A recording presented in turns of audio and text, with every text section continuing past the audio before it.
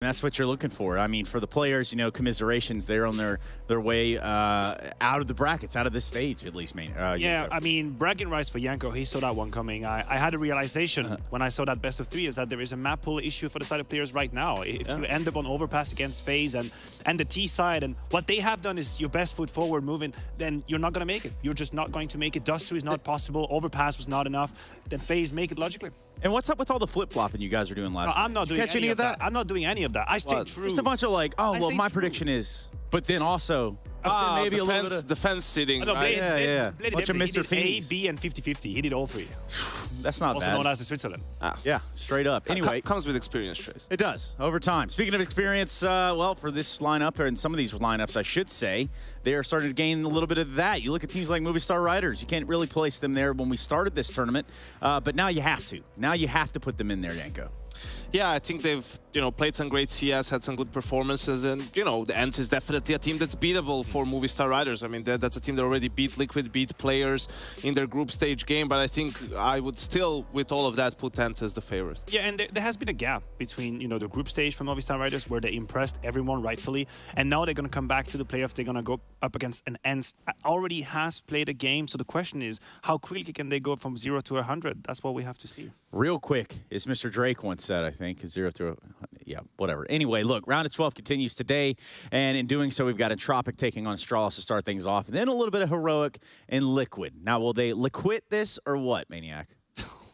Can you just use so all of them out of the way in the first 5 minutes? That's what I'm trying to do here. Just let the ball roll. Shout out to Shocks one time. This is where having Kassad here is not going to change, because Kassad would try and tell us and sell us the lie that, Liquid can take down Heroic. And I'm here to say, no. Heroic is definitely the superior and favorite team going into this match. So is there a chance for Liquid, though? I mean, they've shown face. Hell yeah, there's chance. There's a chance for Liquid. I mean, there's always a chance when you got guys like Naf, like Elige on your team. OC has been playing well, right? Yes, I agree. Heroic is the favorite. They have the advantage in a lot of the disciplines, not to mention the mental one. We all need to go back and remember the 1v5 from Refresh. That was in Pro League as well, right? In Inferno, yeah. That was the game before the Navi Heroic game in the semifinals, so it could have easily been Team Liquid playing in that game. So, yeah, I think there is a chance there, right? I still think you look at the star players, probably Liquid has better ones, but just as a team across the board, Heroic is a stronger unit. I mean, we have a guy like, OC, I think, very robotic in his motions. Yeah. At least.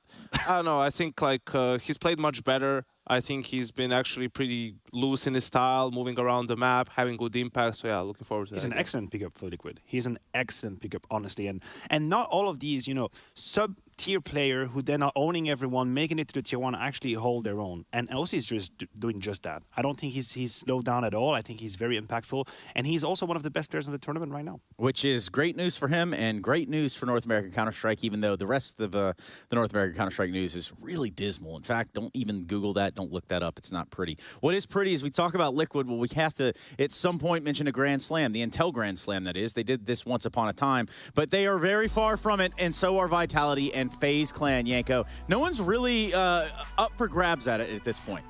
Yeah, I think, FaZe did a massive thing for themselves winning Katowice, right? Because you have to win a Masters level event, which is Cologne or Katowice, right? To be in contention for it. You can see for Vitality, they need to win Cologne for the winter tournament to still count. FaZe doesn't have that problem, right? Like if they win this tournament and 2 more, it doesn't have to be Cologne. They can win 3 more smaller tournaments because they won Katowice and they can claim that Inter Grand Slam. And also realistically, from these 2 lineups, then FaZe Clan definitely looking the better team right now. I mean, they've had a great showing against players. They go up against Navi. That's going to define the limits of what they can do in this tournament. Vitality is not even in the playoff. And FaZe was super close to being the first team to claim the Grand Slam, right? Like back in the 2017, 2018 era, they had that loss in Oakland to NIP with Rez, kind of breaking through in that tournament. And they had the Katowice 2018 one, right? The best of 5 against Fnatic with Flasha and his clutches on Train. If they won either of these 2 events, they would have had the Grand Slam. Yeah, that one in Katowice is just like, that was a really long series. And for FaZe, it must have been really heartbreaking at the end of it. They won more tournaments with a stand-in than with their full lineup during that run. It's funny how that works. And even now, they're still doing it. So, there you go. Strangely enough, there is that. Yeah, there's got to be something in the water. There's also something in the water for us when it comes down to determining a DHL MVP, which is something we're going to be going over here just briefly, just to kind of touch base on some of your favorite teams and players. Personally, we could pick out all sorts of players. I'm looking at Mr. Robin Cool straight up, even though he's not on the graphic. How are you looking at Rob's trace? That's the question, because we don't have his face right now. Look, we have Simple, and just as much as it feels like a routine element of our discussion to mention him in the MVP, we still have to address the fact that he's at 150 plus rating at this event. That's the second time in the last 6 months. A man that you'd think has reached the maximum of his potential is actually proving everyone wrong. He's even playing better and better and better. Yeah, looking at, his pose as well, probably feels like Levi at this point. And yeah, he's playing like it as well. Just impressive time and time again, especially considering, the background noise and everything that's happening for him, so still to be able to deliver. And yeah, I agree with Trace 100%. Rob should be up here in the top 5. Also because, well, they are playing Navi, but in theory, he has a better chance of making it further to the tournament than some of these other teams. And he's, performance-wise, it's just been there for Rob. So there's so much impact on that first map last night. It was crazy. It is crazy. It is absolutely out of control. Almost as out of control as us, heading on into a break, which should set us up nicely for the first match of the day. Before we go, though, you should show your support for your favorite team at CSGO Hub, powered by Coil Fan Club Showdown. That's right. Play CSGO on Matchmaking, Face It, or ESEA. Most active accounts can win awesome prizes. Now, what you can do is win the big prize at the end of the day. Just kidding. It's the beginning. We're going Entropiq Astralis when we return.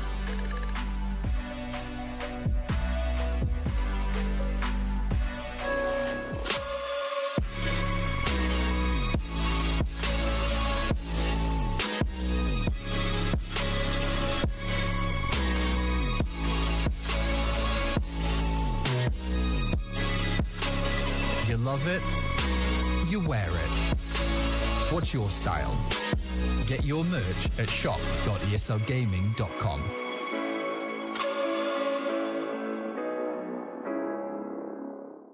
Choose nades, choose a smoke, choose a flashbang. Choose team badges to support your favourite CSGO team. Choose an ESEA Premium membership. Choose routes you know bring in wins. Choose pro video tips. Choose the fan club wars. Choose behind the scenes content. Choose good grades. Choose guns you know you can shoot right. Choose bingo. Choose the equipment you know is going to get your team the win thanks to heat maps. Choose the CSGO Hub Premium, the complete package to help you and your squad achieve all your CSGO goals. 5 years, the Lanxess Arena of Cologne has been the about competitive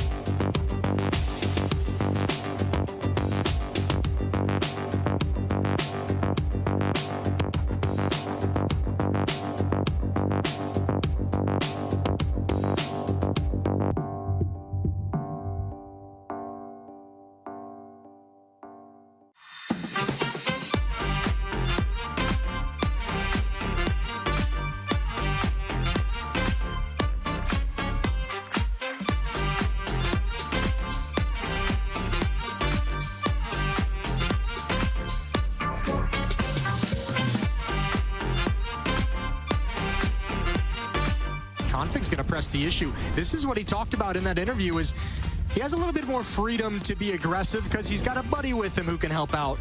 This time it's Blame F to put him in position, and what a strong position it is.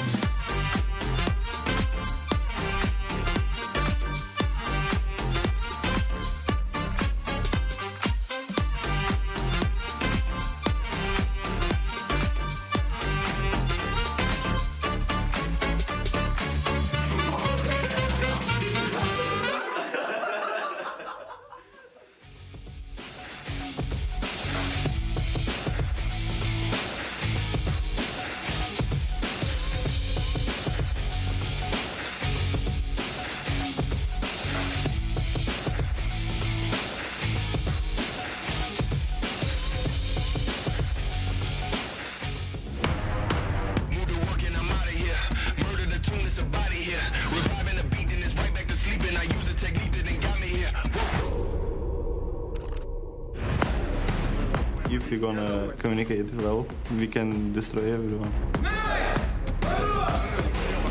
What makes Entropiq really strong is that they're playing so many of the online tournaments. They probably have a lot of confidence. You get a lot of confidence from playing online tournaments, just smashing people all the time. Played like 4 LANs, and most of them were quite successful. We were pretty confident in ourselves. This team is quite good. It will be an interesting match, I hope. We're gonna try to win every single match we play, so...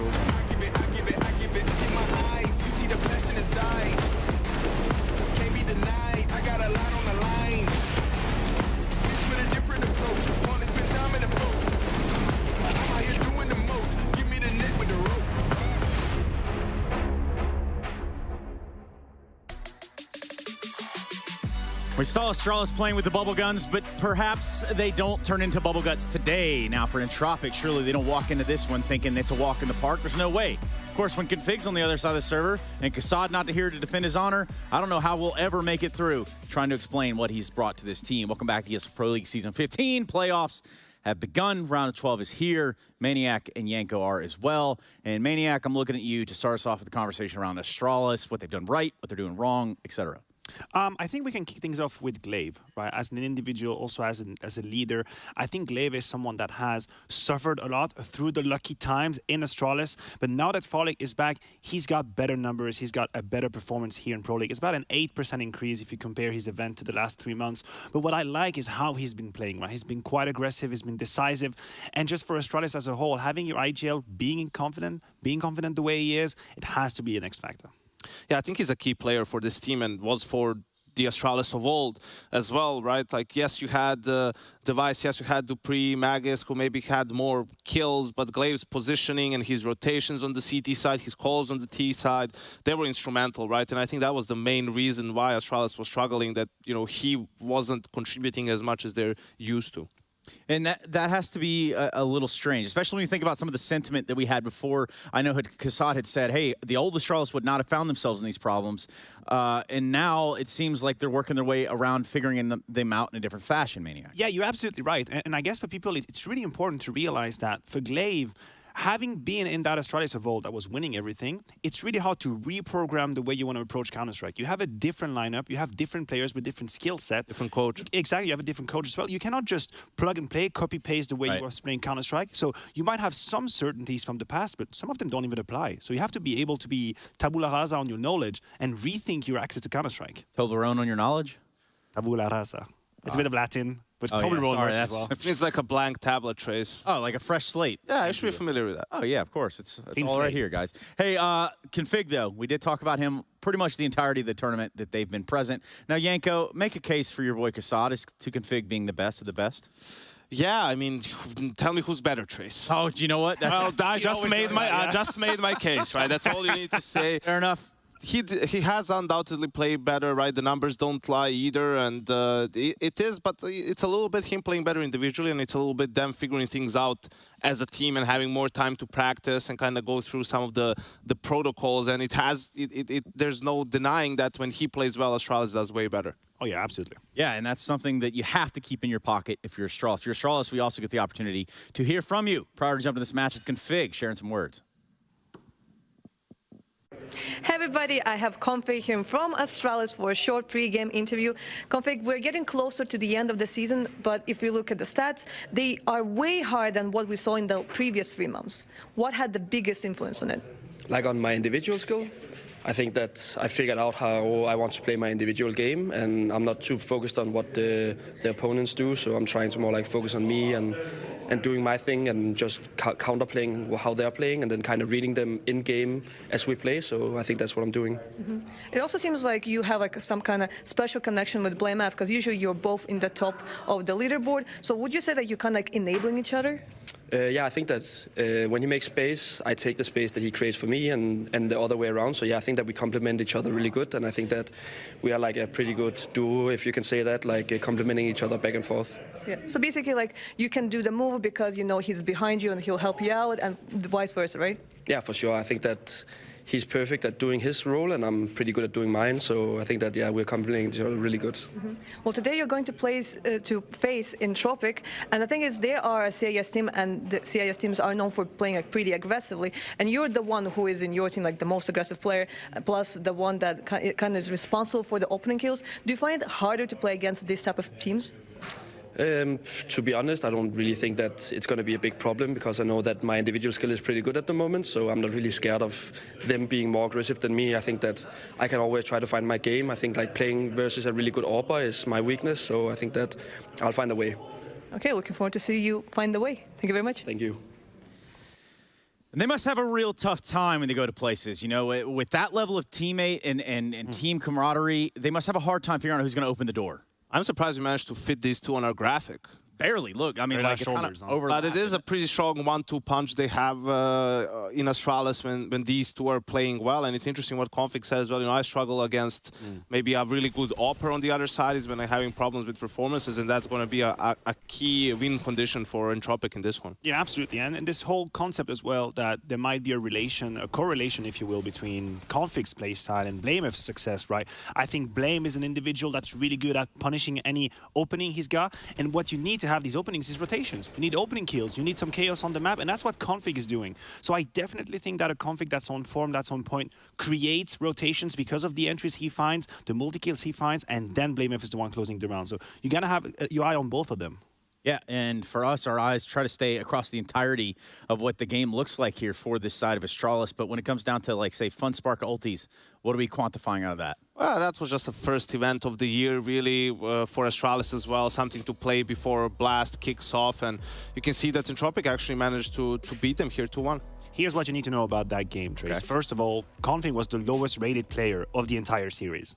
He was the lowest rated player. You know who was the second lowest rated player? Lucky. So these are two elements that are about to be completely different in that series. Now we have Fallig for Lucky, and we have a Config that is far away from the 0.79 rating he had in that series. Yeah, Config, definitely a guy that used to put up massive numbers and is starting to do so yet again. And I don't think he's even going to have to smash his mouse this time around. I'm hoping he won't have to smash it. It'll be fun, though, right?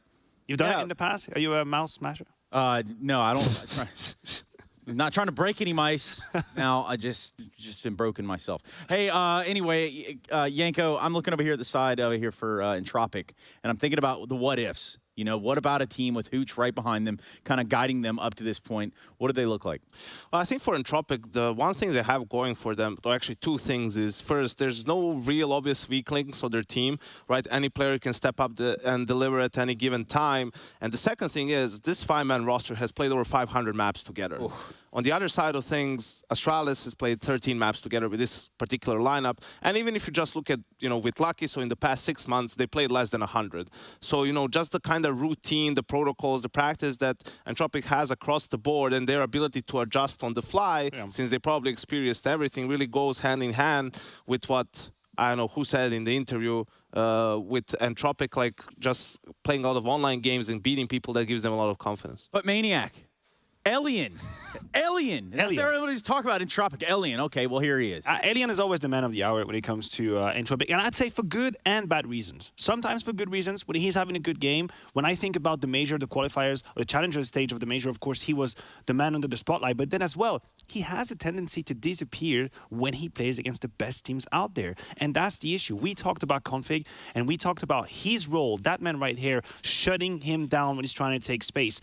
Alien has moments where he does not delivered what he is supposed to, and that creates that disbalance in what he's supposed to bring. I think you have to talk about it, right? Like, because it's probably the biggest gap we have right now when it comes to top 10, top 15 teams in terms of performance against the best in the world, and then everyone else. And considering he's an opera and the meta we're in right now and how crucial that role is for your team, you're not going to go a long way if your opera can't deliver in crunch time. And I wonder to what extent sometimes it has to do with so many maps against whoever is out there in any of these tournaments. Because if you're Alien, you might get used to a certain playstyle, you might get used to mistakes or flaws here and there, a lack of flashes, and suddenly you play against a team that's well-oiled, and you might be a little bit outside your comfort zone. So, exactly. Whoa, wait, no. Look, check it out. Let's go with our Epics, or excuse me, not Epics, Colex players to watch. We're looking at Alien and Farlig.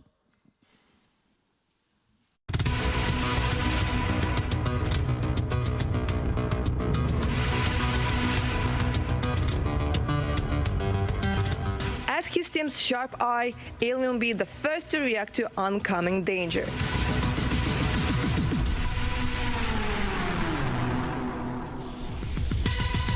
His performance hasn't been consistent through the EPL group stage, so can he watch his rivals back in the playoffs when there's just one chance to make it through?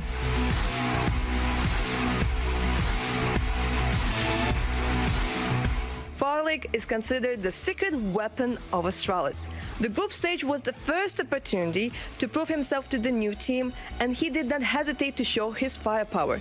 Still overshadowed by the stars around him, we can't wait to see Farlig grow to the strength required to get Astralis back on top.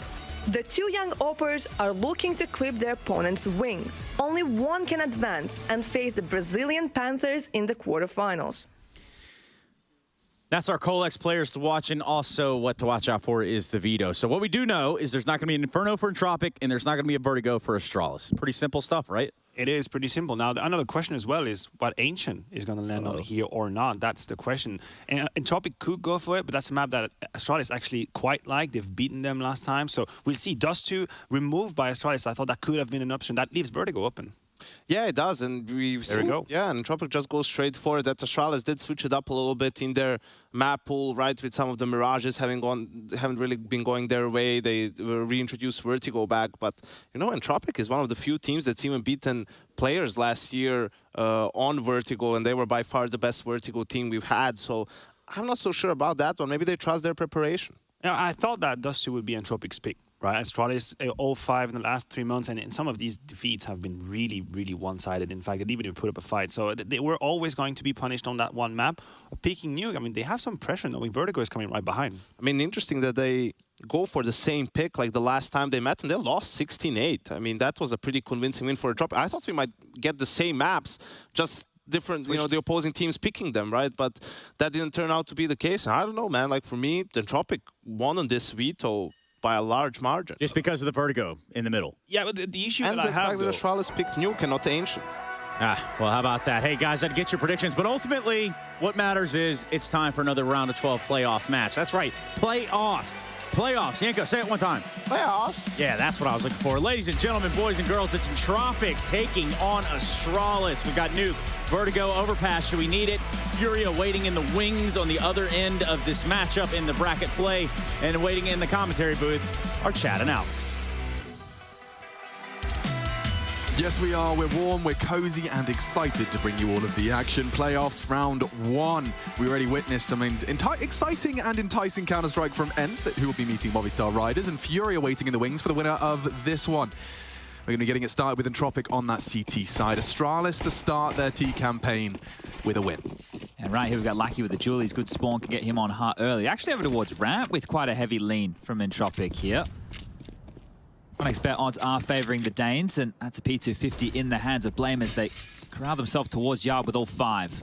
Yeah, Nickelback should be set to at least get this information at a distance. Blame F has had a little chunk taken out of him upon his cross, and Elian will finish what was started. But look at this, hiding in the blind spot of Unbreakable. They want to take the fight. Yard against USPs with Glocks, and it needs to be a kill. Config not as sharp as usual on that exchange. Leaves us in a 3v3, and it's not done yet. Forrester could take 2 and has, and the third, too much to ask. Zipex thrust into what is now a 1v2. Okay, we've got Lucky down towards B and up in the rafters still of Krad.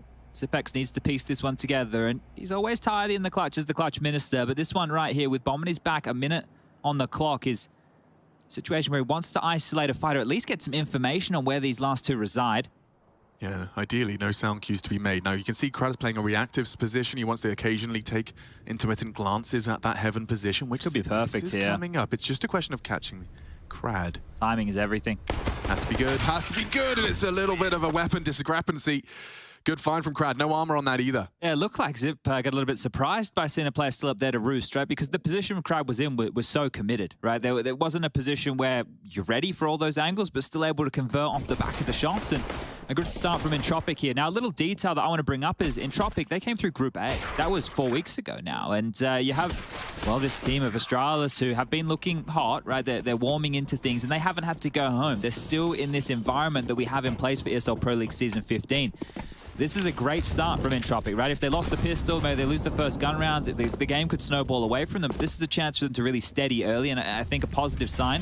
You were also CT Nuke is nice. You were telling me you like a lot of the way Astralis' new roster fares on Nuke in terms of blameF having more space given to him by the fact that Config is taking it towards Yard. Yeah, and Glaive as well has been activated again in some key position, but their CT sides are extremely dynamic. I think it's going to be difficult for Entropiq to keep tabs on here, and I believe that Blame has actually changed positions on this T side of Nuke with Zip, right? So he's doing more of that anchor role. Speaking of Blame, he's going to get chunked on down again by the scout, but here they come into Lackey. Nickelback. Oh, a bit Clubbing their lines. Aim's a bit rough today, isn't it? Yeah, that's not pretty. Fortunately, it's not punished, just Glocks and a P250, but not the open and shut exchange you'd be looking for. Elian even making it hurt. Blame not allowed to do anything more with his Glock, and Glaive just wants to die. Now, this is where it's going to get interesting. The AK is going to come out early here. Astralis took that full eco in the second to make sure they can get the AK-47s out in the third. There won't be upgrades coming in from Entropiq here. There's the buyback in from Nickelback. That's all good. And the MP9s carried across from Lackey and Krad. They can operate easy as you like on a map like Nuke. Now, Elian has the only scope rifle up for the first gun rounds of play. I use that term lightly, right? We're going to work our way into the full gun rounds as this game here progresses. We can call this a weapon round, and then the gun rounds are the ones with the full gibblies and bibblies. But either way, you see this smoke is one of the many in Astralis' arsenal. Oh, Krad taking a hell of a lot of damage from that burn. This is being heard. Nickelback was very noisy about that. Yeah, but he's going to just take the fight and immediately go down. Nickelback left looking a bit of a plum. Oh, hello, Config, a freebie, no trade available. Just like that, a two-man advantage for Astralis. They haven't even gone anywhere near a site. It's going to be hard to mess this one up, isn't it? You can go down Secret here with the bomb as a pack. You have a little bit of light utility on Zipex, who is over towards Secret. They can smoke Molly and go. Blame knows that lobby control is going to be a viable option here for Entropiq in the face of their losses. But just as I'm saying that, it seems a conversation's been had to just batten down the hatches on top, execute. They got the boost up ladder here, right? If you get Forrester boosted up on the rafters, at least he can take a pivot towards Yard from a advantage point. And as this is happening, they are starting to crawl on down. They're waiting for that aggro that you've highlighted here. Nothing is coming their way just yet, and sooner rather than later, they will need to have a look in. And who better to do it than the in-game leader of Glaive? You could see they're starting to lead the charge down in towards the lower bomb site. If they take window control, that utility of Zip can easily cotton off towards ramp. You get a Molly on one side, a smoke on the other, and Elian won't be able to do anything. Yeah, well, Smoke has not stopped it, and the nade is perfect. Catch it. Double. Glaive down as well. That hard work of Nickelback comes back to haunt Glaive, and suddenly a competitive round takes shape. Elian. I mean, it's threatening. They're all coming from ramp. The entire retake here is You need Config to die. Oh my god, he actually catches a scout bullet. The Julies are threatening now. Config has to be humbled. Good counter. Nades are good. Elian continues to build upon it. Up to Farley now. Commits to the spray. Vulnerable, but does transfer. And now Elian has to finish the job. It's Farley to deliver the triple. My goodness. Good to see Elian in top form, but the rest a little shaky around the edges. Yeah, that almost got out of control, didn't it? Just the bowling of that nade into the smoke looked absolutely perfect. A strike there from Elian as he picks up two beautiful frags with that, but maybe not the way that he wants. You know, he wants to be getting those scout headshots coming through. Here it is, just a bit of congestion, bit of a traffic jam down there behind the smoke, and they didn't use the utility in the way that I thought they would. They went for a bit more of a gambly out the door type option, but it does pay off, and Elian gets back into things with the AWP. So not a full buy for Entropiq, but everything they can muster as it is a force. Yeah, threatening. Bomb out Yard on its own. No, I'm telling Porky's Glaive jumps straight in and deletes Nickelback. So, again, an opening death for him. Elian is going to be called upon with this AWP. Config is on main. This drop, that flash indicates as such. He is aware that that is a slip available, and there's two of them. Oh, look at... Oh, easy as it comes for Config. The presence of Glaive draws the crosshair, and again, a two-man disadvantage for Entropiq. Looking like they want to go for the same boost up towards the Heaven position again right now. Lackey is over towards Hell. You've got Glaive trying to be that thorn in their side over towards the window room, just patrolling for any of these rotations. If Glaive gets another here, you should call this round done. Yeah, and I mean, how likely is it that Lackey just takes a little glance, calls it clear, both of them find themselves here in Heaven? This is a lot of hitting the brakes from Astralis. 2 rounds consecutively now. The openers have come their way, both in pairs. Here it is, the search back from Forrester, and doesn't see a whole lot. 50 seconds. And here he comes. Yeah, they've held everything. He's paused enough for them to call it clear, and now he's going to strike from behind. He's definitely looking like somewhat of a puppet master, is Glaive. There's no head armor on any of these three, so he could just mince through them here. No, thank you very much. Flash will do nicely. He's definitely drawing attention. And here's where one is. 30 seconds now. They need to get a move on. Get together, Astralis. Oh, hello. Little slow on that one. Lackey still has Heaven control. Astralis descending. He's kept them on that top side. There is absolutely no one home, and Blame has that vent rotate. You will not pass, as he slams his staff, and a save for Entropiq. Yeah, and they know that the AWP was over towards Warehouse. It's been picked up by Lackey now. The question is, do Astralis want to try and deny it? Config knows that he took this out of the hands of the Star AWPer on the other side. Here he comes. In the back, the frag and the AWP are going to fall in his favor. Just Forrester now, rocking a hard place. There's probably a lot of viewers watching, Chad, that struggle to understand why there's all these pauses when huge advantages are taken. In their MM games, you know, you get 2 kills and you hold W, you plant the bomb and you win. Could you quickly outline as to what this netted Astralis? Yeah, so in a situation like this, if Astralis just continued forward off of the kills that they've gotten, Entropiq would have known where the attack was coming from, right? By hitting pause, they allow the CTs to go for some info plays, and there's a couple of options. You already highlighted one of them, which was an aggressive lobby play. But just by staying in those blind spots, they step out, they clear, they go, well, nothing here. They rotate back, they assume that they have that space, that buffer, and then Glaive's able to be a nuisance coming up Heaven late. So it's all smoke and mirrors. Information is a huge part of Counter-Strike. It's not just about bullets in the head. Although that is a satisfying component. And a great song. Outraged against the machine one time. And that's one to the dome of Blame, as easy as it goes. I just want to protect the AK here and start searching elsewhere. There's a lot of players up towards this top side, actually all of them for Entropiq right here, right now. So this is where the information game can be a pain. You do need to keep the feet planted, but you also need to take some space elsewhere. And look at that, Smoke has actually enabled a very cheeky maneuver. They may not anticipate this. Well, if they go... Oh, they're coming B. Well... Uh-oh. Yeah, Nickelback's actually ratting it. He's managed to take a lot of space on this. Crad distracts. Oh, Nickelback reveals. And damage is done, but the site is lost. I'm just curious, this is a difficult map as far as communication and rotations go. Some of the aimers looked a bit wobbly for both teams out the gates here. This one's getting mopped up. Shouldn't be too many problems now, but remember what I spoke about. This is ring rust on land for Entropiq, right? They lost their last 3 series in consecutive fashion online, right? They come on into this. They haven't played LAN in this environment for a couple of weeks. You need to get everything back and going straight away. Whereas it was just a few days ago. Sunday was the last day that Astralis had played an official match here in this exact environment. Well, you want to talk about officials. I think Yanko was onto something when he compared the 500 plus officials that these boys have played as a unit and the 13 that Astralis have. I think in that comparison, in terms of having the reps in, the reps, but also just the understanding of what your teammates are going to be doing, their expectations of you.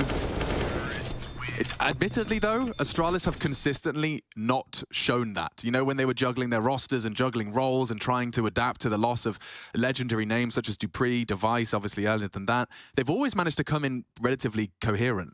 Yeah, there's always been a competitive nature to them, right? And that's where the experience really shines through for this team. Now, for Blame and Config, it's not in the same bucket and spades variety as a Glaive and a Zipex, right? But throughout the complexity era, Config's been playing LAN at a high level for a very, very long time. And then you have Farley as that newer element to all of this. So I think that Astralis have a solid base. They've always had a solid base, even with all those chopping and changes. It's just about refining that. And we're starting to see Astralis decide who they want to be with this new roster more within Pro League. Now, one spotted here. Good damage done from Glaive. Elian put on notice and no AWP. Does limit his contributions heavily, especially now with the low HP. Like, this is something you can exploit. We see the very signature move it's becoming of Entropiq to adjuster, help heaven. Config's on his way. Farley brought low. Flame still trying to hold this lobby, but the lurky smoke has enabled safe passage. Nickel back, and 3 of them in lobby. That's information. But it is also a frag for Zipex. 1 man up. Config worming his way to flank the ramp. It is being held by Lackey, a 2-man setup. Awkward angle being held here from Lackey. If Config hits this are big. Yeah, I'm not expecting that one, and a bit of a desk slam as you realize that space was a trap. You walk through it, lost it, and now, I mean, look at them. They're walking wounded. There isn't a single member of Astralis with full health. Vent drop here might be nice, right? Walk out, Squeaky, take some contact and try and drop down that vent here if you can. Molly's going to give it away.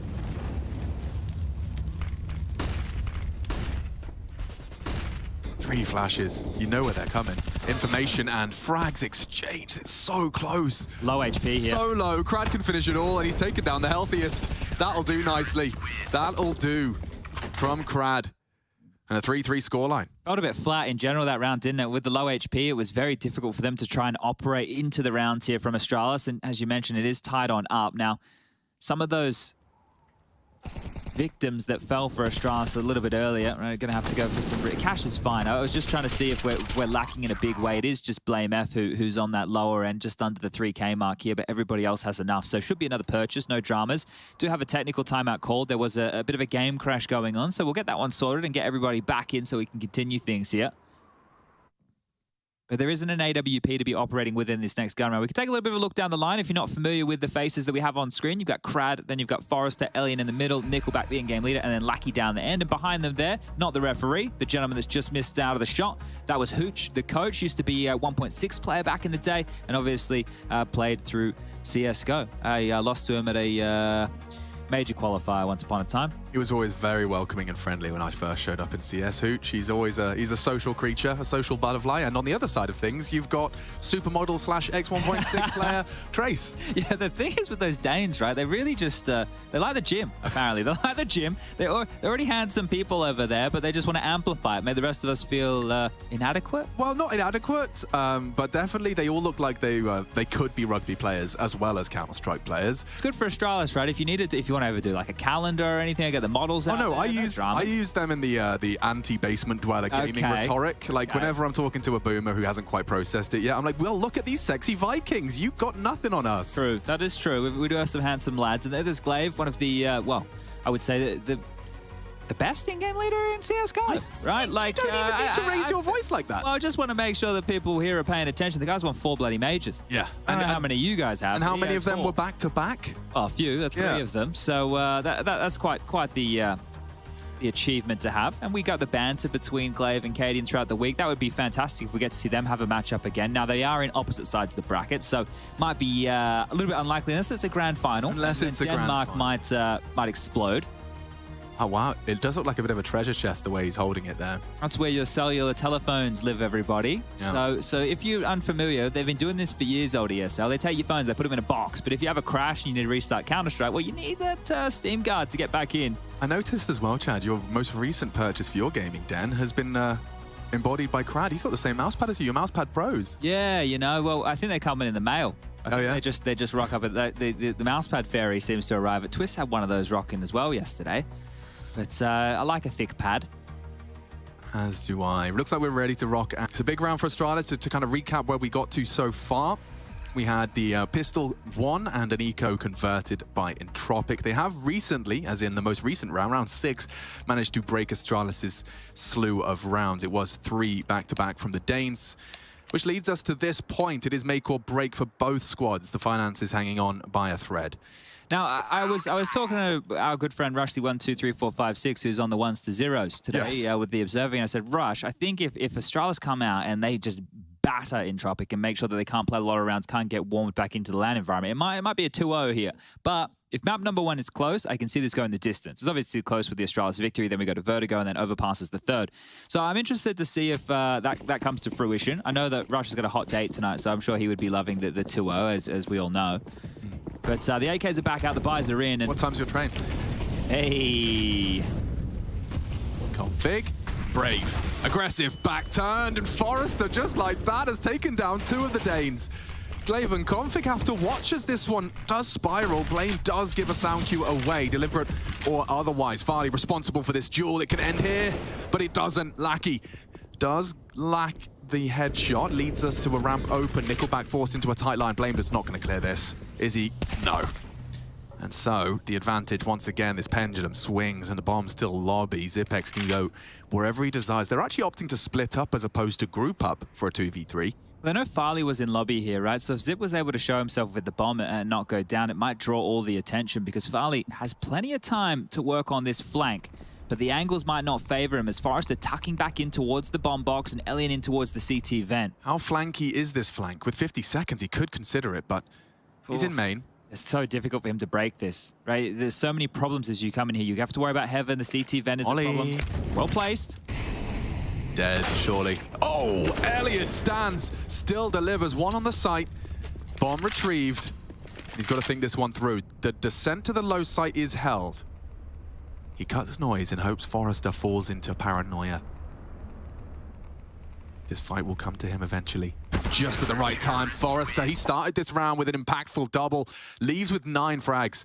That's a good total and a big round to win. And Forrester, I think, has been the most impressive member for Entropiq, at least throughout Pro League. Elian there is the next so, and Dusk was talking about his stats against, you know, certain teams in the world and where they place. Now, if Elian can show up and put the level performance he does against maybe, let's say, the top 50s, then this is where the team really can come alive. But they're a hard team to put away in Entropiq. They're not an easy team to beat. So if you are Astralis and you get yourself into some number advantage scenarios, you need to be closing them out. You can't give away rounds to a team like Entropiq because they will punish you. Yeah, I feel like Entropiq just keep everyone they're up against honest. And it's a good step towards supremacy. You can see they haven't gone for too many oversteps the mark here. They're not giving away a lot. They're more turtling up than going for lobby pushes. As you mentioned with that Lackey space that Config fell into the trap of before. They just sit back. They allow you to play into their crosshair. Smoke wall does land. L block here with all 5 behind it. So this slow crawl is going to see Farley take a chip of damage down to 64. This is also that silenced M4 luxury. You can just visualize where those deagles are through the grey screens. Starting to fade, speedily descending. Take a couple of steps there. I think Elian's heard that. Yeah, all of that for nothing. Maybe an over-rotation, a gap created as Elian does leave and they surge through. They are playing with the rotations here, right, in a big way. He comes back and they've already progressed. This is the wide swing. They could perhaps hit the 1D gon. They're walking. Oh, Glaive is being very masterful about this. And as he comes through, a much wider angle than he anticipated, then to fill the void is one. Farley does go down. Zipex to Dink, Elian down. M4 scooped up. Now, I mean, a bomb plant would be an incredible achievement considering how little they invested, but it does seem like just the frag and a second have gone their way. Config continues to force rebuys, but 20 seconds, so if Config wants to go down to get the loss bonus, which is going to be the 2,400 in the next, he better get a move on. He could just save this AK, it's going to be fine. He'll be able to afford into the next round everything he needs, and there it goes, right? You can see him there just wanting to make sure he goes down so he can buy with the rest of the team. One of the worst case scenarios would be dying after time, not getting the loss bonus, 2,400, having a crippled buy going into round number 9, but now we're looking good to get back into the full guns here, and Elian will get the AWP back out. So you could see that little play there. That's definitely playing with the rotations from watching the demos of how Entropiq want to rotate around the different smoke walls. There's certain positions they were looking at CT box, pretty standard for that rotator player to play, especially if you had an AWP, can just get that slither gap. But that's what you say when you want one, you say AW please. And you pray that you have some kind teammates. Elian almost hits the shot on the jump right there. Glaive needs to be praying. Oh, he's never considering this. Yeah, tucked in, tight, baited in. And Nickelback does eventually deal with Glaive. Body shots, and now one to his head puts us on a back foot for the Entropiq defense. So there was an opener from Zipex during all of this. And this is very typical of a Orpuk summoned to the top side. With the door blown off, it does kind of completely screw any progress out squeak. This is the same pause that they've been going for time and time again here, Astralis. This time without the same yard presence, but they're waiting for this Forrester hut push. Look at Zipex's position. He should have him dead to rights here. Wow, Forrester, well drilled. To be jiggling the upper platform of lobby. And they are waiting for this crawl. Now, Elian, if he's crouching, he will expose himself first. Oh, Farley's just slinked out of the line of sight here. But that means they've got a lot of lobby control, and Blame nearly gets caught as well. They've got a good mental picture as to where some of the Astralis T side lingers, and now he's bringing the AWP to play. Bang! Blame ready for the AWPer. Out-duels him and now extends a two-man advantage. Have to deal with Forrester. He's been a rock. He really has. I'd want to avoid him. Don't think Astralis are thinking the same. With 20 seconds, it's getting awkward. If Forrester... lower, they're going to go into Lackey. They have to go A. It's tight. It shouldn't be too much of a fight. Forrester, the only one on the site.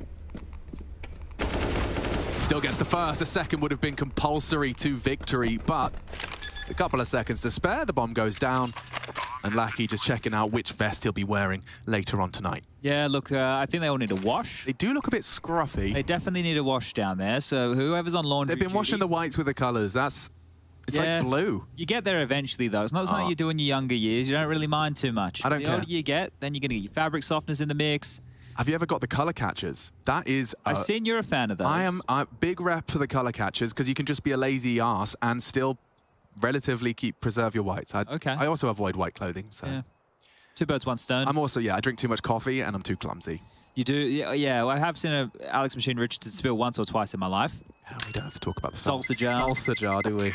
Now, this one here, right, is a saved M4 for Lackey, and it's important to do so. Crad can buy, Lackey can drop one, and they can make this look like a gun round if they want here in Entropiq. It's not going to be the perfect purchase, but that was the Zipex opener, just through the smoke, right? And we talk about Zipex with the spam through the hut, able to get some traction there. Well, the spam through the smoke is nice as well, especially with the AK. But you can see how Entropiq back themselves, right? They just sit, they wait, and they try and deliver multi-kills. If Forrester was able to get two on the site, maybe Lackey goes for that type of a retake. And they are able to get this buy through. Elian has been afforded an AWP, two M4s, a Phallus, and a Deagle. A defuse kit for Lackey as well. So they have everything they need to win this round here in Entropiq.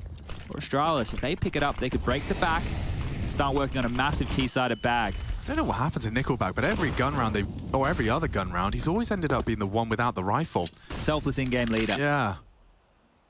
This time hoping not to get booked by the Yard Progress, and it is happening again.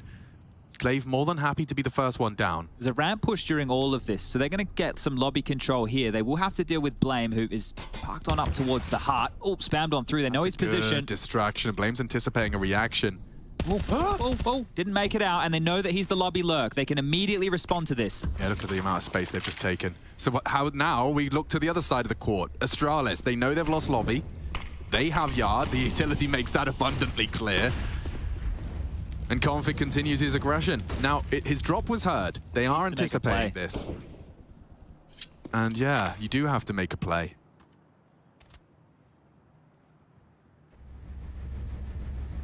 He's even checking to a spawn. Respect to that, but pausing at this point in time. But if you can keep Config there and find something lower, he becomes a very crucial component of stopping that vent rotate. I don't know how they win this round. They'll have to kill Nickelback very quickly and then just skyrocket onto the side here. This is so hard to win. Like he's still posted up for this. He knows they had lobby. Will he ever consider left? No, not at all. And that's lovely. Should be the round. Should be done. 18 seconds left. How do you get into this? You can try. Elian will deny. And just like that, another round slinks the way of Entropiq. Farley does have time to at least throw some extra cash into the mix. But that's about all they have to celebrate. Yeah, that's the type of round where you can see that there's no way in, because the lobby aggression, with Blame going down, there was no way to get lobby back at that point. Nobody was close enough. You couldn't put any pressure on to try and retake that part of the real estate. And then when I said you have to make a play, they're giving you heaven and hell. Come to us. We'll wait. You can see the off angle held by Lackey there. Everybody else was out of that line of sight. Elian holding off towards hell. He knows that the windows have to be broken if they want to jump on through. So they're very turtled up. Does that strike you as something that's deliberate? Like, as in something rehearsed? And because you've seen it earlier as well, Nickelback is happy just to drop towards lower. So back in old Nuke, right, where Secret was in a different position, or even when it got moved, one of the things that you would do, because you had the catwalk and stuff, is you could turtle up very heavily on the CT side. You could play two guys in top site, one guy heaven/hell. You didn't have to worry about the jump up. It used to be done with a boost before, so you didn't even have to worry about that heaven position for such a long time. One ramp and one beat, and that would be just a turtle setup. And this is a variation. As long as you have Forrester or Lackey, one or the other of those prongs securing the top site and lobby presence, you really can just sit back and let them have heaven, let them have hell, walk into our ramp from the other side. One of the ways that they can start to make this a bit awkward is if they start pressuring ramp, because that ramp player, if he's going straight down towards B, that's going to apply a bit more pressure to Elian on the AWP as the rotate player, because not only then will he have to worry about the outside ramp, he'll have to worry about the ramp pressure from behind. You can see him there, he just parks the bus and scopes one way, right? And they had everybody focused over towards that position. So a bit of ramp aggression or making sure that Blame stays alive so that ramp could always be a possibility means Entropiq won't be able to train those eyes. They have brought in Farley with a deagle, the rest with rifles. A Galil for config is the biggest emission. Looks like a fast top. Yeah, it feels like one too. Blame straight down the vents unscathed. Very good space to be taken. I mean, who needs to go all the way around Secret when you're already parked in the vents?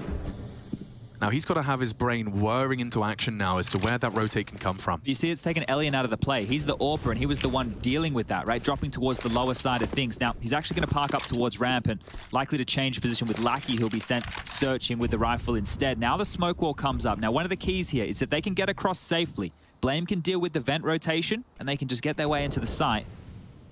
Nickelback to get through here.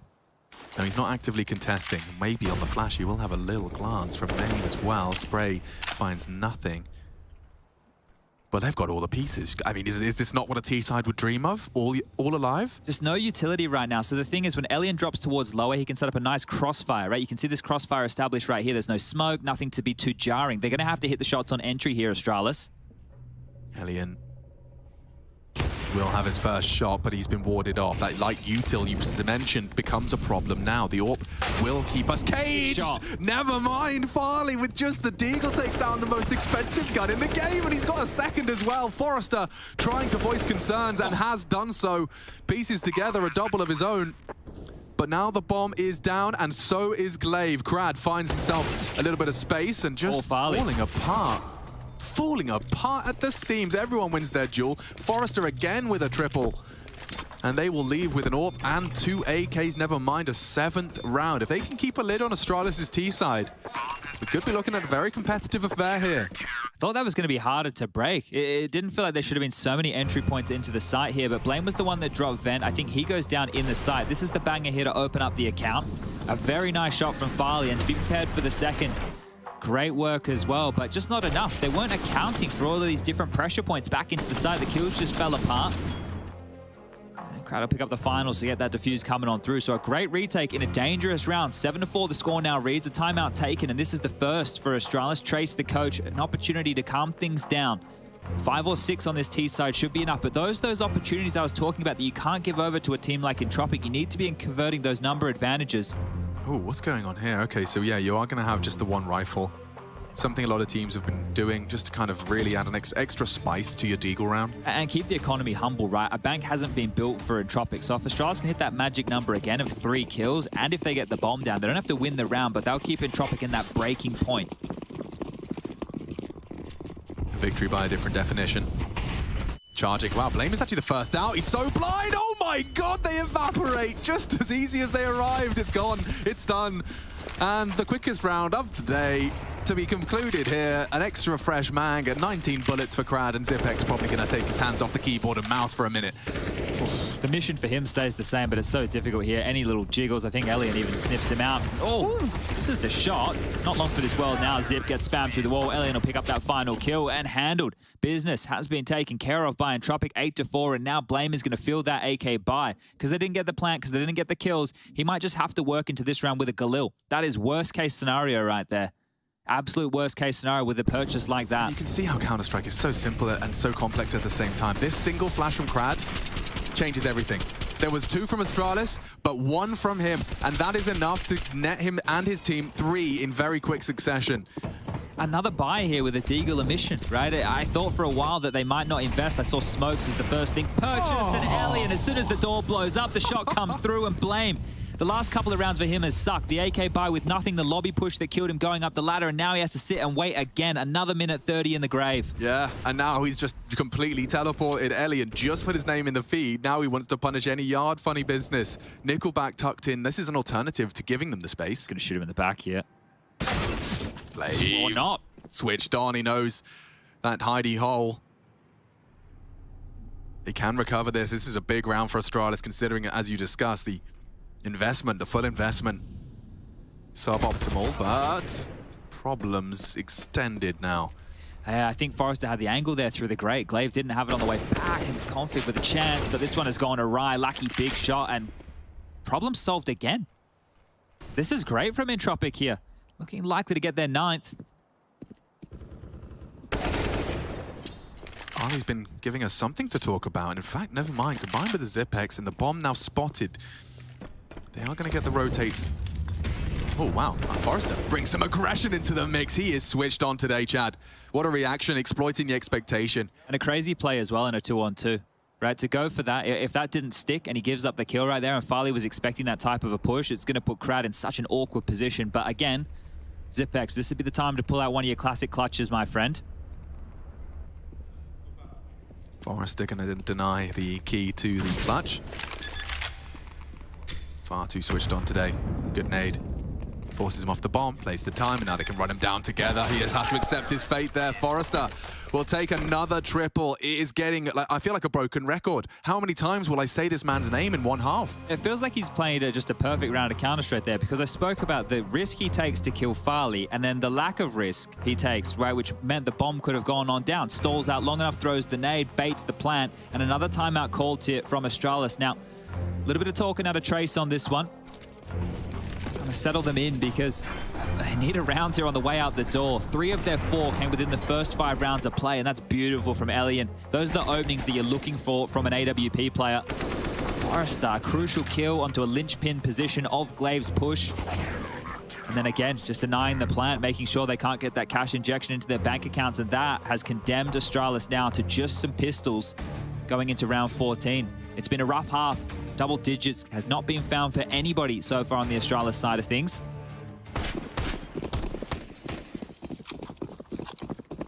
Let's see what the call is. You know, in a 9-6 half, suddenly the slate wiped clean for the second after a pistol. You really can and have the fate of Astralis in the next 2 rounds here. I don't think Sonic's Law is going to be a conversation if Entropiq can find this convincingly. They have the weapon advantage again. Setting up for a top pop here. So Molly towards top heart. They have a second that can go back of sight. Maybe even one for CT Ven. Here we go.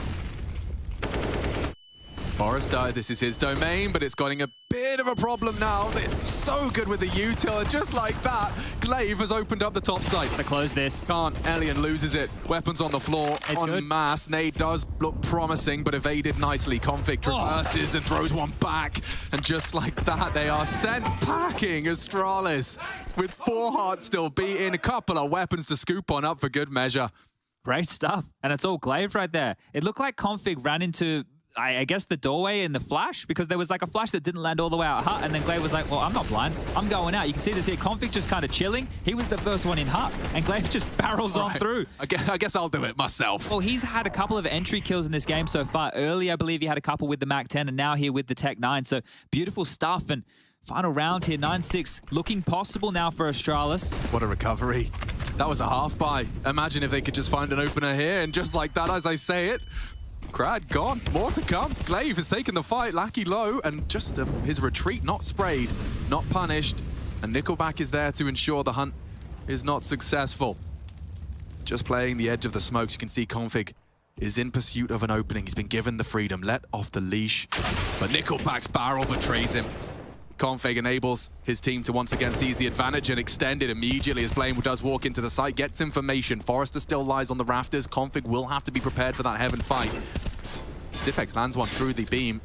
He's not going to anticipate an AWP, doesn't seem to matter. And now Forrester, he's been great, but it's the last round. We get to see him play it out. He won't be expecting Zip. Oh, but it confirms that he has left. And Farley, bit of a race against the clock here. Forrester's chasing him here. No, back up the vents. We're going around the world, up and down. It's the right move. It's the right move to make. Forrester's gone back towards heaven. He's read this one as well.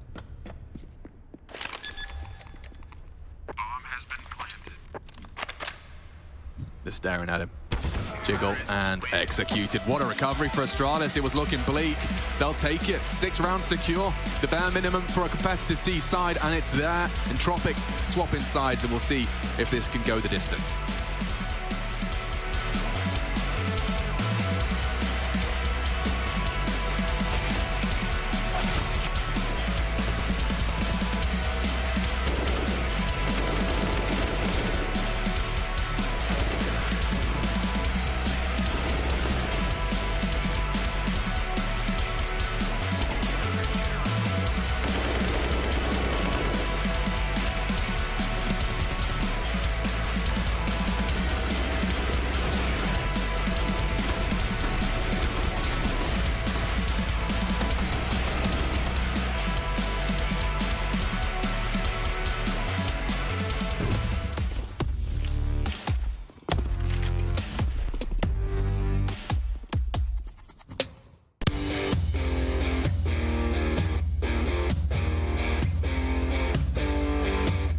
Hey Future Pros! Today I wanted to show you another method to take outside and find picks on the T side of Nuke. This execute will obstruct a lot of vision from the CTs and possibly force a warehouse player out into the open for a fairly easy pick. For this execute, you will need 4 Future Pros along with 3 smokes, 2 mollies and 2 HEs. Future Pro 1, you'll be throwing the bottom hell window smoke. To throw this smoke, hop into this corner. Aim at the top of this pipe vent and slightly to the right of the line. Run forward and jumping through the smoke as you get close to the wall in front. Save your molly as you can use this to block off secret as you spend more time outside. Future Pro number 2, you only have a warehouse smoke to throw, so don't mess it up. To throw the warehouse smoke, look into the center of this wall. Aim at the bracket on the silo. Then jump throw the smoke. After this, head into lobby and hold off any pushes. Future Pro number 3, you'll be throwing the A main smoke, mollying secret, and saving a HE for CT red. To throw your smoke, position yourself so half of this vent is cut off by the wall. Aim to the top of the cables, run forward and throw the smoke just before hitting the box. Then clear some close angles and hop onto this box. From here you can throw a molly to cover secret and hold the push. If you feel like it, throw your HE to CT red with Future Pro 4. Future Pro number 4, you'll be throwing the CT red molly along with a HE. To throw your molly, wait for the warehouse smoke to bloom, then make your way into this gap. Aim at the lower corner of the garage door and jump throw the molly. This will land behind CT red and possibly cause a counter-terrorist to rotate back towards the ladder area. After this, running throw your HE behind CT red as you could get some chip damage on the rotating player. Then have Future Pro 1 boost you behind T red, and if you're quick enough you should be able to catch any CT trying to get up from warehouse to ladder. And that's about it. This execute is a nice way to find a pick outside. If you have confidence in your aim, I have no doubt you should be able to catch a CT player out.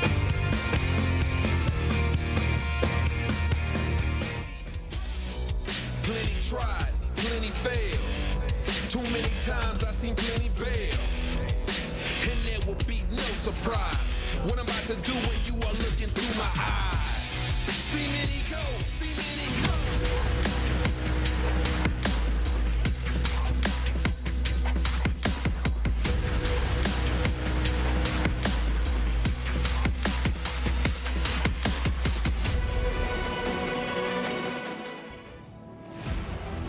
We're in the ESL Pro League's playoffs. This is season 15, and Entropiq meet Astralis in the round of 12. A competitive half, a very promising half from Entropiq, making it clear that they weren't going to roll over and make it easy. Testing Glaive as he does manage to recover 2 rounds at the tail end of the half to leave us to a very competitive 9-6 scoreline. I got Chad Birchall here to break it all down for us as it unfolds.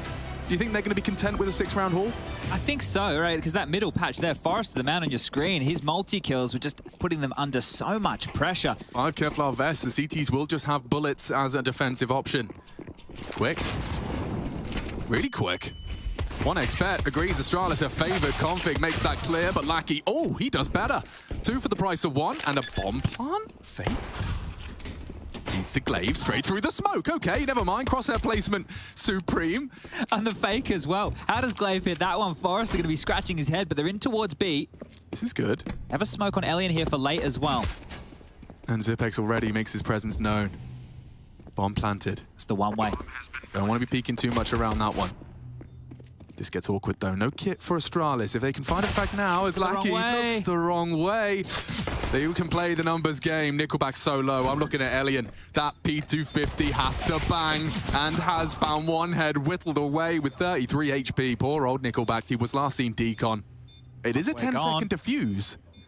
If he could somehow play with this door and find a quick head, but that should be plenty of time, and a nice pistol win for Astralis. Almost got out of control. I'm curious why the bomb, wasn't getting tapped. It wasn't the classic, let's tap the bomb, let's hope he peaks, let's save the fight. It was just like, let's just chill, shall we? And chilling works. Yeah, very close stuff right there, and a fortunate kill for Glaive onto Forrester through the smoke. That was a freebie that should have never gone their way, so great work from Glaive here. The pick from config right there, you can understand exactly what he's doing, because with the flashes, they tend to go wrap around the front. And there it is. Okay, so yeah. Anything to say? Yeah, look, we'll take those. And Blame, he's got a bit of the smoke vision as well. He'll grab one just on through the fade. And the plant, it's going to enable an Entropiq buy 2 Galils, a Mac 10, and 2 Deagles with a bit of util around it. This round here is going to be highly contested.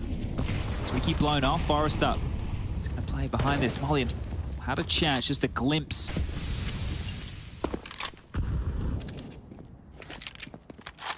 actually hold on to a bit of utility here in Entropiq, right? So they haven't used too much for their opening gambit within the round. Still have 4 smokes left over for a wall if they want late. Molly's flashes for a top hit, if that's what the doctor ordered.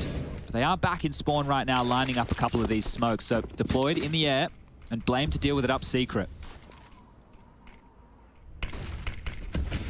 It's very deep, squeaky smoke. Yeah, actually nearly cost Glaive his life there.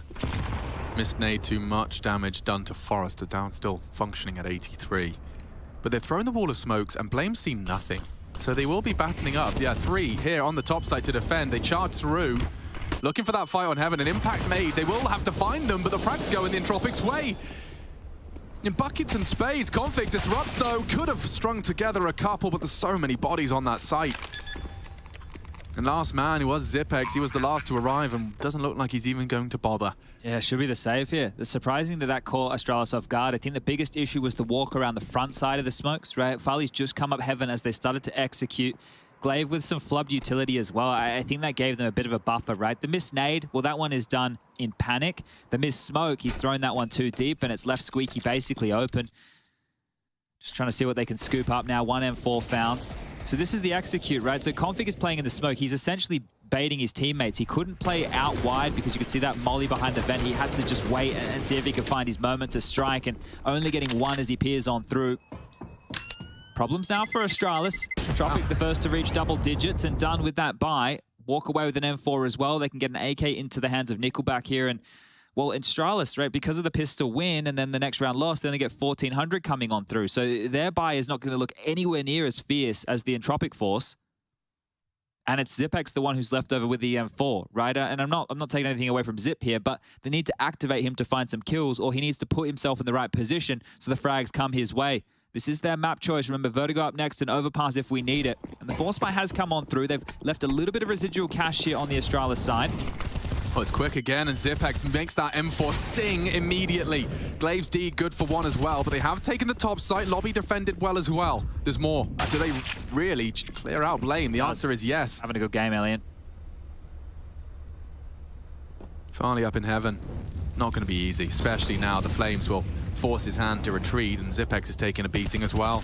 Tries to deny, just find that Hail Mary. Glaive managed it already, and now I dare I say it's probably the same case for Zip. Yeah, they should save this, right? Don't give up the M4. Just hold on to it, see if you can be threatening again. And Zip did put himself in the right place, right? He did find some impact. He gets a kill out of this one right here, but it's not enough because everything else just fell apart quickly after. Alien prepared for the ramp push, so really good stuff out of him. Forrester, the first player in the server to get up to 20 frags. Alien with 16, the next highest in the server. And then we have 3 players sitting on 13. Zip is one of those, Config another, and it's Lackey on the other side of things. So high power being felt. Oh, just laughing that I just noticed Glaive isn't showing one of his 4 trophies. He's actually flexing his Stockholm gold coin. Oh, I see. He really couldn't care less about one of his 4 major trophies he could put in his case. Which one would you have if you were Glaive? Would it be the first or the most recent? I don't know. What would you do? From my understanding, I think the Star Ladder Berlin 2019 one meant a lot to the boys. Okay. So I think he maybe for a sentimental reason I'd whip that one out, but I don't know. That was the one where Device every day. Broke the trophy. Yeah, well, he did that a couple times, didn't he, Device? He certainly did. Trophies, monitors, pajamaed ninjas. They're still here. They're up against Heroic. No, tomorrow, maybe. They have Liquid plays tonight. I'm getting ahead of myself. I'm sorry, North American fans. It's coming. Liquid might be able to actually get something done tonight, right? I think having Naf and Elige in the server, OC playing well. I like what I've seen from Heroic so far as well. So it should be a banger matchup. Be a good game. Yeah, a 7 p.m. fixture, in case that you wanted to catch that one later this evening. Same place, different time. Different teams. There we have a different wall of smokes thrown out. We'll see what the immediate knee-jerk reaction is from our CTs. Now, shouldn't be too much for Astralis to celebrate here. As discussed in that first half, the magic number that the economy dictates is 3, but good luck finding 3 rifle frags up against these AKs. And one of the problems here as well is they're likely to get in the bomb and get that bomb down as well. So some big dramas here with Zip positioned over towards ramp, and if they execute top, which they are, Farley needs to go huge. Needs to get vision and 1 chance, 1 opportunity. Give it everything you got. Think about Spaghetti. Would you capture it or just let it slip? Eminem. What a guy. What a guy. What a confectionery as well. What's your personal preference? You were chalky, you were crunchy, you were nutty? I like the crispies when I was a little bit younger, but I think I've just gone back to the basic bit, just the standard. Yeah, you feel like a peanut type of guy. I've dabbled in a good peanut. Yeah, I thought so. They aren't bad. Well, this round, ladies and gentlemen, boys and girls, it hasn't come with a lot of excitement here. It's looking like 4 players want to stay alive, Zip tucked in towards spawn, and the other 3 looking for exit. So this tail end might get juicy. Yeah, here's some juice for you. Freshly squeezed. Oh, a bit pulpy for my liking.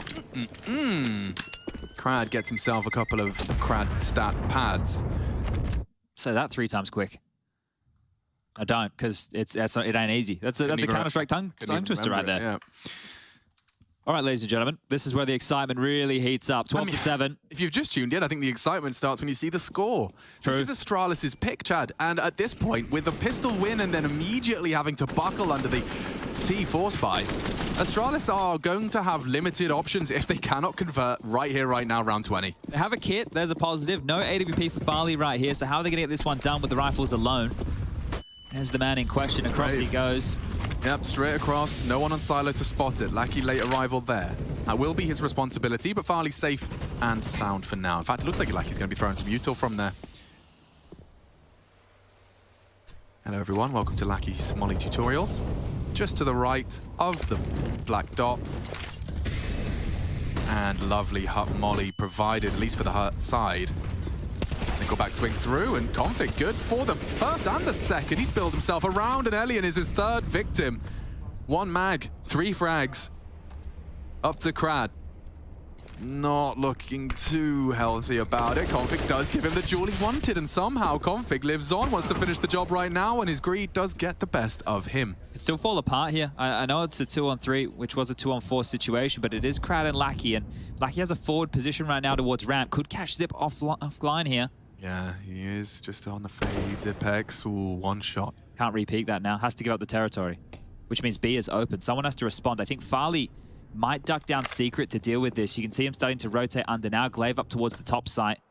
And they are going to finish towards B. 0 util. I think we both had the same thought. Single flashbang.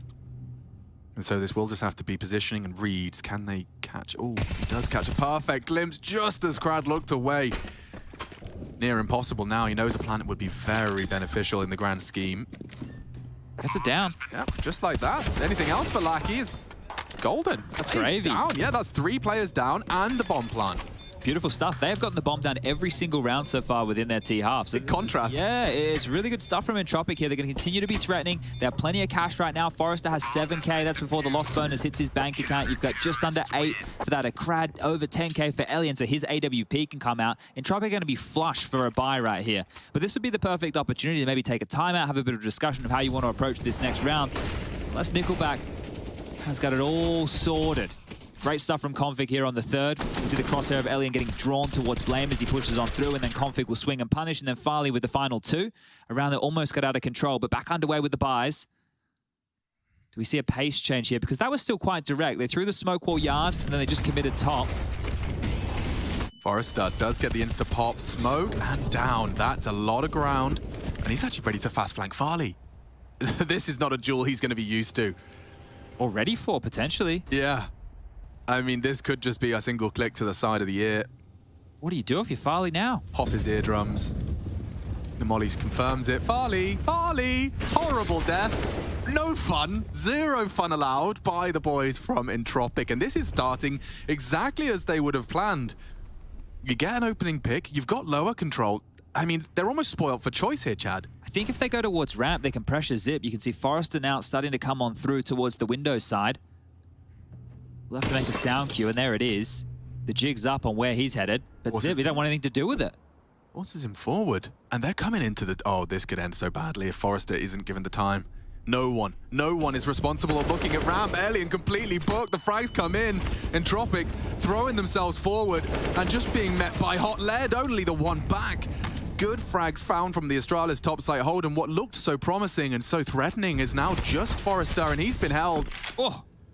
Sprayed through the floorboards. I can get away with that. Blame is very scared on that low HP. Another kill here would be nice from Entropiq. Remember, the cash, it was flowing. They can go for another buy next round. 1900 loss bonus. It should be just enough to get everybody across the line. I'll be looking to save this here, Forrester. Only 18 seconds remaining on the clock. Stickers are kind of fire as well. They're the yeah, thank you. Must have scratched them off a bit, huh? Yeah, he's done some crafting. Scratchy boy. The red line. The little star ladder X, you know, the star, and that's a star, not an X, is it? There's no X's in star ladder. Well, it's a star. We could put an X in star ladder. Star X ladder. Star ladder extreme. Oh, could be a new tournament circuit. Sounds hitting the screen. Sounds very on brand for them as well. Just have some giant flaming guitar, flamethrower. Yeah, this one here, right? They didn't use the space that Forrester had, so that one there, overcooking the pooch or overcooking the hooch. Yeah. As we might be talking about. Hooch is crazy. Yeah, and he could be overcooking this one. He's taking a timeout, he's talking it through, and there's Hooch. You say Pooch, well, here he is, having a bit of a chat. This is motivational or disciplinary? I reckon this is entirely motivational. He's just saying, guys, you live one life, and you're making the most of it. You're chasing your dreams. We're going to chase our dreams further in this tournament. Astralis got nothing on us. 4 majors. We're going to have 5 majors. Okay, all right. That's an interesting way to use the 30 seconds here. So let's see if it pays off, shall we, Dan? Let's find out, James. Well, they can get that buy through, so no qualms. Guess who's got his AWP? It's Farley. I haven't seen many of them. No, and that's the thing. T-side nuke, not always conducive with the AWP. And CT side, well, they've been under the pump. So great that he can get that in his hands finally here. But let's see if he can make a difference with it. Config up to 18 kills now. He's trying to chase down Forrester. Deep molly, leaving the hands. Some moves from Elliot up on towards the silo. Okay, so just controlling anything aggressive CT maneuvers towards red early. Just to enable safe passage of what looks to be a little late arrival from his squad. Lackey up there as well. It's Blame's responsibility, but don't forget about that Farley AWP, as we discussed. He will either be smoked off or throwing bullets to punish. Quick re-smoke of Squeak. Should get there in time to post up here unless a smoke wall comes, and you can see the reposition of Blame now, just dancing around yard, trying to jump and peek. They can just park the bomb here behind red and just crossing drive. They're just going, and I guess if you hit the headshot, mission not a problem. I was going to say not accomplished. Farley missed his chance. Glaive dancing the dance, but he's losing teammates, needs both. Crad 22 and now has to retreat. The smoke is good enough though. That will keep him guessing. Could they still be low sight, as it looks like they... Oops. Want to return. Yeah, this is a little bit of overthought here. They did a top fake to draw the rotation. They got everything they were looking for. Now they've gone lower, and now they're denied by this smoke. They're out of utility. There's only a smoke and a flash remaining right here. Sure, they have the number advantage, but 40 seconds on the clock, and maybe, just maybe, Astralis can start piecing this one together. Farley's aggressive over towards the ramp room. You've already got the player of Glaive still down towards the lower side, calling sector clear. And Zip, it would be the next to respond to that. He's calling yard clear, so they can start piecing this puzzle together quite quickly. I hate to see victims of overthinking, but Glaive is about to punish them. Nice finish onto Crad. Get away here. The nade is to slow the advance. He knows he's going to be hunted. Vent to top. Vent to top? Okay, well, lobby for Farley. Heaven to be occupied. They have to plant now. Who's responsible? Elliot needs this, but nice shot. Bomb can go down. It can be denied. Need that from Forrester. Bomb does go down, and now the recovery's on. 13, a frag away. It's Glaive. 2 already to the good. Half health and advancing up that ladder undetected. Missed the Heaven smoke. Imagine if that's the punishment. The best call here for Glaive is save. He wants to have a look, but he's hiding in his own smoke. Elian is hiding in his own smoke. He landed on top of him. Okay. AK. No kit. Oh, no. Kit and frag. Oh, no, they let it slip. Glaive goes on to win the clutch. Just enough health. Comes in with half and takes the 1v2. That is ridiculous right there. He has just Goomba stomped Elian on the way out Heaven, realized that his feet haven't touched the ground yet, and there's no way I should be levitating. I'm good, I'm not a god. And then the elbow spotted on the heart play. Oh, I want to punch a desk for Entropiq. They felt so good until it did, and look at this recovery. 4 seconds, you get the bomb down. Forrester, the bodyguard. It's hype. This missed Heaven smoke leads to a 1v2. Yikes. And that's the thing, right? You can see Zip, he's tunnel visioned on denying the plant right there and gives up an opportunity in the 2-on-2. So Glaive has to bail them out. Frustration now for Entropiq as double digits are reached by the Danes. Yeah, that's 3 in a row from Astralis. You are going to be feeling a bit hard done by, but weapons are out. Recovery required. Look at the Galils, though. They just scatter the battlefield here for Entropiq, and this is a chance for Astralis to take control within this map. If they win this round, it should just be some pistols coming on through from Entropiq for the following, and 12-12 very likely here. Molly dropped. That'll slow the progress. Zip's the one actually peering over and sees nobody home. It's all the ruse again, and they've already been beaten by this. The yard smokes into a top pop, and it comes again. Config ready to take at least one, but they are charging. Glaive needs another, and it's Forrester that's gone down. He's usually the heavy hitter. Crad, half health from Glaive's spray. 7 bullets in the mag as he looks for another and delivers it as well. Oh, Entropiq, they are going to see this gap close. 4 now in a row for this defense of Astralis, and what's more impressive is how often they have not gone fully down. I'm seeing a save every round. This is really rough. They're just going to start to take the lead here by playing this numbers game. This is the problem, because as you're talking about the type of rounds that they've lost here again, Stu mentally, it's like, we probably could have already finished the game by now, right? You could have broken the back of Astralis here in terms of the finances. In the last 2 rounds of play, Glaive's gotten 6 kills. He's just stalled them out. He's just now greeting Config as far as the top of the charts go. Alien has to hold on to this. As I mentioned, the loss bonus into the next one is going to be 2,900. So for them, you know, you're going to have a couple of upgraded pistols around this AWP, and they're starting to get a move on. You can see them having a look around now. Can we find Alien? We know he has the AWP. Removing this would be instrumental. 8 seconds.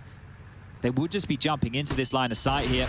Yeah, they are flashing. They know he's there. Oh my God, they're hunting. Look at this. I haven't seen a hunt like this before. They're really pushing the issue. And down goes the AWP. That's after time, Alex. Dude, that's salt in the wound. After time. That is full grade A salt in the wound. I'm talking Himalayan. I'm talking pink. Oh. That one really stinks, right? If they weren't already tilted with the type of rounds they've lost, the fact that Alien now has $150 to his name. This game has just slipped through the fingers of Entropiq. I know Astralis is still 1 round behind here, but they've had so many opportunities, so many chances that they manufactured that have just been ripped away. And now for Alien, this is the problem, right? Next round, sure, they get the loss bonus of 3,400. Unless they get a plant, he won't be able to buy. And into this round, he needs to get dropped something. Is there any charity going on right here for the Entropiq boys? They want to hook him up with a pistol of some kind to at least be threatening in round 24. I mean, you want evidence that Counter-Strike isn't just a shooty, bang, bang? The fact that Astralis have been not only managing their money, but punishing Entropiq has led us here. They've always had a threatening round for the defense, and now it's the boot is on the other foot. Alien has got nothing more than a bag of Haribo and a bus ticket to try and get through the last stages of Nuke. Yeah, this is going to be difficult, right? So if they do get a plant, they can try and help him out in future rounds, but when we see that T-side at AWP again, I'm not quite sure. That's going to be a big question mark going forward. Full-on Roblox. Oof. Those nades are pretty quick right there. Glaive feels the brunt of that, chipped on down to 52. I like how swish and quick that Entropiq just pulled off that little maneuver. For Astralis, if we're going to talk about them, it's about holding on, not giving over too many rifles here. This is their opportunity to start to consolidate. They already lost the force buy, right? They won the pistol, they lost the force buy, and that's what put them in hot water. Flame's so ready for these duels. He just wants to get some frags going, and it's Farley that takes the first duel and ensures that they are aware he's got company. They wouldn't mind another frag, and they've got 2. Pretty good, actually. He's got another headshot in him. Gets a couple of chances, but it will just be left at 2. 12-12 tied up. All tied up, and yeah, you can see the finances will lead to Alien probably going rifle. Yeah, I was going to just see if Nickelback was going to drop his AWP player or not, but no, he's opted to go for the AK with full utility behind it. Alien might need to operate here with a Galil. Oh, actually, he's gone AK Kevlar, so no head armor for Alien. His head could explode with just 1 bullet of the M4. Nice shot from Farley. Doesn't have the most kills, but in that first half, had some impact rounds. Glaive, the first up to 20 frags now for Astralis, and 12-12 all tied up. Entropiq, tug-of-war their way back into this. Forrester down the vent again, and we saw how this played out last time. He got a free kill onto Farley. Can they utilize his space a little bit better this time round? Coming into Blame's domain, and if he actually goes and tucks in close, he could unravel all of this. Oh, you have to clear this. Lackey will be likely well drilled. He'll have his crosshair drawn to that fight, but he doesn't even find Blame. That's a big opening for Astralis. It's a good position for Blame. He often does well there. And now they come knocking on Zipex's door. He knows his objective here. Forrest is hearing a lot of information. He knows he has to be the hero of this round. Distraction employed in lobby. They've used so much utility just to get Forrester towards lower, right? And this is the thing. He needs to be more active now. He has the space, but Astralis is just letting him stew in his own juices. Yeah, come back to us. You got to find us. You're going to be frustrated if you're Forrester. You come all this way and you walk straight into Blame's crosshair. Just like that, Blame, positioning alone, has netted him 2 frags here at a crucial juncture of the game. He keeps on moving. Very dynamic stuff from Blame here. 3-on-5 scenario now. Ensure the low HP of Config and Blame. You can talk about it, but you need a kill, and Not able to get one back. Crad goes down, falling apart one by one. Does look like a bit of a ghost team now, Entropiq. The mental side of Counter-Strike, very real. Couple of gimme rounds that have gone away from them, taken away from them by Astralis. Of course, credit goes both ways in that respect, but looks like they're headed back to already, spawn, yeah. They have to, only 10 seconds remaining right now. And this is the thing, there was a play that 100 Thieves used to do back in the day where they would get JKS towards lower quite quickly, and he was very competent of getting down that vent. But if you get down the vent and they don't rotate, right, we know that the sound cue has to be made. If they're not going to come to that lower side of things and you don't take initiative and you don't force the issue, but if you can get down the vent, open the door, drop a smoke, force them to respect that rotation and know that it's not just them manufacturing down. Astralis, they see this play and they're just allowing all that space for Forrester to go, hey, it's all right. You can't punish us. You have to come to us. Seeing the blame angles in, it's just like, that's the perfect embodiment of everything you just said. Because all he has to do is sit there in warehouse and hold your secret walk up. Unless their ears aren't in position and earshot to hear glass breaking and doors opening. But they were. They thought it through. Very well played by Astralis. Oh, he's doing it again. Oh my God, no, he's doing more. Blame, he wants to win the round right here. And he very well could. Double kill out of Blame F. Disappears again. And the round already ringing in Entropiq's ears as their face flush. And sweat on the brow. This looks like 14 for Astralis and Entropiq. They have been dead silent now for 6, nearly 7 rounds. This is the Astralis that we watched throughout the group stage that were just taking these unbridled aggressive duels, and this time it's through Blame F and just pushing on through. They're starting to take their fights now, the Danes. How annoying it must be to play against Blame F, because now he just disappears. Like a magician. A smoke bomb. Not going to make the same mistake of an overly deep smoke this time.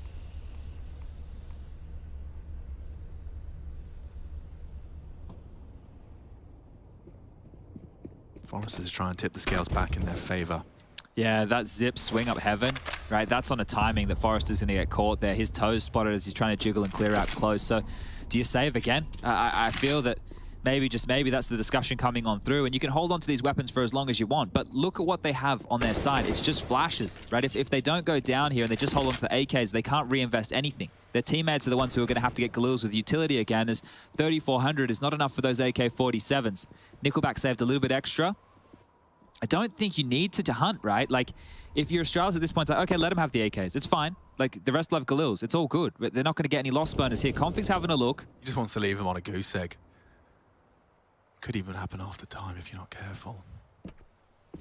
It's a fragile point of the game still, right? If one round goes against Astralis, then their finances will start to come into question. But with the conversion, you've got a few members now above that 6K mark. Actually, Farley's up to 10K. Scratch that. They should be sitting pretty Astralis now for the remainder of the game. And they can take a couple more risks like they've done so. For Entropiq, the discussion needs to be, do we actually take a half buy? And they've taken another timeout here. The final timeout for Entropiq has been called in round number 27. Who's trying to be vocal about this? Now, you've got two choices. We invest around the 2 saved AKs. We try and deny Astralis from getting to 15. Or we play this one a little bit more humbled. We make sure we get the bomb down, and we can operate in a full gun round next round. But then we need 3 consecutive just to get to overtime. So this is that blame aggression one more time. Beautiful.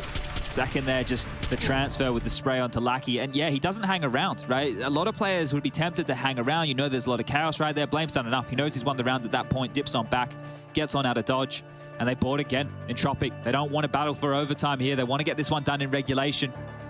Purchasers behind these saved weapons again. It's going to change the tide of this one here. They don't have a single Molotov and only 3 smokes for this entire T round. Does that point at something quite direct? Could do. Looks like Nickelback is at least posturing for something very quick, but the spray is completely shattering their attack. And 3 frags, and make it even more so. They throw more bodies into the problem. Forrester and Elian up against 2 after that frag. Forrester is traded, but so quickly thrown into a very uncomfortable clutch is Elian. This would be a massive clutch. Blame actually took significant damage there in the fight with Forrester.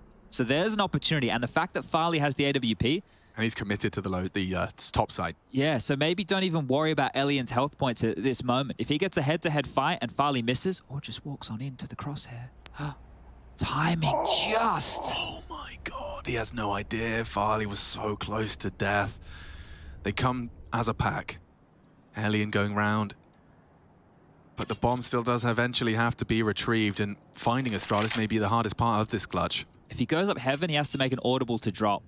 He's hoping to catch a player in the back right here. They're so far away that they shouldn't hear him fall. If he just slides on down, might be able to start working his way back in towards lobby. But look where Blame is, tucked in towards Trophy. Farley deep within Squeaky. These are fortified positions right now, and they know that the bomb just sits right on the cusp of the Squeaky door. Yeah, Farley's not known to miss these. Good shutdown, 15. I can't believe Astralis have managed to make this defensive half look so convincing, so threatening. Always seem to have an answer for Entropiq, and it's been getting more and more one-sided as this half has progressed. This is how it ended. If you want to see how the half ended, it starts with and ends with this spray. Yeah, what are you meant to do, right? He's just completely blind, pre-firing that angle, and gets 2 kills, right? That's what you pay Config the big bucks for. But again, no plant. They've really struggled with plants in the last 5 or 6 rounds here, Entropiq, and they go underway for the final, what should be the final round. Zipek's got the opener, it's falling apart. Started so promisingly now, Entropiq just feel like these 3 rounds are never meant to be. They've got to break through. Elliot is playing around red and is the past tense, forced by Blamed. Another double for Astralis in the opening. Missed main smoke, it gets worse. Forrester needed to find Glaive and has done so. 27 and counting. He's doing everything he can for the squad here. He hasn't been cleared. He hasn't been cleared. Crad, the bodyguard, and now perhaps more to be done. 2v2. Made 2v1. Crad swings out and punishes Zipex to swing in as well, and there's a 13th just out of nowhere.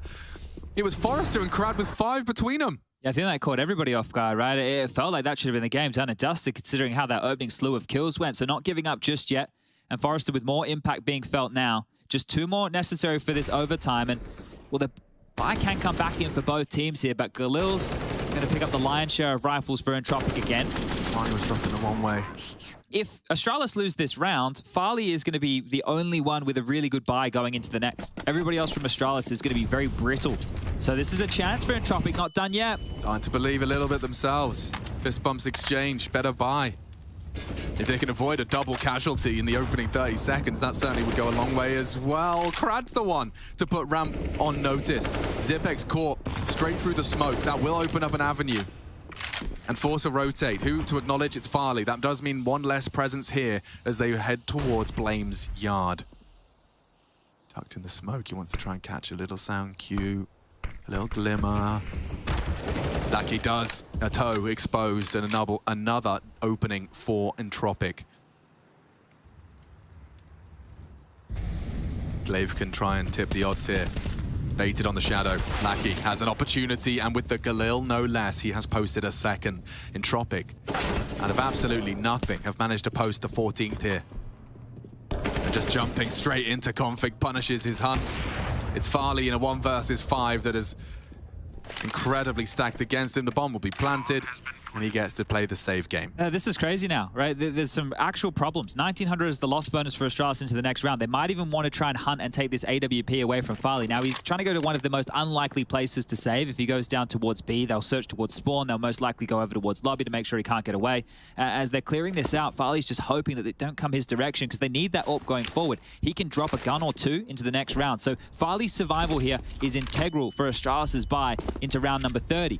And there's a couple of dramas, right? Like, we talk about how Entropiq are a hard team to put away. What felt like it should have been the last round, they flubbed their lines, they overextend a little bit. Entropiq will rip those away from you now, and they're breathing down the neck with overtime, not too far away. Bomb goes off, and Farley too close to the bomb. He just loses it all. Oh, yeah, well, you set it up.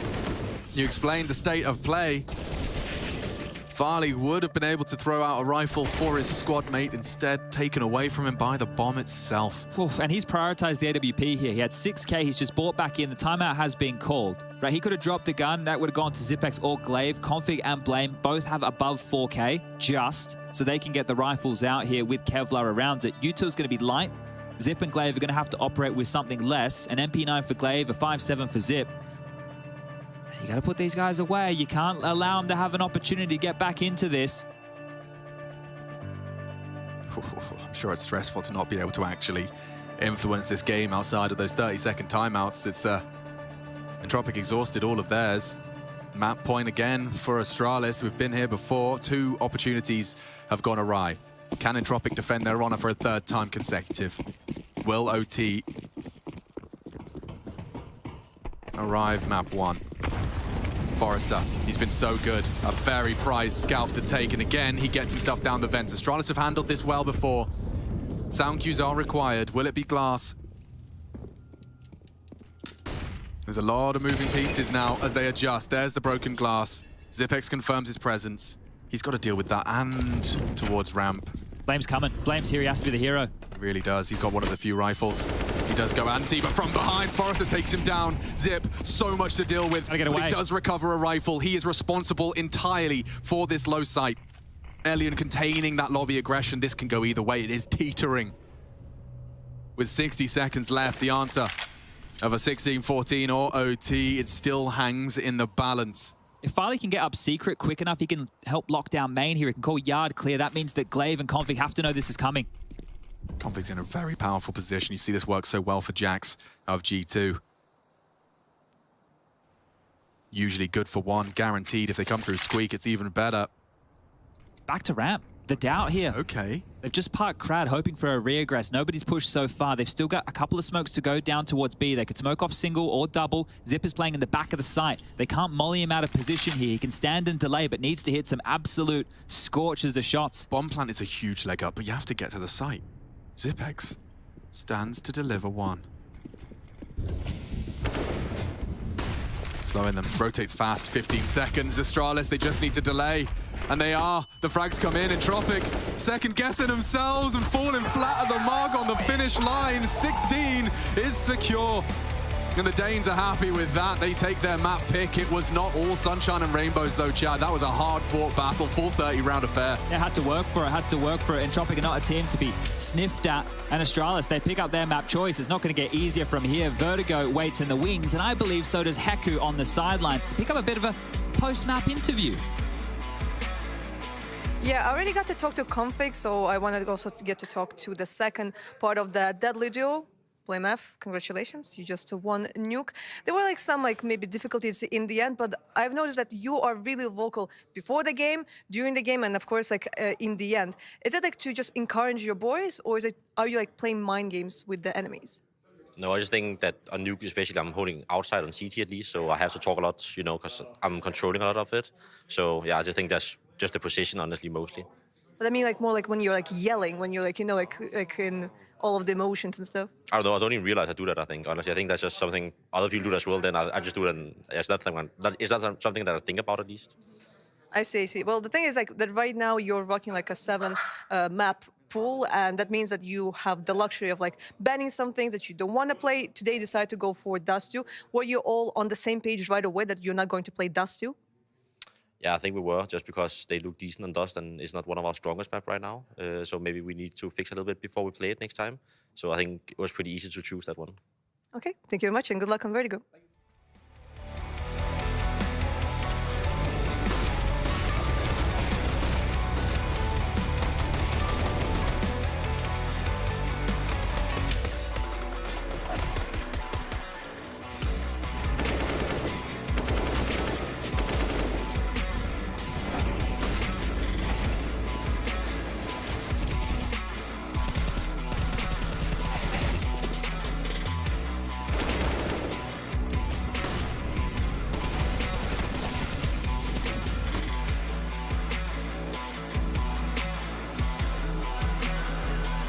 Hey guys, NIP here. We're gonna have to play a fun game where we have to guess whether or not the name that we say is a band or a CSGO team. Yeah.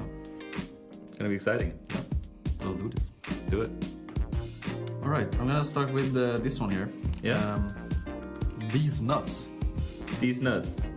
Is that a band or a CSGO team? This is a really tough one. Yeah. Yeah, I'm gonna have to go with a CSGO team. That's completely wrong. Really? That's a band. That's a band. Yep. These Nuts. Yeah. They're for sure gamers though. That's oh, that's tricky. Fox Academy. Fox Academy. I mean, that gotta be a CSGO team, no? Did you find out? I don't know any other brand that's called Academy, so yeah, I'm gonna go with CSGO. Well, there was a band. Oh, no. I straight throw you a shitty one. Nothing but thieves. It's CSGO team. 100 thieves? No, nothing but thieves. This is bad. Really? Nothing, yeah. You know this one? No, of course. Nothing but thieves. No, bro. No, bro. Yeah. No, bro. No, bro. No, bro. I don't know, bro. I don't know about that, bro. A band called No, Bro. No, bro. Why would you choose that? That's more like a joke name for an open qualifier. Yeah, I'm gonna say CSGO. Yeah? Yeah. Yeah, I would have said the same, but it's actually a Oh band. my god, dude. Why, dude? It's CSGO team, play CSGO team. Yeah. It's the famous one we played against. Dark Tigers. Dark Tigers, that's Czech team. Oh yeah. Well, yeah, that is true. I knew that's the only team that I knew actually as well. Yeah, that's a, but yeah, it's a Czech it is. team. Okay, it is. That was the easy one. I wanted to give you some confidence again. Linkby Vikings. Really? For reals? Yeah. You guys gonna have to do better. Yeah, we have to practice against them. Oh, yeah. Yeah. Oh, I'm gonna say bad. I'm just kidding. Let me do another one. CSGO team. Lemon Dogs. Really? Yeah. Is there not? Is that one there? Oh, okay. CSGO team. Yeah. X twice. Okay, guys, so we just finished this game. It was pretty enjoyable, I would say. I have no idea like where these names came from, but it has been very fun.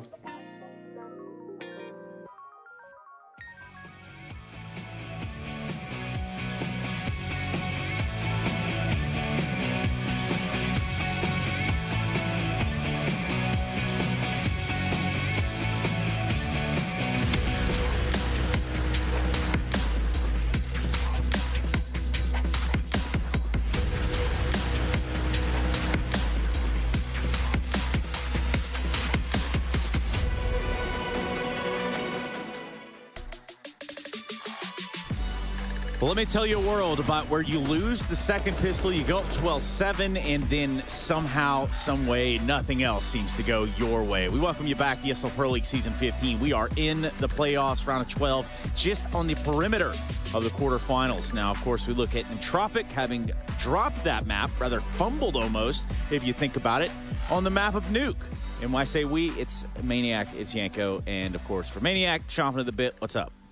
A perfume of missed opportunity is how I would put it. Perfume of missed opportunity by Entropiq. Now on sale. Anyway, first half, I'll buy that. Entropiq. Look, they started well, and all the win conditions we listed, they were there. Alien had a really good first half. Forrester was doing a beautiful job. Anytime Astralis was trying to play that late, slow rotation-based Counter-Strike on the T side, it was actually Entropiq who was punishing them. 12-7, everything is supposed to go Entropiq's way from that point.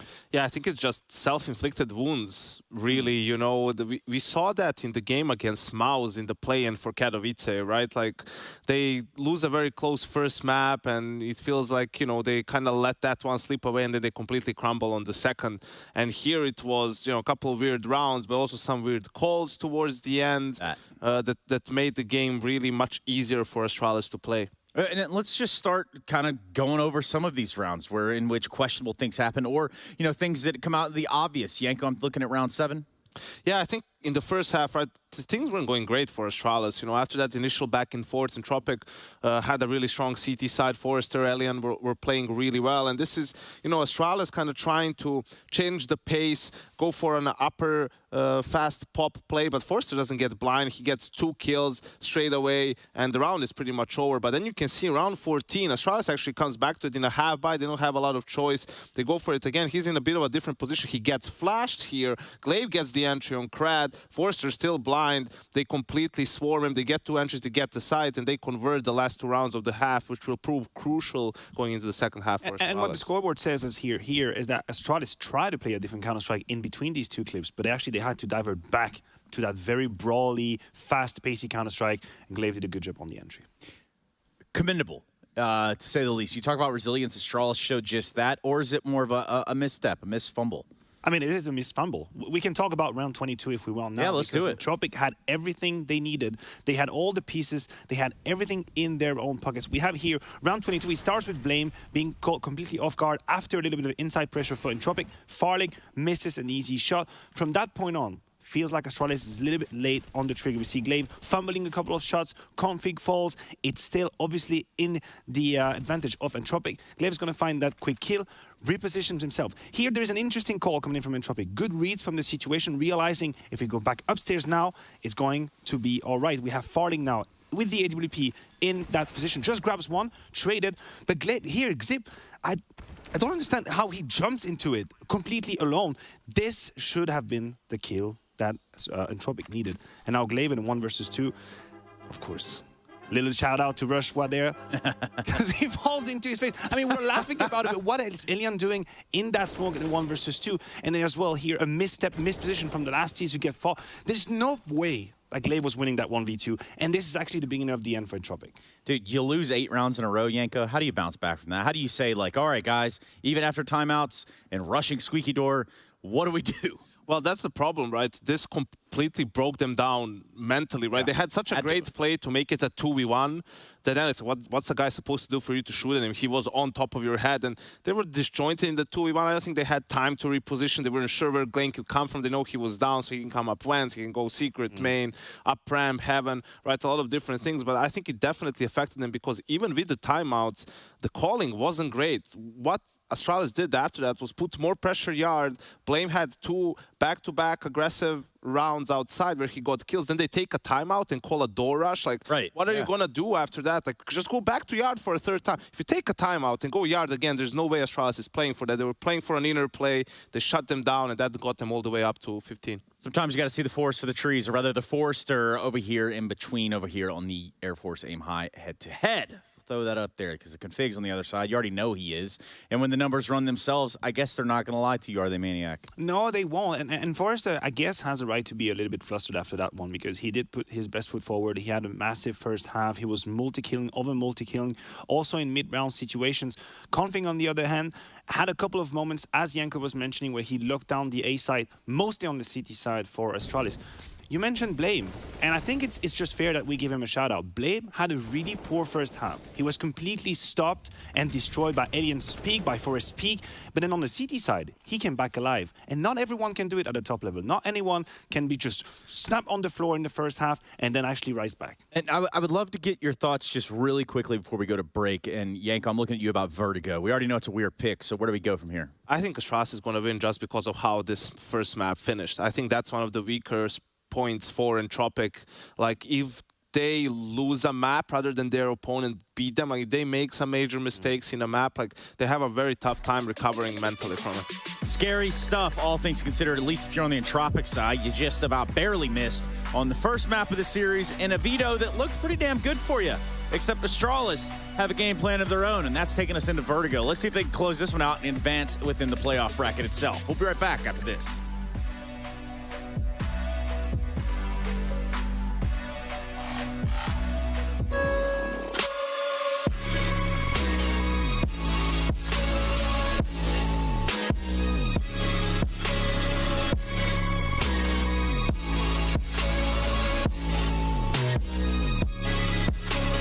You love it, you wear it. What's your style? Get your merch at shop.eslgaming.com.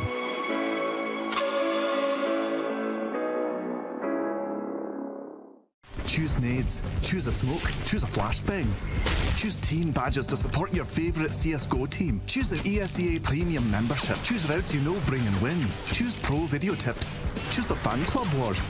Choose behind the scenes content. Choose good grades. Choose guns you know you can shoot right. Choose bingo. Choose the equipment you know is going to get your team the win thanks to heat maps. Choose the CSGO Hub Premium, the complete package to help you and your squad achieve all your CSGO goals.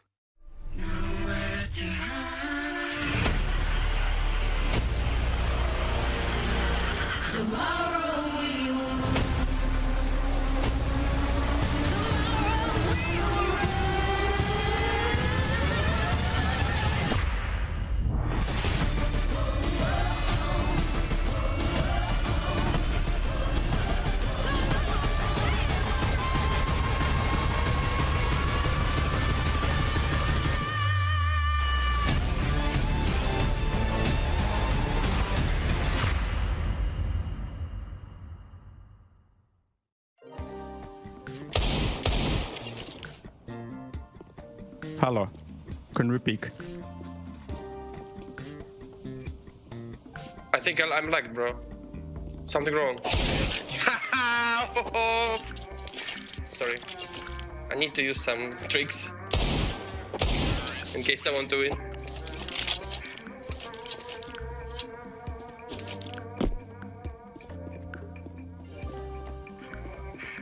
Where are you at, bro? I don't really know.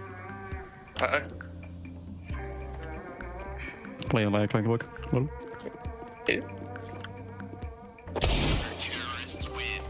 Is this the coach or actual player? It's MVP of this moment. Hello. Boom. Oh, we have some nice headshot skills.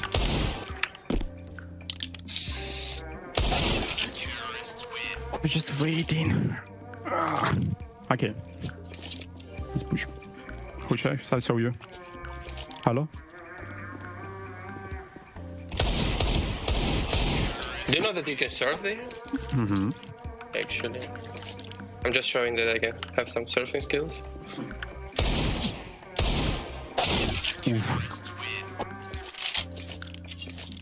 I'm pushing you, bro. Okay, just calling you.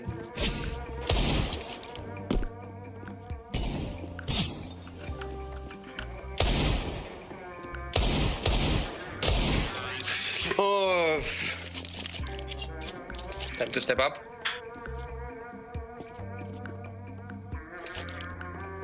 Hi.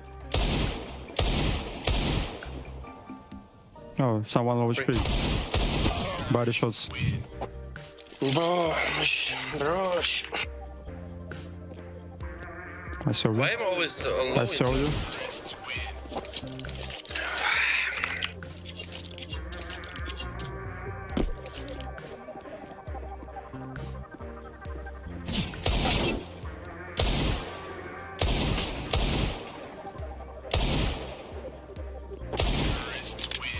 I can shot you through the wall. Yes.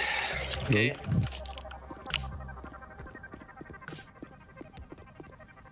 Push right. Where? No, just trying to find you. I know, I think these two spawns are rigged. No one wants me to win.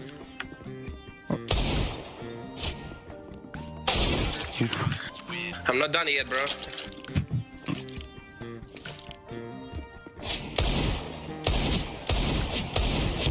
Body shots. Yeah, like you do. I do it only once.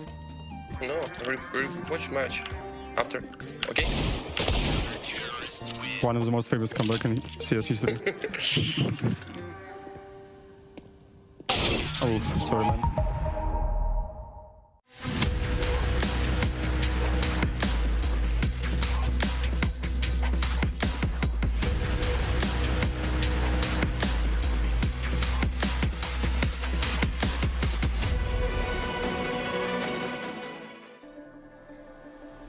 Entropiq, a team that refused to go down easy and nuke the embodiment of it. 16-14, Astralis head to the second map of our series. This is playoffs, it's do or die. Fury are waiting for the victor in the quarter-finals.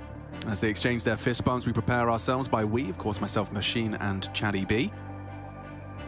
That's how you say it formally. That's the official, that's on my birth certificate, actually. That's csgo. Getting into it, though, as Vertigo starts with Astralis on the defense. You know their names, but a new unified Danish front. Config, Farley, Blame, Glaive, and Zipex defending up against Entropiq. And look at this. 3 CTs walking mid. Nickelback is not ready for this. Crad maybe can make it even. 4v4 at the moment. He can leave with an extra frag if Zipex gets hunted down. Nice find. Blame punishes, and 1xBet heavily leaning towards Astralis, as does this pistol. They're into B right now. The fight's going to keep on coming for Lackey here. Zipex will grab one, and there's just 2 remaining. Elian and Forrester, the heroes of the last map. Need to get it done in a 2-on-4. He's trying to exploit a way into an extra frag, and thinks better of it now with the bomb on his back. He'll let Forrester try and work up ramp. But look where Farley is. He hasn't left this sandbag position over towards A the entire time, and he's not really playing for info, just the odd jiggle, just to make sure they're not walking up on the upper deck on him. Forrester will be able to slink his way all the way through shore in towards the site, and Farley is accounting for that. The rotation of Blame is now greeting him, and it is a 2-on-2 on A. Yeah, USP's favored for some of these exchanges on that headshot box. Blame does take down Forrester, and a nice clear. Elian, good for that. He knows Blame's there, and a couple of click opportunities have gone awry. He's got 45 seconds to try and piece this one together. And he's being hunted, actually. Blame, very push happy. He's had a great pistol there. That's 4 kills from Blame F. And you will hear when he finds those connections. Heku asking him a little bit about it. It's just not even something he considers. And attributes it to his role on the CT side. But yeah, he's got a voice in the server and in the studio. Yeah, good stuff here. I can't believe the clear. Elian, very diligent right there to get that kill, but it was the only kill for Entropiq within that round. And it will just be the Glocks with 1 deagle and a flash to try and make something interesting. Now, I'm curious to see how much of that mid-crawl comes into play from Astralis on the gun rounds as well. We know Config will be playing this position, right? So he might want to get a bit of a move on and target some of the weak points here of the default from Entropiq. Now, well, that's a deagle kill over towards A. Glaive getting very push happy there. Elian's going to rip his skull off the shoulders. If they're able to scoop that gun up, it'll give them a second weapon to work with here. The Glocks, just the pea shooters, not really too much to be concerned about. Well, already the first 2 rounds, we've noticed that there is a bit of a lean from Astralis to deal with mid. Like they have 3 in the pistol, 2 initially on the gun, and I think that's just also by nature of the weapons they're up against. I agree with that sentiment. I think like you want to bully B early while you can. You can also use the range of these weapons, which Farley apparently doesn't need to use. He's going to push up real close, take down Nickelback. So back level 4-4, and as they ping pong across the map, Blame will find Crad stuck at the net. Another chance, yeah. Wasn't far off. He gave him some clown hair with his crosshair. Oh! Yeah, that's not gone swimmingly. Like, he got picked at the deagle through the floor right there, so that was pretty cool from Forrester. There it is. Config will get the final frag. The rifles be retained. Glaive should be getting a bit of a drop from one of his teammates here. Blame could drop him a rifle. Config could do the same. They're both just under that 4K mark. And you will be given a FAMAS from Config. So nice shot from Elian there. I mean, that's special. That's an AWP line you typically take, but you know what? Why not take the discount AWP, the $700 hand cannon? Good for an opener, but Astralis definitely looking good for the closer. Let's see if we can get that first gun round under their belt, or if Entropiq have something to say about it. They're leaning towards the A side. Lackey's responsible to head-to-head with Zip, and Glaive is not deterred at all around the smoke. Lackey profits. If they would get this, the B side's open, but Config is there to respond. And all backpack, Nickelback is known. Dropping his util to try and reposition. This is threatening stuff from Config. He needs to reload. Are you really going to do this with just the USB? Not the fight for you, Config. Config is playing a very dangerous game. Finally gets the reload. Installed out Blame here as well. They might not be ready for the Tetris swing from Forrester, pushed up towards the white box. Still juggling positions here. They're going to get caught off guard by this flash. So flashed. And then Molly is perfect for his hidey hole. Still no punishment, though. Forrester does eventually put his name in the feed, and Config eliminated in round 3. Blame is here. Good off angle. With F-side gen smoked, he'll jump his own util. Have to go through this. Oh, perfect. Elian just sitting around on the sandbags is met by the spray. They are trying to pivot away. They've used all their nades here. They've just committed everything towards the B-bomb side. They've dropped back. They've given up the space. And now they're just going to settle into a 3-on-3 with 35 seconds left on the clock. I don't know what you do now, Entropiq. I mean, you'd love a quick headshot onto Glaive from Crad, but not going to be given easily. You can see the jiggling motion of Glaive. He's not actively contesting. I say that as he decides he will in the off angle. 19 seconds. He's actually leaning A. Just this cut of noise. He's got to do it all. Oh. Forrester has saved the site with 10 seconds to spare, and the rotate back is beheaded. The Entropiq flavor is unique. I can't believe they just cut all the audibles there and walked on in. Forrester is an absolute machine. That AK with 2 massive shots within this round, and Farley's actually considering this. He's going to give this one a bit of a look in. The FAMAS up close and personal, peering over the ledge. Long way down, my friend, as Nickelback isn't expecting a player already to be pushed past. So there's one. No kid is going to try and back off, and if he can find an M4, that would be nice. He's picked up a kit. There's an extra $400 that'll be saved going forward. Blame will be able to rebuy. Zip's going to be very, very close to do so as well. And Farley will be able to drop a rifle. So important stuff here, but that was looking like Astralis' round. It got very chaotic for a moment there. You could see Zip, he's very brave to play on the wooden boards around a B lurk smoke. That smoke almost completely negates this type of a play that Zip's going for because, well, the T's can use the cusp of that smoke to look on over. So a bit of a risk there goes Punch, and that is a blistering hot shot from Forrester there to get them back into it. Hasn't slowed down from Nuke by any means and helps get Entropiq on the board for their first T round here. Yeah, Forrester is definitely one to watch. This kid is coming in hot and steamy into a very big affair up against Astralis. Playoffs do or die, especially a map to the good for the Danes. See how this one shapes up. Glaive not going to be leaping down ramp this time, but they are caged by that ramp smoke. It's all about the reactions off the back of it. Do you drop a lurky smoke of your own? Again, they come knocking on mid, and again, Astralis have invested into a... They're already out, config. Oh, he will be not long for this world. Only a 5-7, and he's lost his rifle support. Zip, weapon recovered. Maybe config can fill this void. Surprising to not see Lackey try and take a bit more space towards B on that kill. They know that Zip is the B defender here, but they're happy just to pivot back towards A, so containing any pushes across the map, and Blames is the next they have to deal with here, up close and personal on the scaff. Got to clear him. Glaive in support as well. They do seem to travel in pairs, and Glaive on his jump across for info. That smoke tells everything they need to know. Blame booked. Glaive could be next. Strafes out, and you'll never guess who's finding him. Forrester has got the double entry into A.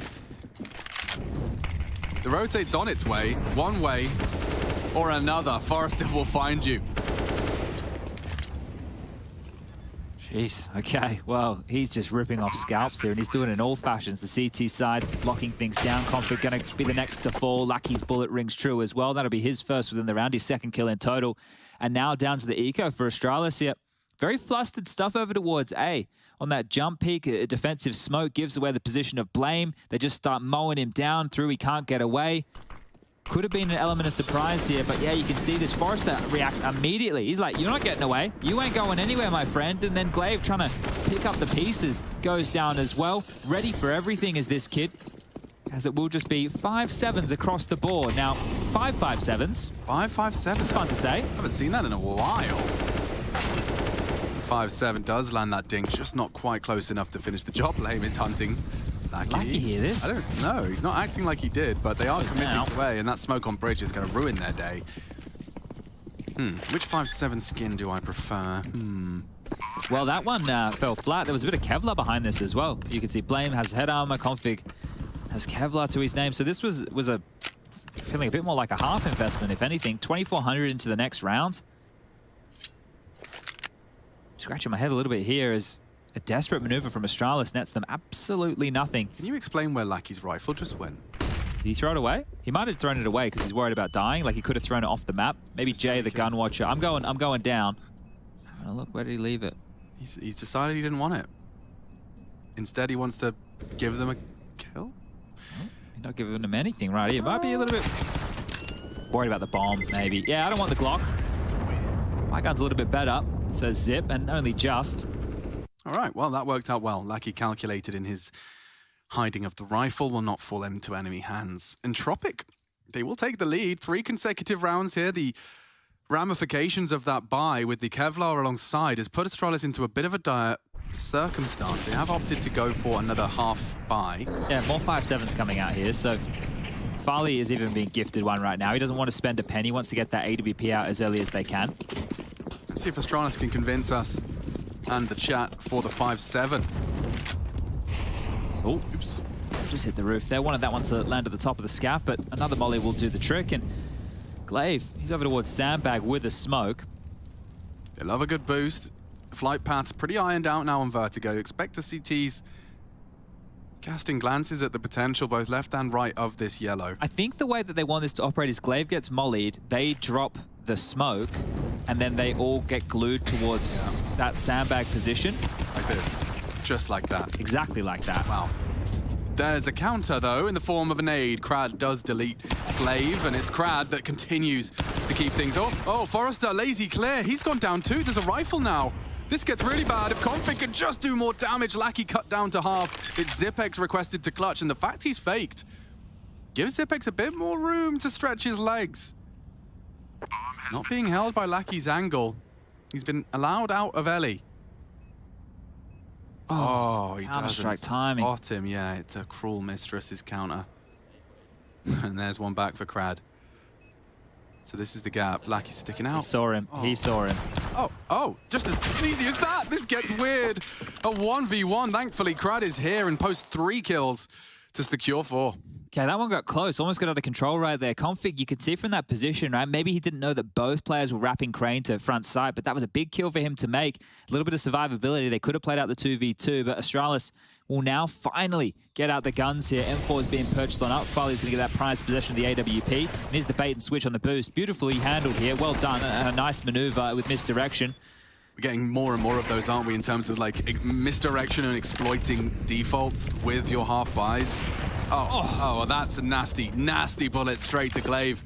Elian pre-aims. He's killed Glaive a couple times. There was the Deagle shot, and now there's that quick shot on the AWP, and Zip, you're in trouble, my friend. Should be a dead man. One single bullet through the board, and he'd be no, but there's the flash. They're all doing the dance. He mantles up as Lackey. Good for it.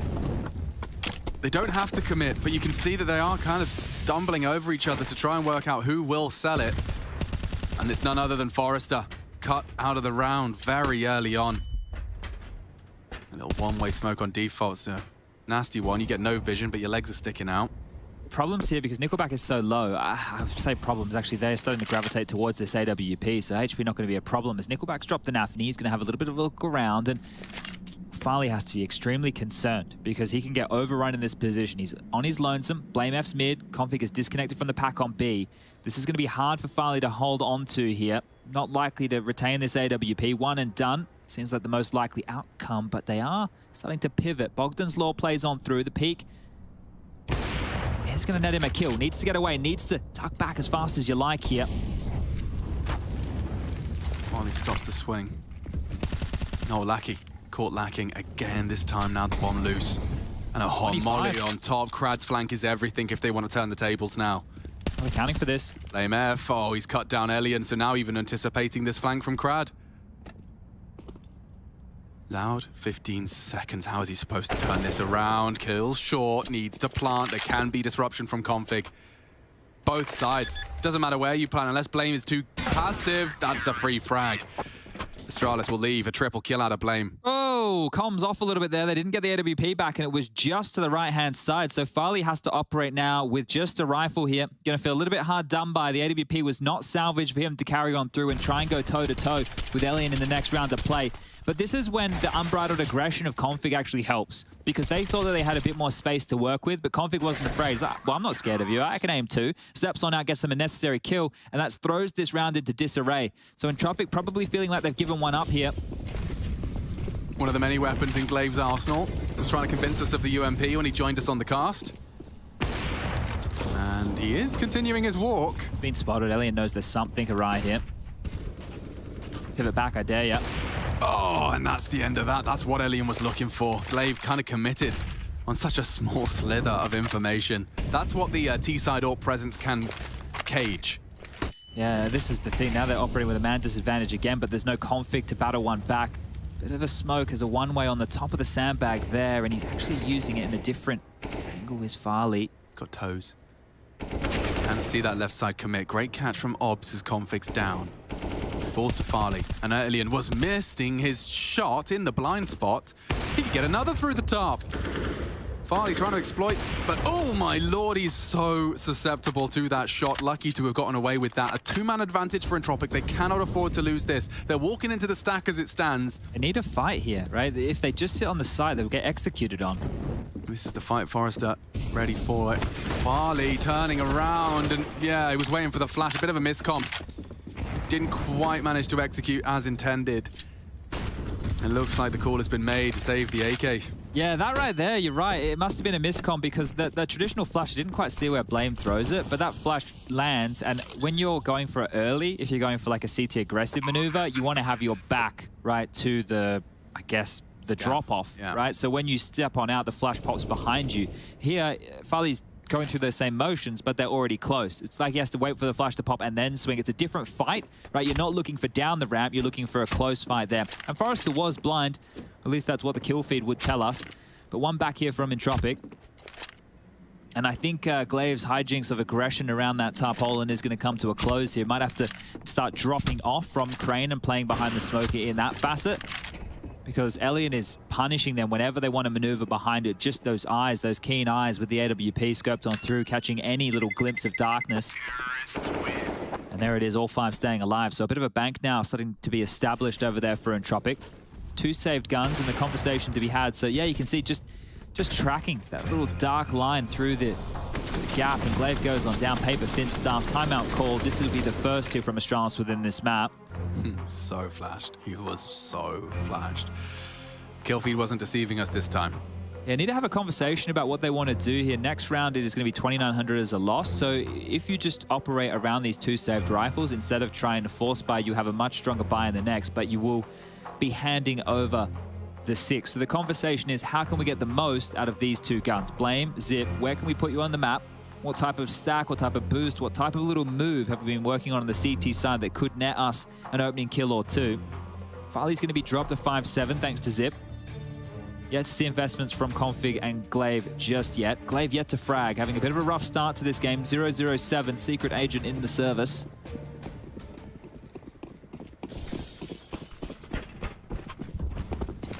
Pace behind this. Forrester using that spawn and charging up short. Oh no, backs are turned. Sandbags could be next. Just like that, all of the scary prongs of this defense are gone. Thanks to Forrester, yeah. No bite whatsoever. The 2 players who are left with the rifles in hand are 2 of the more passive elements of this, so I expect the kills to keep on coming. Alien with 1, Nickelback another, and now it is just Config disconnected from the pack, trying to have a biff with Lackey, but he'll handle that, and 2 rounds in a row, 5 stay alive. Great stuff here from Entropiq on their map choice. This is already a great T-half. Anything more, going to be gravy. I do love a good gravy. Do you know what also I think is underrated in the kind of gravy/mash department is sweet potato mash. Yeah, don't you doesn't get enough love. Why are we not repping that? That is God's gift in the vegetable department. I feel like chains have overdone sweet potato fries. Now they don't do them crispy enough and they just come soggy. Yes, so I don't want this. Sweet potato and soggy round for Zipex. How has he gotten away with that? A bit of a slip up. Quite a literal one. You can see the fall hazard. He was nearly there.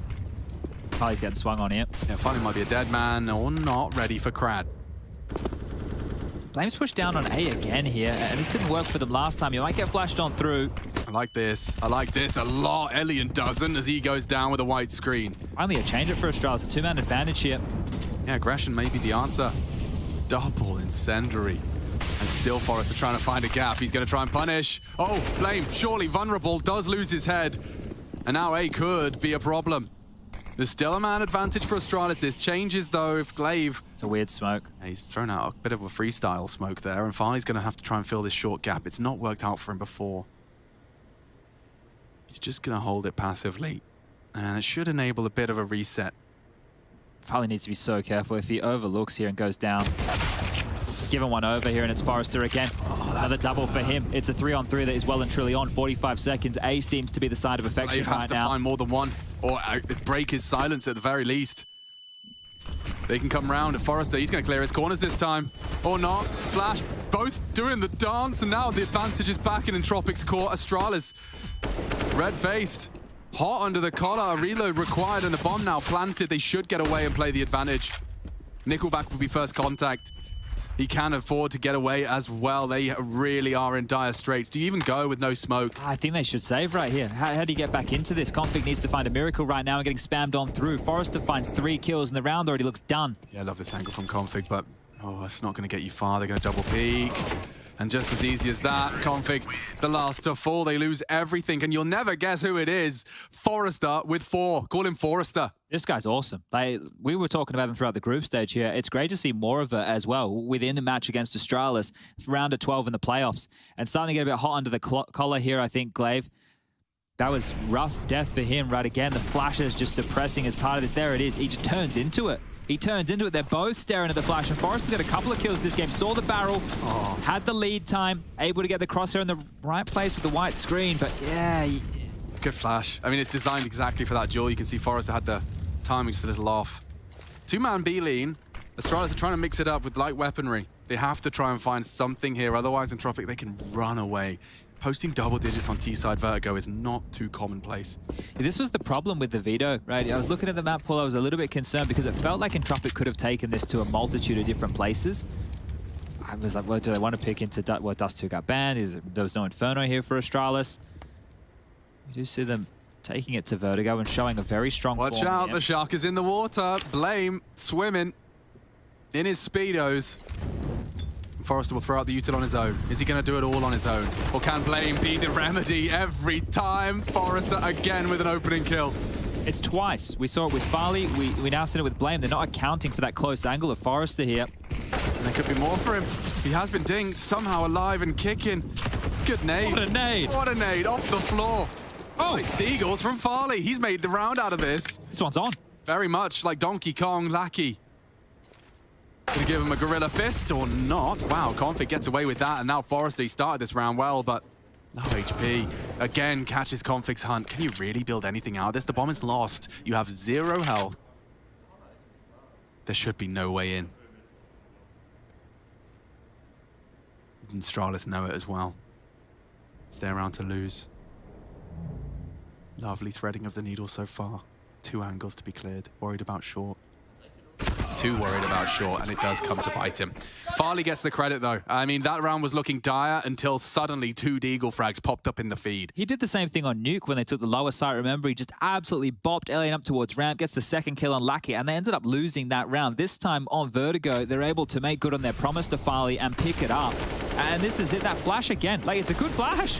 How many kills is Forrester going to get while blind, right? Yeah. Through smoke is one thing. That's Glaive's jam, but apparently Forrester does not need to see to put the lethality in the server. Double orbs, that's the change up now. Config, it's going to just be smoked and flashed off the B line immediately. The lurk smoke with the flash combo is enough to send him packing all the way back towards mid. And Farley, are you really risking this? We've seen what happens. Yeah, we've seen what happens. This is Alien's field day. He just waits.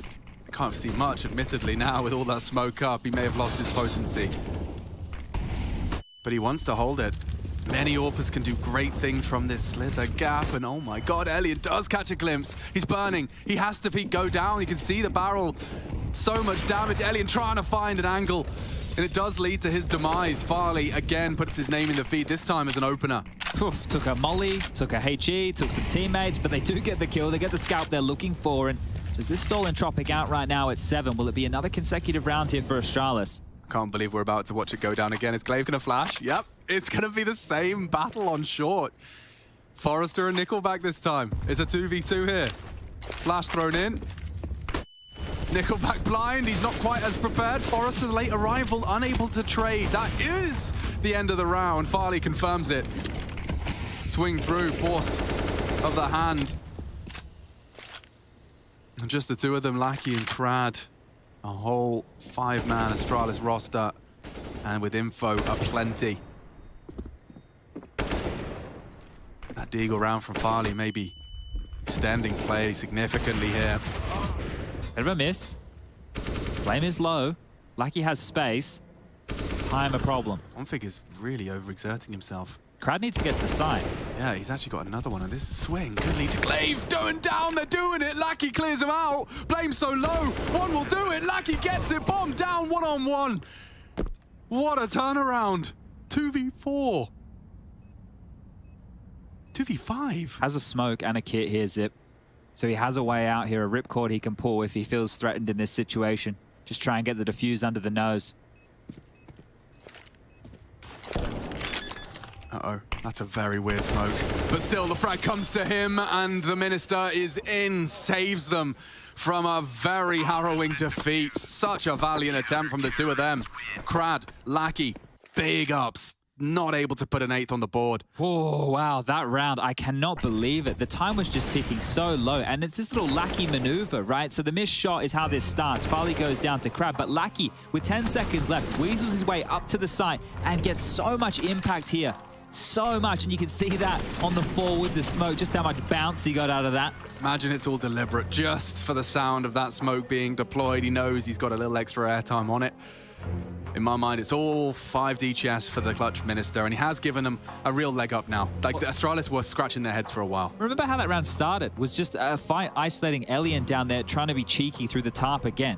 Now they don't have an AWP. It was double AWPs invested. There's not a single AWP retained. On the other side, I'm pretty sure Alien's big green lies idle on the floor right now for him to scoop on up. This is the util combo. Well, the flash worked this time. Actually, no, the kills worked this time. The flash has always been working. But it is such a popper. You saw there. Right in front of your face. Full flashbang duration. And a bit of a change up this time. We're going to be having Forrester continue to show the presence. That molly, and yeah, not going to give Alien the fight this time. Forrester's crept up a little bit here. Quite aggressive behind this smoke. Oh, he's playing a dangerous game this time. Glaive's the one to pull the trigger while His blind. first kill. No. Yeah, that was 0 and 11 for Glaive, so he has been in the grave a lot here. Config gonna grab one back, and finally things starting to whir into action for Astralis. It's another 3-on-5 situation. Surely they clean this one up. Neat and tidy is the objective. Lucky with a clean and tidy swing. Somehow gets his crosshair there in time. Zipex is gone. Config to fill the void on B. They could afford to. The numbers certainly favor them, and he's run boosting to peek it, and nearly falls into Farley. Not quite ideal. Krad's somehow alive and kicking. Farley not punished, and yeah, that's Lackey again, but look at their health. This one ends only one way. And Config's pushed behind them as well here, so surely this one is done. 50 seconds left. There shouldn't be any naughty plays that are Lackey this time round.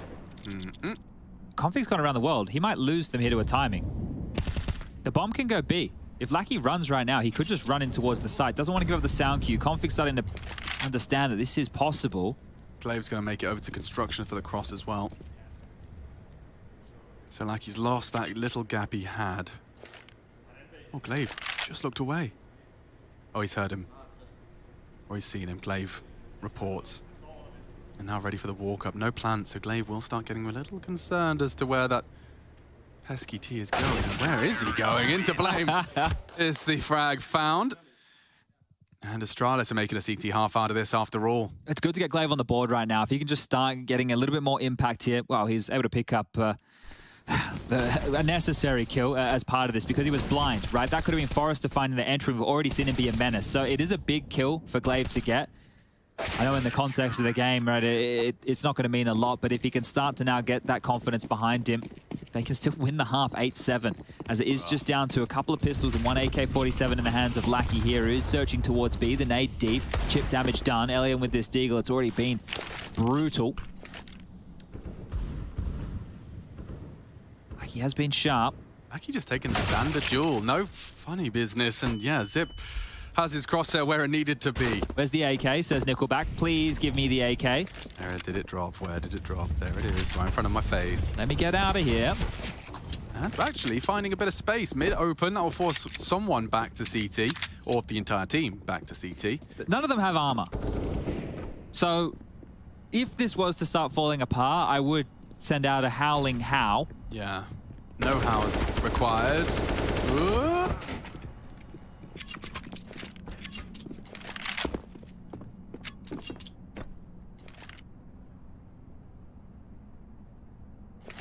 Fast flank config will be there.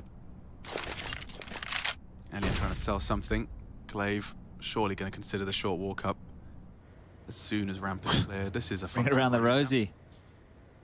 There is a small universe where actually he could backstab Glaive if he even considered it. Has Glaive not considered it? He is I think now. they know it's up now. So many unknowns for Alien.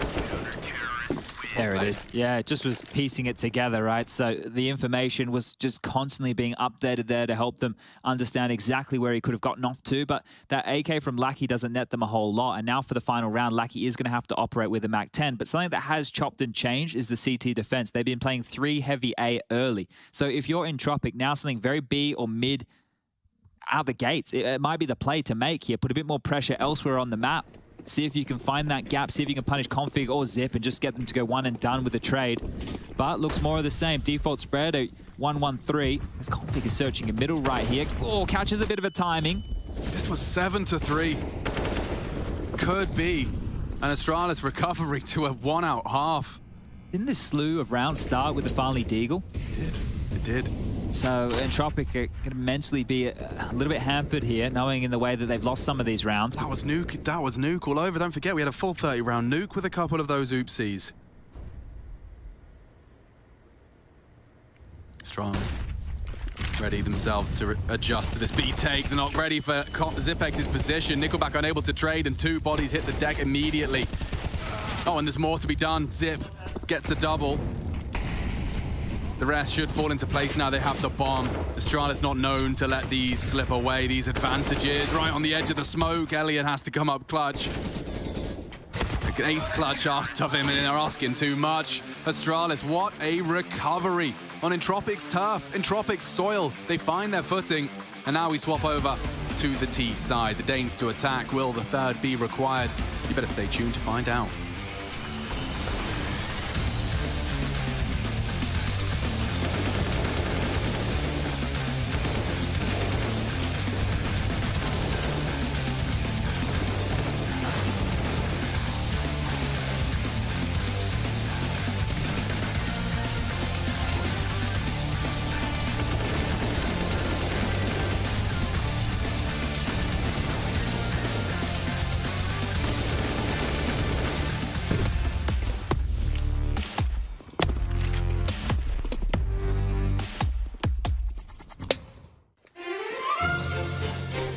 What up, Future Pros? I have a nifty fast A smoke I saw Apex throw to help you on your pistol A rushes. You throw this smoke from the T spawn and it will block off the left side of the A side, allowing your teammates to run up short with a bit of smoke coverage. To throw the smoke, first shoot out the glass above. Really, this is the only one you need to break, but shoot them all anyway. Then get yourself stuck into this invisible corner next to this beam. Aim between these 2 dots as shown and jump through the smoke. This smoke will soar through the sky and land perfectly to block off the vision of short from the bomb site nice and early. As long as your teammates take out anyone playing close, you will have a decent standing to win the round. Good luck and rush A?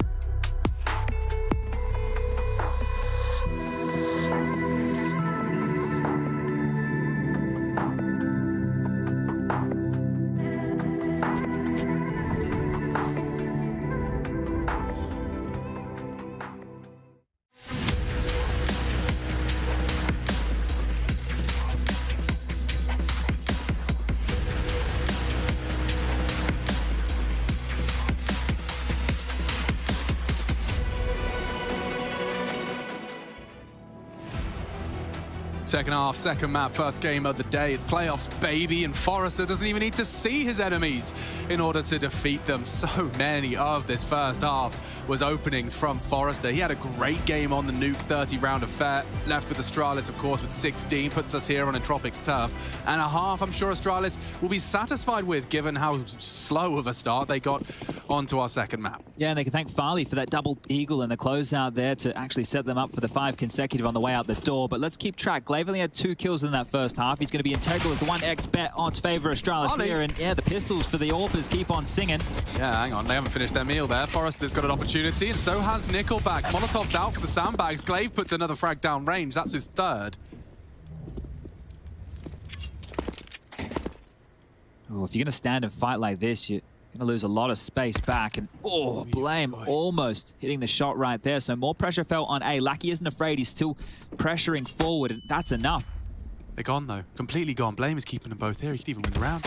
Oh, hard duel. Doesn't matter. Licky Lacky's gone. And, yeah, Nickelback, wrong place. No teammates.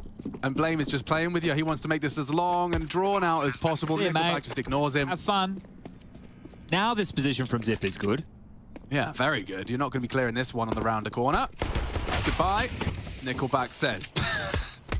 There's nothing. Don't you pull that spot face. hasn't worked for poor Zip this entire game. T-side or CT, but Nickelback, this would be some clutch on 1 HP, wouldn't it? Yeah, the 1 HP, 1 tap is not to be.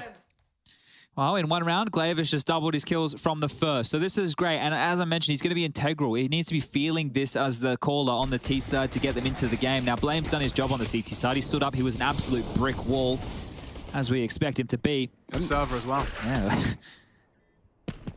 Now, this should be an eco from Entropiq. Astralis likely to get themselves up to the double GGs. I don't know if it's not the one, is it? That Zipex position, it's just not the one. Well, that's the thing, right? Like, I like it when you're playing on the CT side when there's no lurk smoke, because it's a good for one and done. But when there's that lurk smoke, like we saw in the first half, it's just the...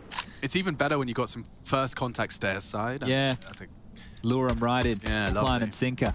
This one is a couple of P250s, and Blame F's got a molly for their boost. Extinguished, trying to win their duel, and yeah, the AD spam on the top of their teammate's head. Very Cirque du Soleil-esque. Blame's having fun this game, 19 kills and counting for him. More fun to be had, especially with a Mac 10. No armor on these boys.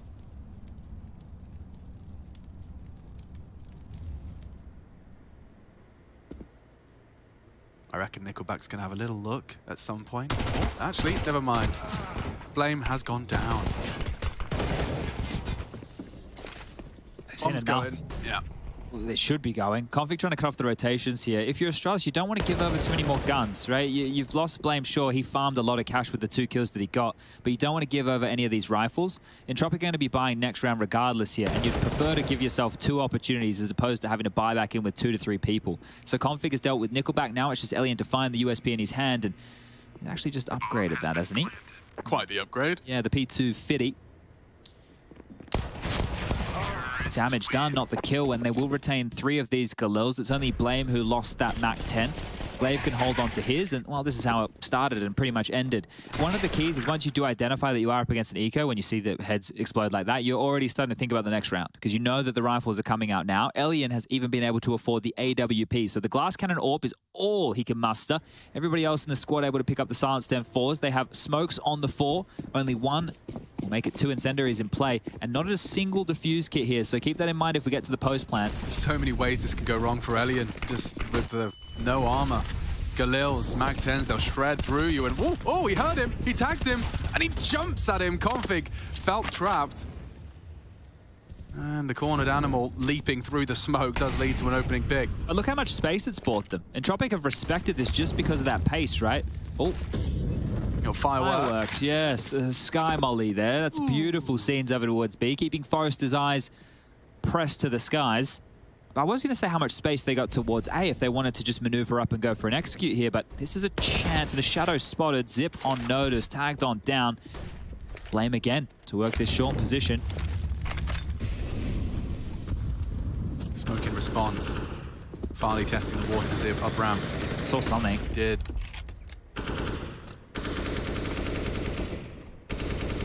Can still go wrong. Cutting noise. Blame did just lose a little more health than he bargained for on the wall bang. Oh, that's the AWP. That! Elian goes down. A bit of an overextension.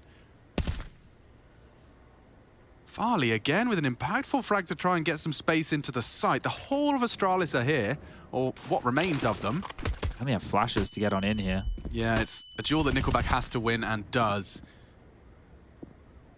And this standoff from Blame and Crad is still going. It's an ongoing exchange. Glaive needed to.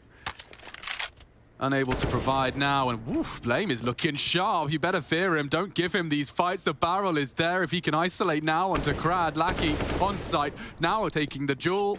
10 seconds. Blame's got to get out of there.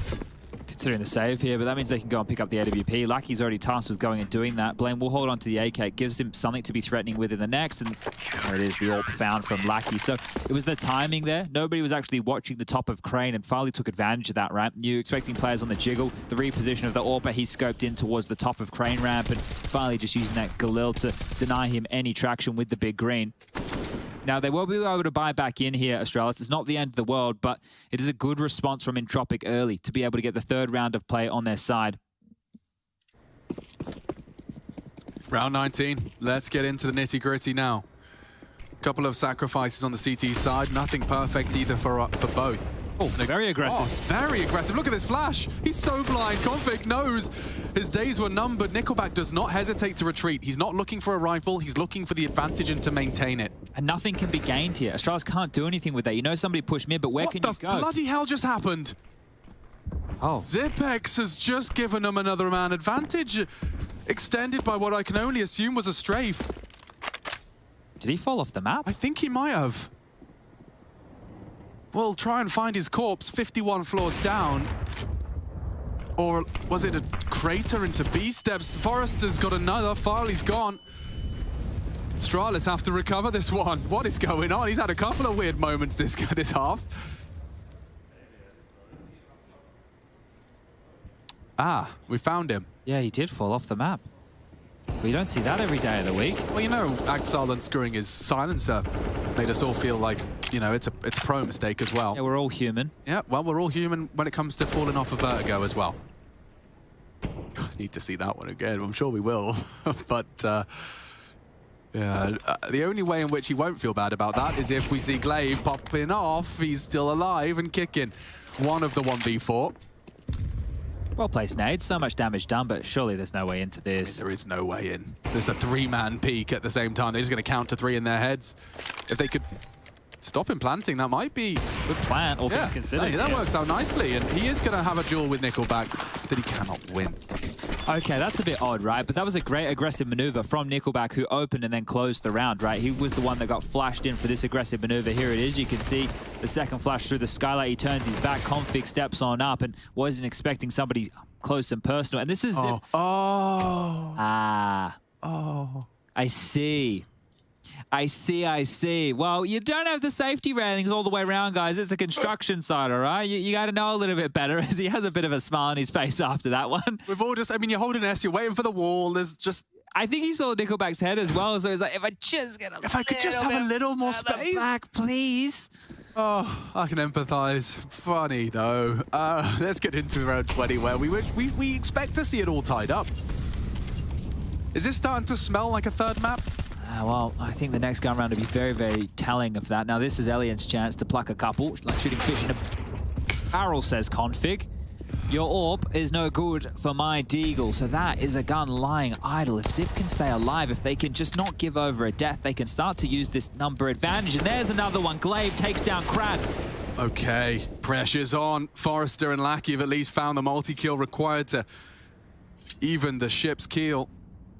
Farley and Blame F. Now, they're both not too shabby on their pistols. No Deagle for Farley, so no more impact in that respect. But Blame's there, top of the scoreboard, in the server. Look at Nickelback. He's just staunch at the top of the round, ready to take a fight. He wants to. They get the info. You are committed to this, and that seems to work out wonderfully. Who cares? Yeah, you can try and take a shot. So can I. And they tidy things up. 2 loose ends were created by those pistols, but it's all tied up now. Well, because of these kills, the money hasn't really been able to be... It was a buffer for Entropiq so far. The most after all the buy-ups come through is Nickelback with 4.2. Keep in mind the loss bonus will be bottom of the barrel at 1,400. So it has been important that Astralis have been getting these kills. If they can just win out a round, they can break Entropiq here on the CT side. A 2-man B start, 3 towards middle, and flash again. They're actually targeting the default. Lackey's taken down Zip. Nickelback's in towards the ladder. They might not account for this. Config, your days could be numbered. Lackey makes his presence known from trajectory. It's a deep smoke. Config has nothing to rat around with that. Nothing at all. And with that, where's that flank? What's the update on that mid space that was taken from Nickelback? He just left. He didn't want to give up. Very in-game leader style. Doesn't want to keep pushing the issue. So he's going to drop back, play the number advantage here. Yeah, Crad stands into Farley's spray. A 4-on-4. Elian is posted on sandbags. It was a tight angle. Pressure now as they close the gap. Glaive is on site. Over the top. Nickelback, a sitting duck, plucked. And a 3v3. We need to see that bomb. It's so loose. It's down towards the lower side of things. They need to go back and get that. This is all over. Yeah, they're so committed, and Lackey's good for the double. A triple in total, and by the time Blame arrives, it's all cooked. I think they tried to react off of the B info that was thrown their way, and they reacted fine, but the bomb was just not with them here, and now Blame left in a 1-on-3 situation. Forrester disconnected from the pack, but standing side by side, Lackey and Elian on A. Blame has a nade. It could be greatly placed on the head of Elian here. That's a dead Elian. And that's a 1v1. So smooth with it. Anticipates that they stacked A. Oh, and there's some info. Forrester throws out the stop molly. This is mind games right now because he had time to go back to B if he wanted here. Does Forrester doubt it, or does he just sit and wait? How long does he cut noise? Blame for the 1v3. Forrester, 9. Noisy. Oh, Blame needs to plant now. Fakes it out. Forrester dancing with him. 5 seconds. He needs to kill, and Forrester, brave in the face of Blame, finds us an 11th for Entropiq. Wow, what a close round, and it was perfect from Blame. The nade, how could he have known? But then the shot, that was beautiful. And then just flubbed the movement there with the bomb in his hand. This was the aggression from Lackey out the gates here. Tracking Zipex through the smoke. Beautiful stuff from Farley. The miss from Elian almost enabled this round, but remember the bomb. Blame had to go back and get that and then still makes a round out of this. Great round from Lackey, all things considered. See the shot combined. Look at that. Oh, it's dreamy. See, that's the thing. I don't think I computed in his head quick enough because you might have wanted to just finish and go straight A there. One player was unaccounted for, and that's it. Blame's tried to make the best out of this situation. Another timeout will be called for Astralis here. And again, the money's still quite brittle over there for Entropiq. So likely to see a half buy here with the loss bonus currently falling in favor for Astralis. Tech 9s, 5 of which it's either going to be a fast B or a fast mid to B here. Something where they can really take advantage of the range of these pistols. To be or not to be? That is the question of round 22. Farley straight through mid. Large and in charge is Lackey as he takes 2.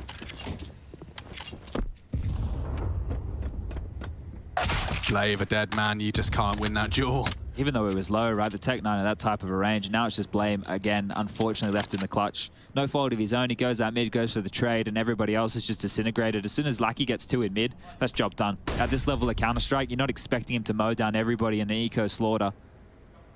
It used to be that way. Yeah.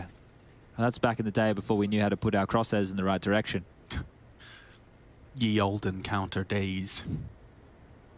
Blame would love something here, and it's not... I'm sorry, it is obviously a long-range Tech 9 tap. He's on a heater right now. He is having some great impact within this game. If he can get one more kill and just really grind the gears of Entropiq, I've mentioned it a bunch of times, but it may still come in handy, right, if they're able to keep this economy under the thumb. Nickelback is playing this top ledge position again, so for Blame to hit this with a Tech 9, he would have to do something spectacular and unable to convert. Blame goes down 12 now. 2 rounds is the lead for Entropiq, and can they extend further as the guns come back out? Here's the bop again with the Techers at range, and that's a beauty. See that one from the bird's eye view right there. Forrester going to be scratching his head about that, how that one happened. Yeah, that was quite the shot, wasn't it? Actually, Hooch has decided to take a timeout here, Alex. So the coach of Entropiq has called the second timeout, and this is the chance for them to close out the game here. So likely giving him the instructions on how to do exactly that. Elian's AWP is in play. The buys are coming back on through. The only one yet to invest is Nickelback here, but he's got more than enough to do so. And talking directly to Elian is Hooch there. You could see that. Maybe giving them the update on what to expect, what maneuver comes next. Well, you gotta, I mean, I don't know, maybe I'm, treating them like an underdog when I shouldn't, but Entropiq have made this such a competitive series. I think this is a 50-50 type of match, right? Considering this is new Astralis with Farley in the mix. Entropiq, they look pretty good within their group. They picked up the big scalp of G2 in a game that felt like it was going the distance, and definitely did. True. Nickelback hasn't invested. He's staying with the Tech 9 here, Alex, so I'm not sure. It's maybe just to guarantee Elian orbs for the rest. We'll find out as this plays out. 2 CT smokes to cage the push of Astralis initially. Forrester dispatched to throw bullets down. They really want to repel anything that Astralis want to create here. There are a lot of smokes on this ramp. And he's given up the fact that he only has the Tech 9 here. Maybe you assume that's in the AWP's hands, and he's spamming another smoke thrown on now, and they've dissuaded this fast A play. It means that Elian will be in support to B. He's already actually over there. Yes. Crad, what are you playing with? He's going for a little pop flash maneuver of his own, and yep, back turn, Glaive gone. If Crad can get away, untraded, which he has. Oh, don't speak too soon. A lot of util burned through in this early exchange, but they do leave with an advantage, chat. Yeah, Forrester's tucking on in towards elevator room to help out A as well. There could be an impending A attack as the smokes are starting to be limped on out. More stall utility. They're going to fight. Yeah, oh, and Farley's head was spotted. Crad does back up. Elevated, ready to punish. So many here to receive them. Entropiq, this is a big round for them. Farley, another opening. Oh, and he builds upon it. Double entry. And double trouble now because the site is lost. The bomb is planted. Lucky. Trying to be a little rascal on the fade. Oh, Loud, he knows where that angle is, knows what it means. Blame caught out and punished. Short to be cleared. Oh. He's good for it. Lackey making a round out of this for Entropiq. Recovery imminent. Config. Thrust to clutch. Against the AWP as well. Should be his frag every day of the week, Elian. Posted and delivers 13. It means a lot to Entropiq. They know what this indicates. They got cash in the coffers. The same can't necessarily be said for Astralis if they concede again. Oh, dearie me, that is rough right there for Astralis. It looks so good with the Farley double kill onto the site. Zipex gets the follow-up. Blame not expecting another player so close, right? This is the double kill from Farley.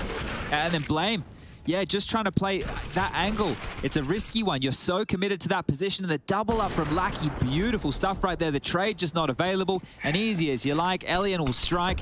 It's the smallest details. A step, a single step, dismantles the 2v3, aggressive angle, not very bullet friendly. Didn't hit him at all. No. Not at all. Those greats are the opposite of bullet friendly. Can't think of what that would be. Bullet averse? Yeah. No. Maybe. Can you repeat the question? Look, I'm just trying to think. It could be an armored vehicle. Mm-hmm. Either way, Glaive's going to be feeling pretty hard done by here. Now, we hate this angle, or Chad Birchall does. It's not a good angle if they boost. The only problem, but Elian, if he's quick enough, can hit a gnarly flick, right? It's only a bad angle if they go for the mid boost on the close box. Still got a gap on this, has he? Very much so. Very much so. They need a good flash, and, well, it's there. Still no spot on Crad. He falls off regardless. The bait and switch they're attempting.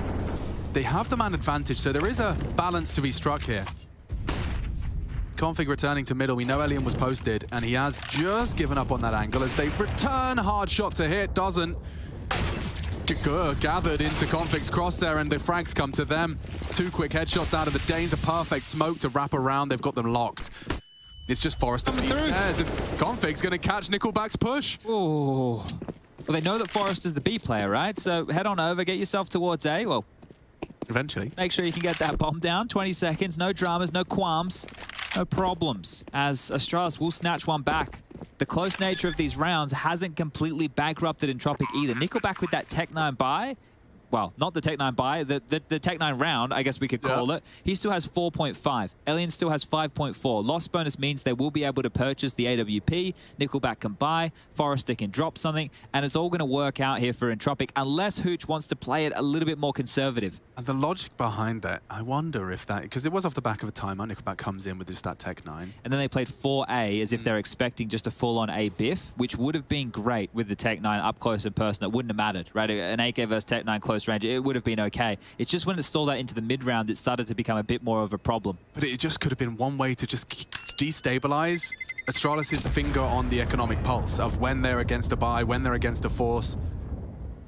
Because there may be weapons now that you weren't anticipating with that extra cash. This could be, you know, this round coming, you could see a weird death from Astralis, expecting gaps that aren't there. It is interesting with the decision from Elian to pick back out there under the pressure that he was just under, because he still had 2 players towards B. True. So, you know, just under the pump, maybe feeling that he needed to make a play there, and that's put them in a puzzling situation now as another timeout has been called from Entropiq here. Hooch getting back on the mic, a conversation is being had. Oh. That feels like a bit of back and forth right now where Hooch is telling them what to do. Not what I want. I don't want to hear what you have to say. Feels like he's given them very clear instructions with that back and forth we just caught. I nearly beat you in that 1v1, Elian. Don't you forget that. But this is the thing, ladies and gentlemen, boys and girls. Winner of this goes on. They move forward into the quarterfinals to take on Furia. This is the grim side of the bracket here. We've got Navi versus FaZe as the other quarterfinal on the lower half of the bracket. Furia versus the winner of this. And it would be rough to go out 2-0 for Entropiq. They do have the lead, but only the tightest of margins. And the buy has come back in. The AWP, the only emissions is a FAMAS and an MP9. Can they make it work? Time to find out. Looking quick. Glaive can be leading the pack and jumping straight into Elian. A leg shot. This is the repeat that cost him. This time flashed off, posted for construction, smoked and forced away. Astralis have pace, they have config. This was all to set him up to work his magic through the smoke, an underhand and push. It's ballsy. It's a lot of space provided by config alone. He can re-smoke Ellie. This is suffocating. But a welcome to the feed. Farley gone. Nice from Lackey. Good fight for config, but he's gone down. It's Forrester that steps up to the mark. They have to clear construction. Blame is good for the frag, combined with config's early damage. 27 now for Blame. He's doing a great pile of work. Still a 3v2 though. That bomb ticking for Astralis. They can't afford to let this slip. They've got all the bells, the whistles, the incendiaries and the smokes. And off we go. Glaive, got to be careful for that spread. He is on Zip. Dangerously. Zipex one and done. Glaive, the low HP clutch. There's kits. You jumped over one. They jumped over one. They don't have one. Smoke, where is it? Picked up now. They've got a kit. And 5 seconds if he could just hit the wall bang. If he could just hit Crad. If he can, and he does hit the first. Oh, but they just assume a slight delay in the spray. And nearly the 1v2 out of Glaive. Oh dear, up to 14 now. This one is getting close, and it felt like Astralis had everything they wanted and more right there. The mid-chaos, all the smokes, the underhand flashes. I don't think they knew where they wanted to end up. There was so much chaos in middle. You can see the smoke starting to subside now. You feel like config should be good for at least a kill in that position, but couldn't get it done. Forrester with some impact right there, and the defuse Crad. The box, it's just covering him slightly, and he gets it through. The buy's back in. Underway we go again. Astralis just need one, and they can almost draw this level. If they get one round, they deny the save. Entropiq's money will be broken here. Crad is ahead of all that util, so low, playing with fire. Rambury smoked. They're posturing to go on the fade.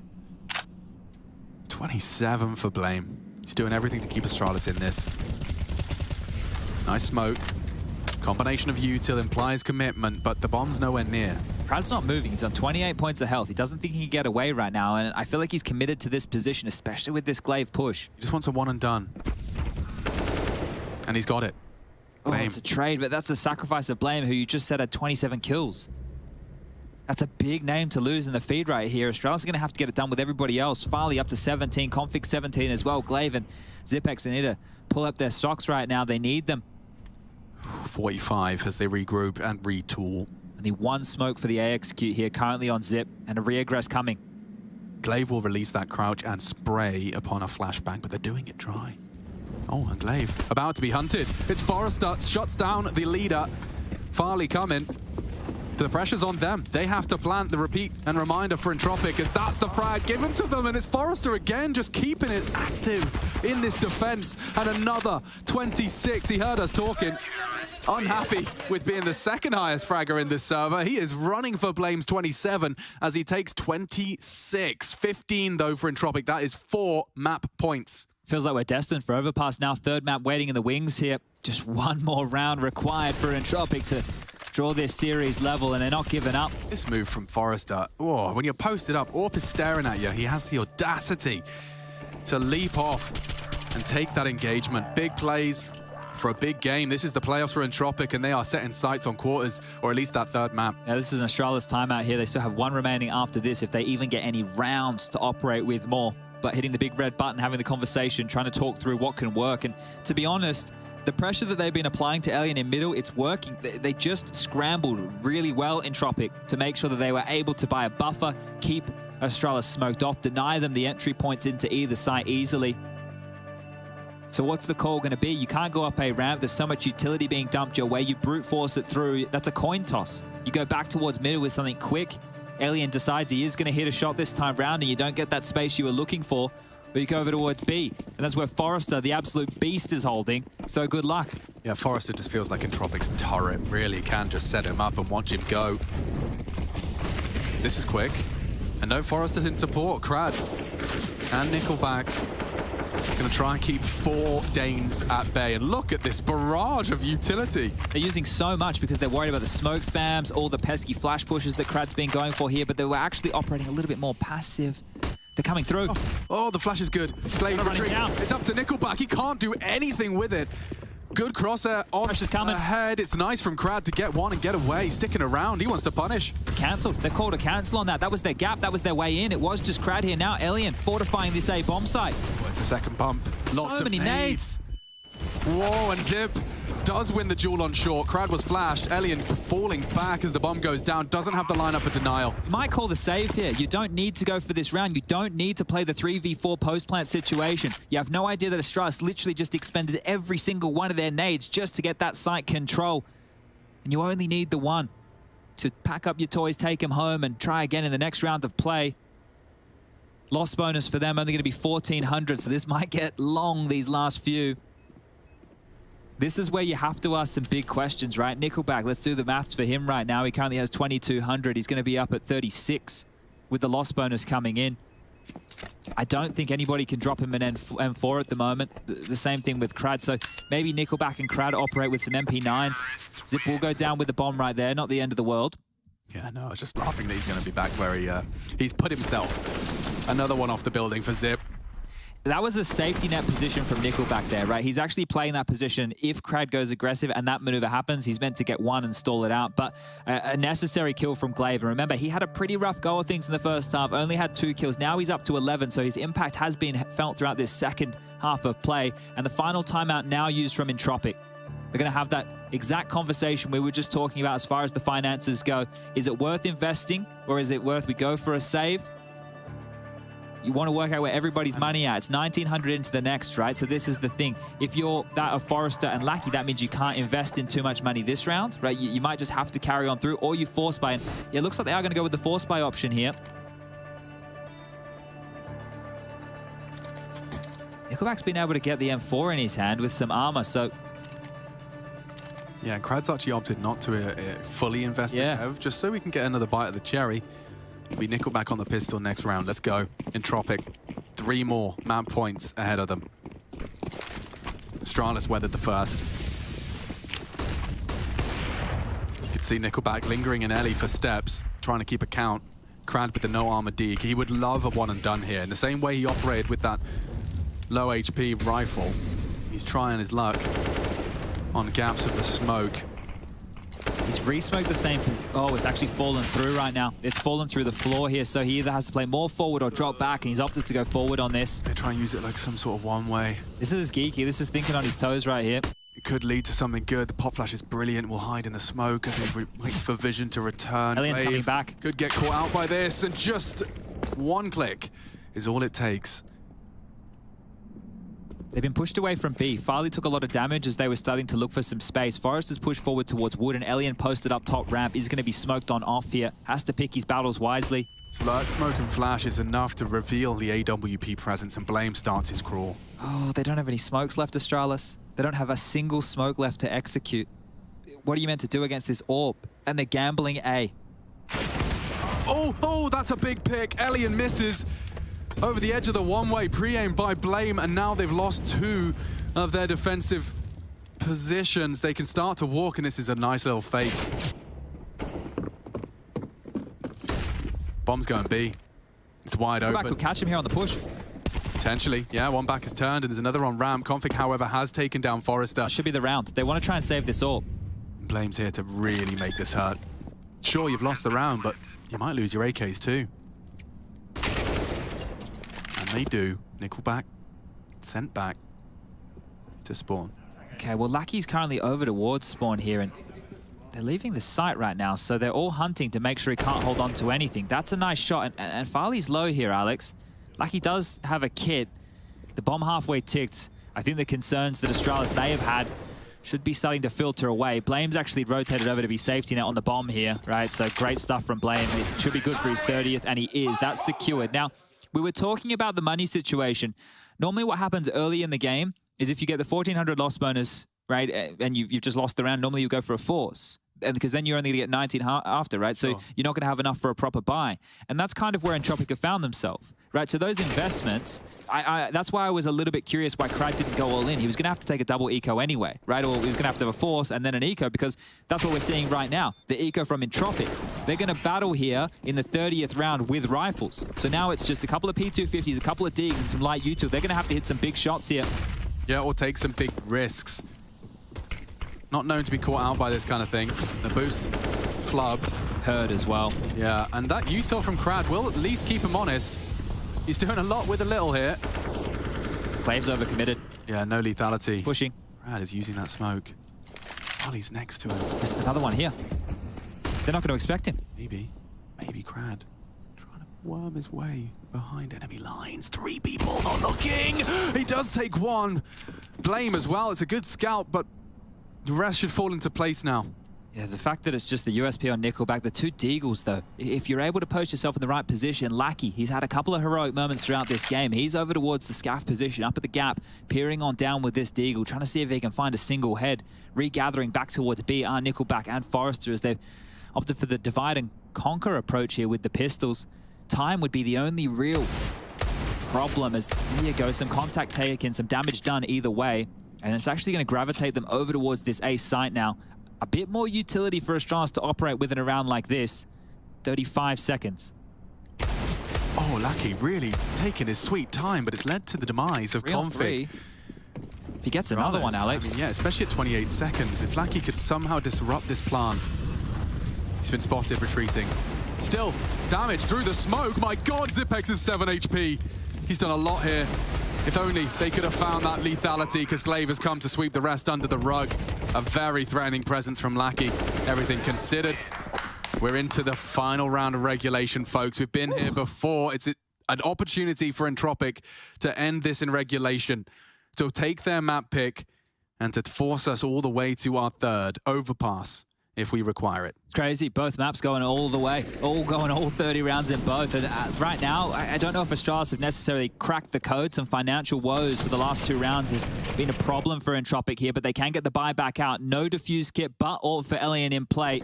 And Crad looking extremely concerned right there. Default spread again. Aggressive from Nickelback. This has worked before. Ooh, info, but for both ways, both parties. It's Config that's dropped down immediately in as Zipex summoned for assistance. Oh, and Blame, he's found another kill. How did that go down? Elian's lost his AWP. Okay, some massive issues now. He was the only defender on the A side. They had 2 middle and 2 towards B. There is so much room. Red carpet right now if they wanted to execute towards A. Oh, recovery required now. Nickelback takes the space on short. Crad trying to throw something to delay anything to slow down Astralis' crawl, but now they're actually calling a cancel. They're going elsewhere. Forrester. So much to do. Off angle. Being accounted for. Oh, it's looking, but they adjust. He doesn't find their heads, and this one looks like overtime. Race is on. Charging forward, Crad the frustrated. Not flashed. Config is. And one does get caught, but they're not clearing their corners. Lackey takes one on the clear. And Blame is here to punish Nickelback's linger. 15-15, we do it all again. We wipe the slate clean. Vertigo is not done. We take a quick one, and we'll be back with overtime, kicking this one off in style.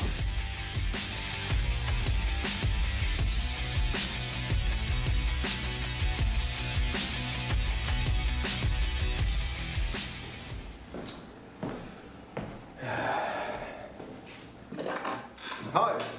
Good to see you, Mike. Thank you so much. Thank you. Right. Perfect. And we're all set here. Shall we kick things off? Live in 3, 2, 1.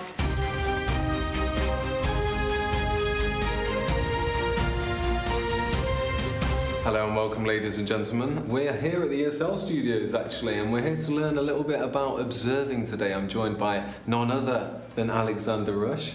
Thank you for joining us today. Yeah, it's my pleasure. So tell me, observing, it's the new craze. What's it all about?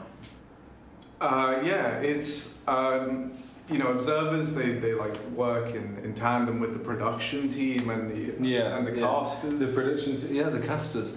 Now the casters, they are the top dogs around here, aren't they? So well known in the area, and someone like yourself, who's perhaps a little, you know, unknown, they're giving you a chance to shine out there, aren't they? Yeah, I'm actually. Don't worry. Take your time. Just try and explain a little bit about the role, and we'll get there. Explain about observers. You know, you like work. Well, they work with production. Don't worry. Let's run it back a little bit. In terms of the production, what do you actually do? Well, me. Hi, I'm Rush. I have a 12:30 with you. Rush? Yeah. Well, who's this then? This guy? Someone irrelevant. Get him out. Security. No, You got it, boss. Please, someone must know who I am. I'm here every day. Every day. Wait. Get him out. Look at the camera. Look at the camera for a moment. Oh my God.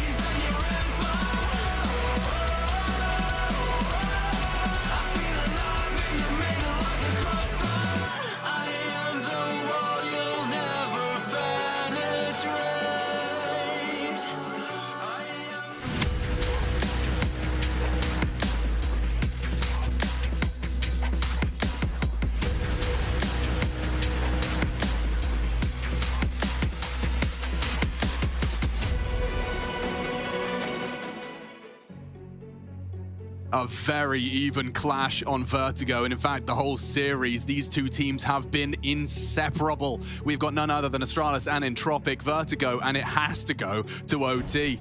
Hard fought. Blame really is sailing for Astralis. He's filling in the void of a very absent Glaive in the start of this game, but everything seems to have evened out. I got Chatty B with me for OT. And it starts with Astralis on the attack. Yeah, Glaive back online now, up to 16 kills. He's actually overtaken Zipex here as all part of this, and his impact was felt late within the piece. And Zipex's impact was felt in the ground. Yeah, that one was a little bit unfortunate, but some aggression. Oh, hello. Oh, goodbye. What is going on? Everyone throwing their body into the mix. And this could be a quickie. Forrest has provided two. He's still there. Blame knows and looks to punish. Has managed to put the lead in the right place. Blame low because of it. This is a 3v2 chat. This OT just started. And now Nickelback has got Blame dead to rights. Okay, well, Zipex, a clutch very early on in the piece here, and a round that he should go for, right? You don't need to save 12.5 T side. They've tried to change the pace out the gates here. Now, Zip will have to find a kill early as part of this, but, well, that's the kill we were talking about. Nickelback goes down. It's going to thrust Zip forward, but both are waiting on the site, Lackey and Elian, to close this one down. I can't believe Zip just wants to have a little glance. I mean, they are going to push it. They're running at him. Yeah, and that's the end of that. Simple as that. Working as a team, working as a unit, a guaranteed trade in the form of Lackey, and Entropiq successfully defend the first attempt from Astralis. Yeah, it looked like they were ready for it as well. There was more than enough bodies there to deal with that A-ramp biff, so that just might send Astralis back to a bit more than normal, which is not as fun, I'll be honest. Nice little flash off the wall there from Forrester to set himself up. But this is it. They just peel them apart, and you can see 3 prongs. One aggressive through the smoke, one up top crane, and one pushing out through that gap position. They've dealt with this one in style. And Astralis might just go back to the 1-1-3, where they weigh out the utility. You can see Elian there just listening for how many feet are trundling across that bridge. Crowd dropping it again, and he catches the boost, but Blame grabs the first one out, and damage done through the smoke, so they get away with the entry and their lives, Astralis. Okay, that's a change of pace. That boost was mantled very quickly there. You could see Crowd going for the same maneuver. And they're continuing to push. Forrester here to be a part of this. That smoke. Gap for Blame to work off. The Molly not going to provide any info. If they were to explode B now, it is just Lackey. Elian is floating on over through spawn, but it might be too little too late. They're going in. That's going to be a full commit. Lackey does already put his name in the feed, and he's already repelled the invaders. If they want to fight him, they have to get through him. Double from Lackey on the defense. Elian good for one onto Glaive. I know it looks like Config's been cut short as well. Forrester wrapped around. Such a quick flank from Forrester there. He just beelined it. It was the W key being stuck on down. And it's not something he's been doing a lot in regulation. Farley's going to clear him. It's just a question of who can click quicker. And Forrester's good for it. So, 2 of the 3 CT rounds they'll be playing out go the way of Entropiq. Can they get the clean sweep? Yeah, this is a big issue now in Astralis. They saved the timeout. They had 1 left, and they're going to use it here. This is the final timeout that's able to be called for either team. So if this goes on and on, no more pauses, no more tactical conferences with the coach, Farley has been gifted the ability to get at the AWP here for the final T-side round of OT number 1. The rest have plenty of cash to splash on those AK-47s. But this is a great double here from Lackey. You catch it on the replay that execute was coming. Still a lot of time on the clock, but they were very committed to this, and this is the Forrester flank. Those kills were going down on top of the site, and Config just not ready for the bullet in the back of the head. Farley left on his lonesome. And this is good from Entropiq. It's showing mentally that they aren't out of it after a game that I think people felt they should have closed in regulation. You have some remnants of that from Nuke, another game where a couple of rounds went against them that maybe shouldn't have. Yeah, I mean, what was it, 4 map points? 5, I think, at one point, maybe even. And so those 5 opportunities slip away. They've got 3 opportunities here in Elian, keeping his ears peeled. Crowd is not going to be too dejected after losing to that boost. He's still trying some funny business, and on the edge of the smoke catches Glaive. A coordinated opener and a very nice response. I'm not sure what he saw right there, but it doesn't matter. Pull the trigger, Nickelback down, and Crad sticking around. Lots of fun and games around the smokes here on Vertigo. So many resources towards A in these last couple. Like Forrester hanging around here, Crad still forward. There is a timer on that. He's so brave around the smokes as well.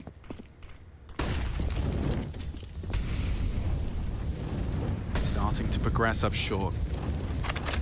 Ooh, doubling short here. This is nice. Oh, do you stick with it? I'm not sure. Not anymore, you don't. They know. Molly from Config could have forced the hand anyway.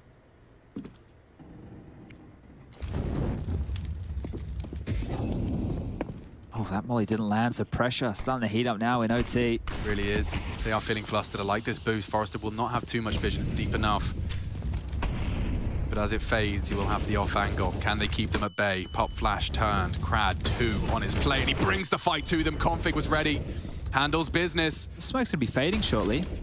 Elian catching 1. Farley's AWP is denied, and Forrester on this boost spot is good for the double. Astralis leave this T-side with nothing, unless Blame can find everything. Lackey good for it, 28 and counting, but it's 18 in the bank for Entropiq. They have guaranteed a second OT minimum. Oh, Astralis there. I'm not sure who threw the first Molotov that they were looking for to clear out close on short, but then there was a second, and it kind of completely screwed their scaling.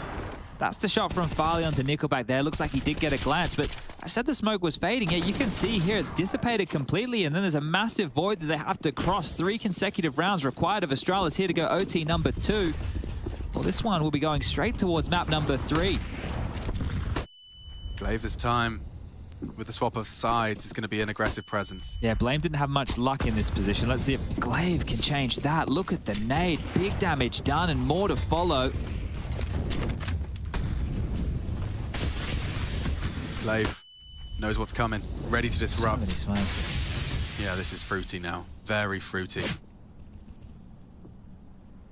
I think you might want to back off here because the smoke's going to fade for both teams simultaneously. Another awkward one is going to leave a massive void. They can even boost on over the top of that around the back, and no killer's gone either way, even though it feels like there's just been a battle for this forklift position. Still 2 smokes on CT, and Farley is responsible for mid-side. You can see Crad lining up something special here. Yeah, this is going to land top scaff here to push anybody back. Currently nobody home, but here they come off the swing.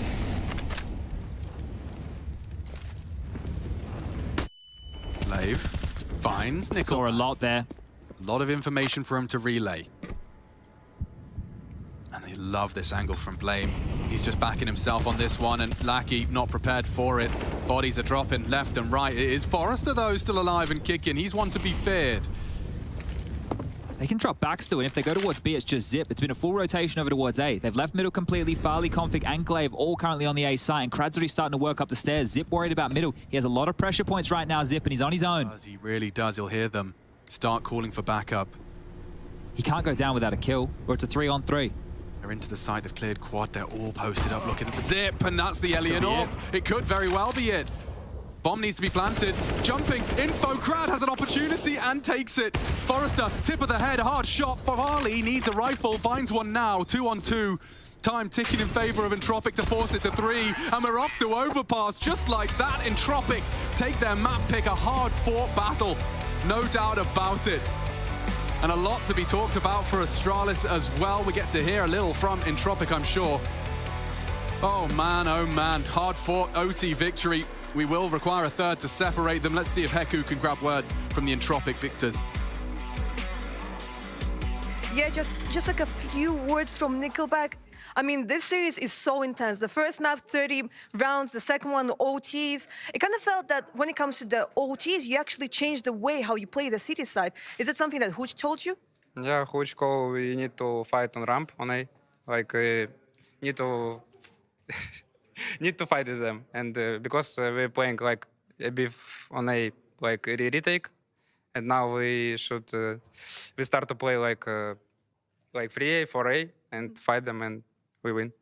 Yeah, well, now it's going to be overpass and map that both of the teams are really good at. Do you have like a special plan coming into the series? Yeah, we have game plan. We will follow it. That's all. But if something happens, Hooch will back you up, right? Of course. Of course. Thank you very much, Thank Nico. you.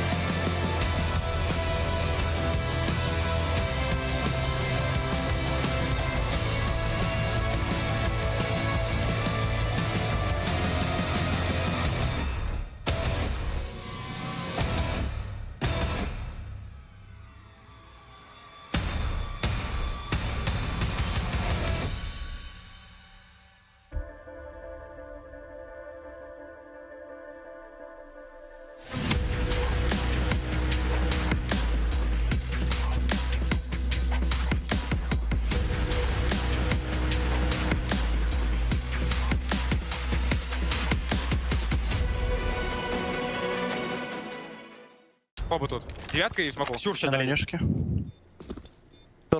Бил. Поставил.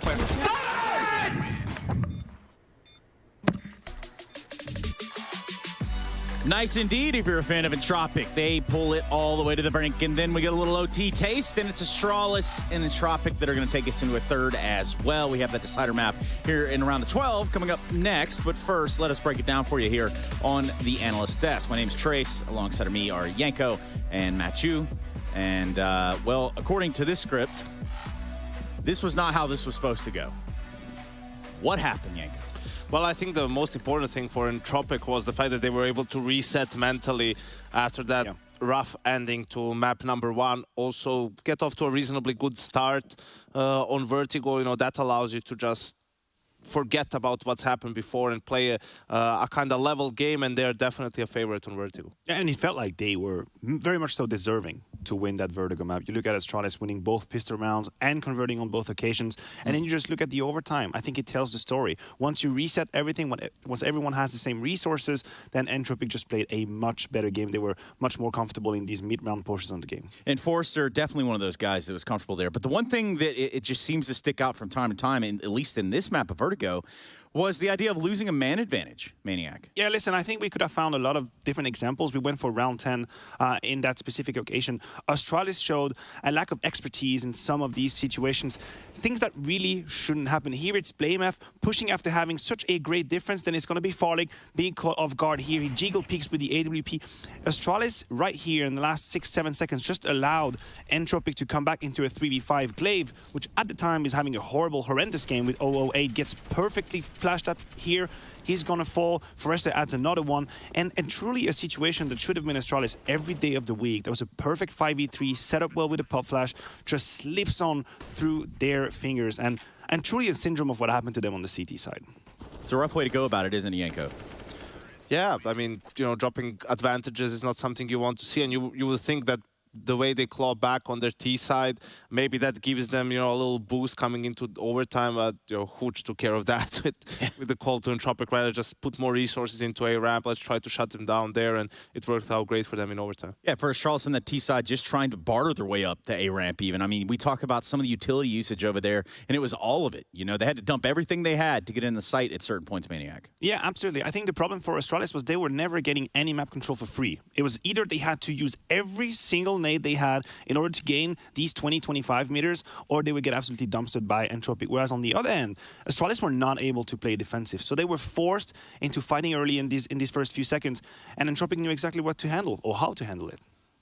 I mean, next map is. See, this is how Glaive must have felt. Yeah, right must here, have. right now. You know that 0-11. That point where you're just like, oh, just back up a little bit more, and you just fall right off the map. Unfortunate stuff there for the side of Astralis. We do now look forward to Overpass. Of course, the stats and highlights and all that will continue to run as well from Vertigo. But now that we have a decider map in the series, now that we look at this at an even keel, back at 1-1, basically a best of one, all things considered, Maniac. What's the doc saying? I think I've seen enough from Astralis to believe in that third map. It's not like they were completely blasted out of Vertigo. We knew it was a map that they just very recently added again in their pool. They had been removing it. We're moving on to Overpass. This should be better. The one issue that I have with Astralis right now is that I have little faith in Farlig's ability to take over a game. That's the last piece. Zero faith. I haven't really seen it. I don't think he's able to take over a game yet. And that's a problem on Overpass. And Alien has showed that, but not against tier 1 opposition, right? Like, he has been the worst statistical performer on Vertigo for his team, and they still managed to win. Okay, it may not be the most op-heavy map in the pool. Overpass certainly is one of those, so we'll have to see. I mean, for me, so far in this series, both teams have shown, you know, good things, bad things as well, made some mistakes. I think Overpass comes down to simply who makes less mistakes in crucial rounds. So basically putting them on par. I mean, if we're on the seesaw, right now they're kind of level going into map 3. Is that an equal way to put it? I kind of like that. I was picturing like... It's like a seesaw back and forth nonetheless. Maniac, you've seen yourself in situations like this before. Hell, even you, Yanko. We think about going into a map 3 and just how to get everybody back on the same page of what could have been a long, drawn-out overtime experience, but what do? I mean, it is a long series already, and you just want to make sure that, you know, the energy is still high, that the atmosphere is good within the team, that no one's getting, you know, tired, you're not getting jaded, you're not you don't want to linger as well if you're Astralis on what happened on Vertigo. It's done. It's in the past. You can't bring it back, right? Like, let's talk about Overpass, what our plan is, how we're going to do it, try to hype the players up a little bit so that they just get into the match, you know, talking and feeling good. Yeah, and that's what we're doing up here. We're feeling good, we're doing a little talking, but also going to a little break so that we can come back with Overpass, find out who's going to be walking away with this one. It's a pretty simple concept. This is the round of 12. And who do we have riding a scooter here? Seems like a dangerous thing. Maybe our commentators know a thing or two about that. We'll be right back after this break.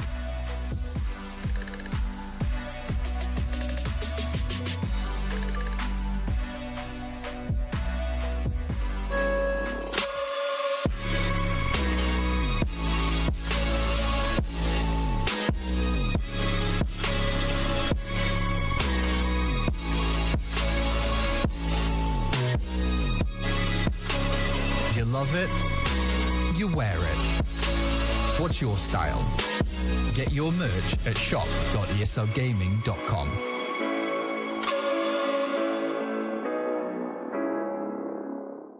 Choose nades, choose a smoke, choose a flashbang. Choose team badges to support your favourite CSGO team. Choose an ESEA Premium membership. Choose routes you know bring in wins. Choose pro video tips. Choose the fan club wars. Choose behind the scenes content. Choose good grades. Choose guns you know you can shoot right. Choose bingo. Choose the equipment you know is going to get your team the win thanks to heat maps. Choose the CSGO Hub Premium, the complete package to help you and your squad achieve all your CSGO goals.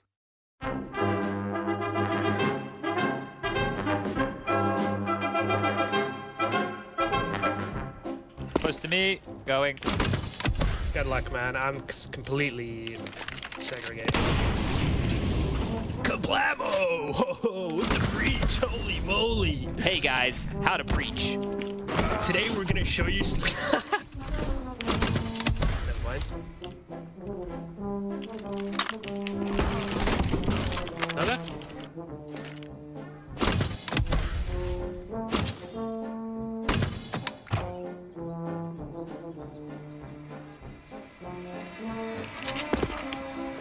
I'm behind him. He's like on the coast down here. Oh, two. Still not close enough to help you. Okay, I'm nuts.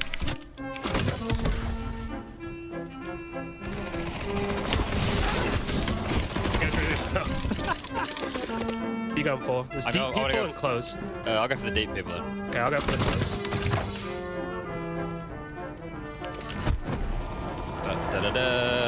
I've whiffed. He has no idea. Oh! No!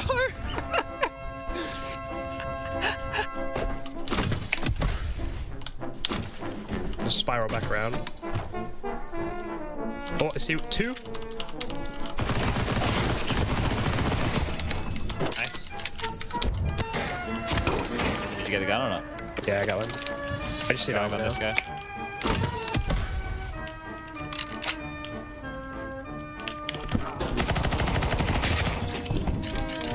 Nice. I'll go for a gump. Two.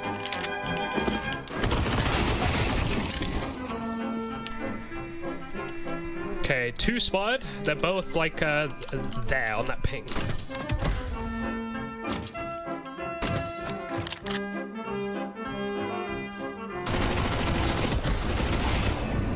Nice. Easy.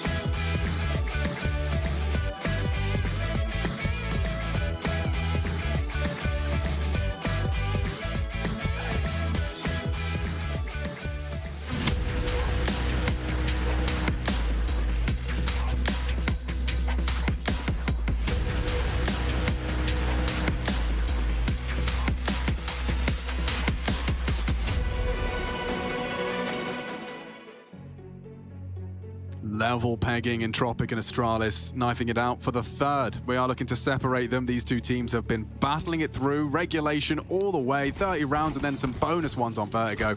And this is an important knife, Chad. We're going to be seeing the Astralis boys win this one out. They'll have the choice of side, and worth mentioning, Entropiq did have the choice of map with the third of that veto process. Ancient and Overpass were left over, and they opted to remove the newest map in the pool. Yeah, you can understand. So Astralis have been favoring Ancient. They've actually been picking it in certain series here. So to force them into Overpass, the map that they lost that 15-7 lead against Heroic, maybe that's still ringing in the back of their ears after the shush clutch. But over towards B we go, and an early biff with a 1x bet odds still favoring the Danes. We're in. Yeah, they landed a nice goosh early, but that does not stop Farley. Zipex is on notice as well, so this can tumble, and is, because Forrester has made it very clear he is still fragging up a storm. Bodyguarded, stuck between two mines, and now, well, this one concludes. It's just Glaive. You do have Rushley 1, 2, 3, 4, 5, and 6 hanging out on the observer cam. Glaive with nothing more than his USP. Yeah, literally nothing more. Poor guy, $100 to his name. Would love a kill. Spammy on the Usp, and Alien will finish him off and pick up that of his own, and they will walk away with 4 USPs. So they're not going to come in handy, guys. But yeah, the USP over the Glock, in case you weren't too awares. 9 USPs in play for round 2. Let's see if they want to go down that 5-7 route again. Config investing in one. Glaive with a Deagle, a UMP in the hands of Blame here. And just some steady shooting. After the opener right there, it did fall apart for the Danes. Yeah, they had the pieces there. It was just a question of losing so many to Forrester in quick succession. The molly well placed on barrels, and wow, good nade actually from Glaive. That's going to very deep be swallowed by Lackey, so they get 2 off without any rebuttal. So good damage done, and now one of the issues is you know that the CTs were aggressive, and we talk about this a lot on Overpass. It's true in gun rounds as much as it is on a 4-spy, is just how many prickly little corners that they could be hiding in. The connector, worried about them up close in bathrooms, pushed up behind the tree, or the rock at long. There's a lot to clear on a map like Overpass. It doesn't just work like a traditional map because of some of the swings and roundabouts that you have to be worried with. Now up long they trundle, 3 of which Crad dealing with the banana/mid position. Forrester going to rejoin the troops as, oh, Crad, I think he has his jump throw key maybe close to his spacebar there. But he will get that one down. A lurk smoke front of sight for Blame to play around with the UMP in hand. And now out of utility are the Danes. But Astralis with some info, and Farley, you swing out. Oh. You get the kill. Lackey, the lower, dead. I have to try and find some more, and the bot shots don't connect. Alien has the bomb, and it's been spotted, though. Or rather, excuse me, Nickelback is maneuvering that back. Config's really aggressed towards the toilet divider. And so he'll be at least be able to report any dissents. There's 35 seconds. If they go towards A, there's going to be at least 3 players here. Zip is playing passive Glaive as well. Oh, Step would have been heard. Yeah, definitely. He can strike here, and drive-by gets really awkward for Entropiq. They need Forrester, they need Nickelback to start charging into this site. Elian on long side is delivering, but it's getting sketchy. Very, very sketchy. Nickelback bringing the bomb. Oh, no. That was all hanging in the balance of that duel with Glaive. And so low. This is so winnable. And Zipex takes it as easy as pie.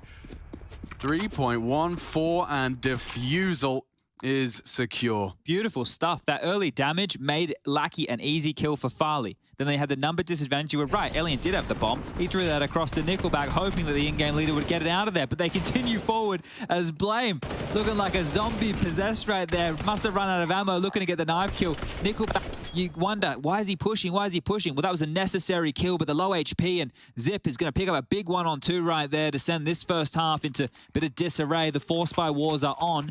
The buyback from Entropiq coming through. Scout, Galil, some pistols around it with the util. Entropiq make work with this. Can almost operate as a bit of a bungled gun round, right? Because you still have enough weaponry to make this one work.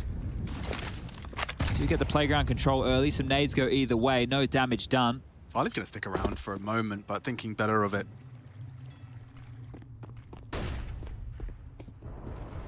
It's short. And it's Forrester, very, very close to the action. Hasn't been spotted out, has gained some information thanks to the boost and jump from Glaive. We might see a point of contact on long here, Alex, because Alien's posted up with the scout. So if Blame goes for a look, he might cop a tag here. Well-drilled individual as Blame got the M4 and the flash is perfect for the frag. Gets it. That's actually huge. Can he get away? Never mind. He'll fight his way out. 2.5. Nickelback brought down to 50.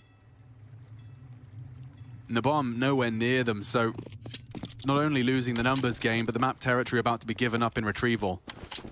Well, Farley's reposted up towards long right now, and I'm sure Glaive would love to get over and get that M4 that's loose on the ground, but he's still tucked on towards B. Zip and Glaive to defend, and there's some information spotted. Forrester noted now. 35 seconds remaining as they look to set up a boost here. Glaive could be susceptible. Oh, slippery.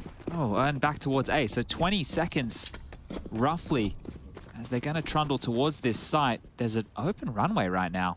Yeah, it is wide open. Farley won't hear it. Config will be on his way. They might even get a plant out of this, you know? You'd take it. You certainly would take it. Bomb to be planted. Farley to deny. Oh, that's an important duel. That's it, the round, just like that. Farley sprays them down. 3 in quick succession, but the plant found. They should hold off on the defuse so that Glaive can go get this gun, and that's exactly what they're going to do here. Glaive just hightailing it towards long, has scooped up that M4, so that's the best that they could walk out of the round with. So crossing the T's, dotting the I's are Astralis, and they will win out the 4 spy wars. That's 2 consecutive rounds, but it is a good plant for Entropiq, so at least they can stay slightly threatening. Now, this is really good from Blame, because I thought that he might cop a tag. The flash was good. You saw Elian there have to hide behind the tree, and on the swing back out, Blame's aim is too good. Bomb just going down right there, so the consolation prize for Entropiq. And they are going to be buying in with just a couple of digs here. Now, just to note, Nickelback hasn't invested anything. And that is likely because he will be dropping the AWP for Elian in the future gun round. This is just the slow, drawn-out default spread with pistols to milk through the CT util. You can see if you look at your minimap on the top left of the screen, there's no real committal anywhere early. Blame and Farley are quite far forward, so need to be careful they don't give over an M4 here. Just like that. Farley revealed as well, and he can mop up as he has 2 nice, quick, clean kills. Going to make it difficult for those weapons to be retrieved, sticking around. Now, one thing we might want to talk about here is this roster of Astralis has been on debut at Pro League Season 15. And they were able to pick up a 16-8 victory on Overpass against EG. But against Heroic, I did detail this earlier, they lost out from a 15-7 lead, I believe it was, to then lose in overtime 19-16, and that was after a shush. I believe it was a 1-on-4, but it was a 1-on-3 that looked juicy once he got to the site. He had that hard clear, he takes down Glaive, the 1-on-1 with Blame, and then, well, Heroic, you know what that type of a series means to them in the Danish Derby.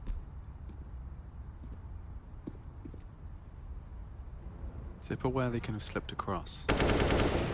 Good for the confirmation of the information. 4 hearts still beating. They are building up quite the bank, and they've certainly set the pace. Now, it doesn't mean a lot, but that was the first opening kill for Entropiq, was Lackey's Deagle there. So that's almost like a non-issue one because it was unable to be traded on top of it. They didn't really take any space off the back of it. An immediate response from Farley with the double up. So we'll keep our eyes on opening kills. I think opening kills on a map like Overpass, especially for the T side, are huge because this is a difficult map to operate on, but that orb is in the hands of Elian, and away we go. Farley's got his out as well. Deep incendiary. They will go with the extinguish. The nade to follow through, and the... Wow, patience of Lackey almost paid off. Walking into the AWP. No monster smoke, right? Oh. I thought they doubled it there, but it was a flash and a smoke, so that's okay.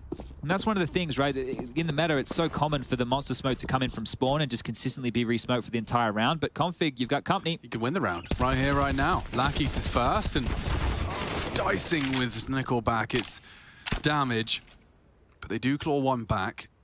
This worked before for them, right? And Farley is in a position where he could go for the wombo combo flash setup, almost similar scenes. Blame might be hearing some of these steps. Oh, yeah, here's the run boost and the scope. So Farley going to flash him in again. We could have a rinse repeat here. They could both be doing the flashbang dance. And they are.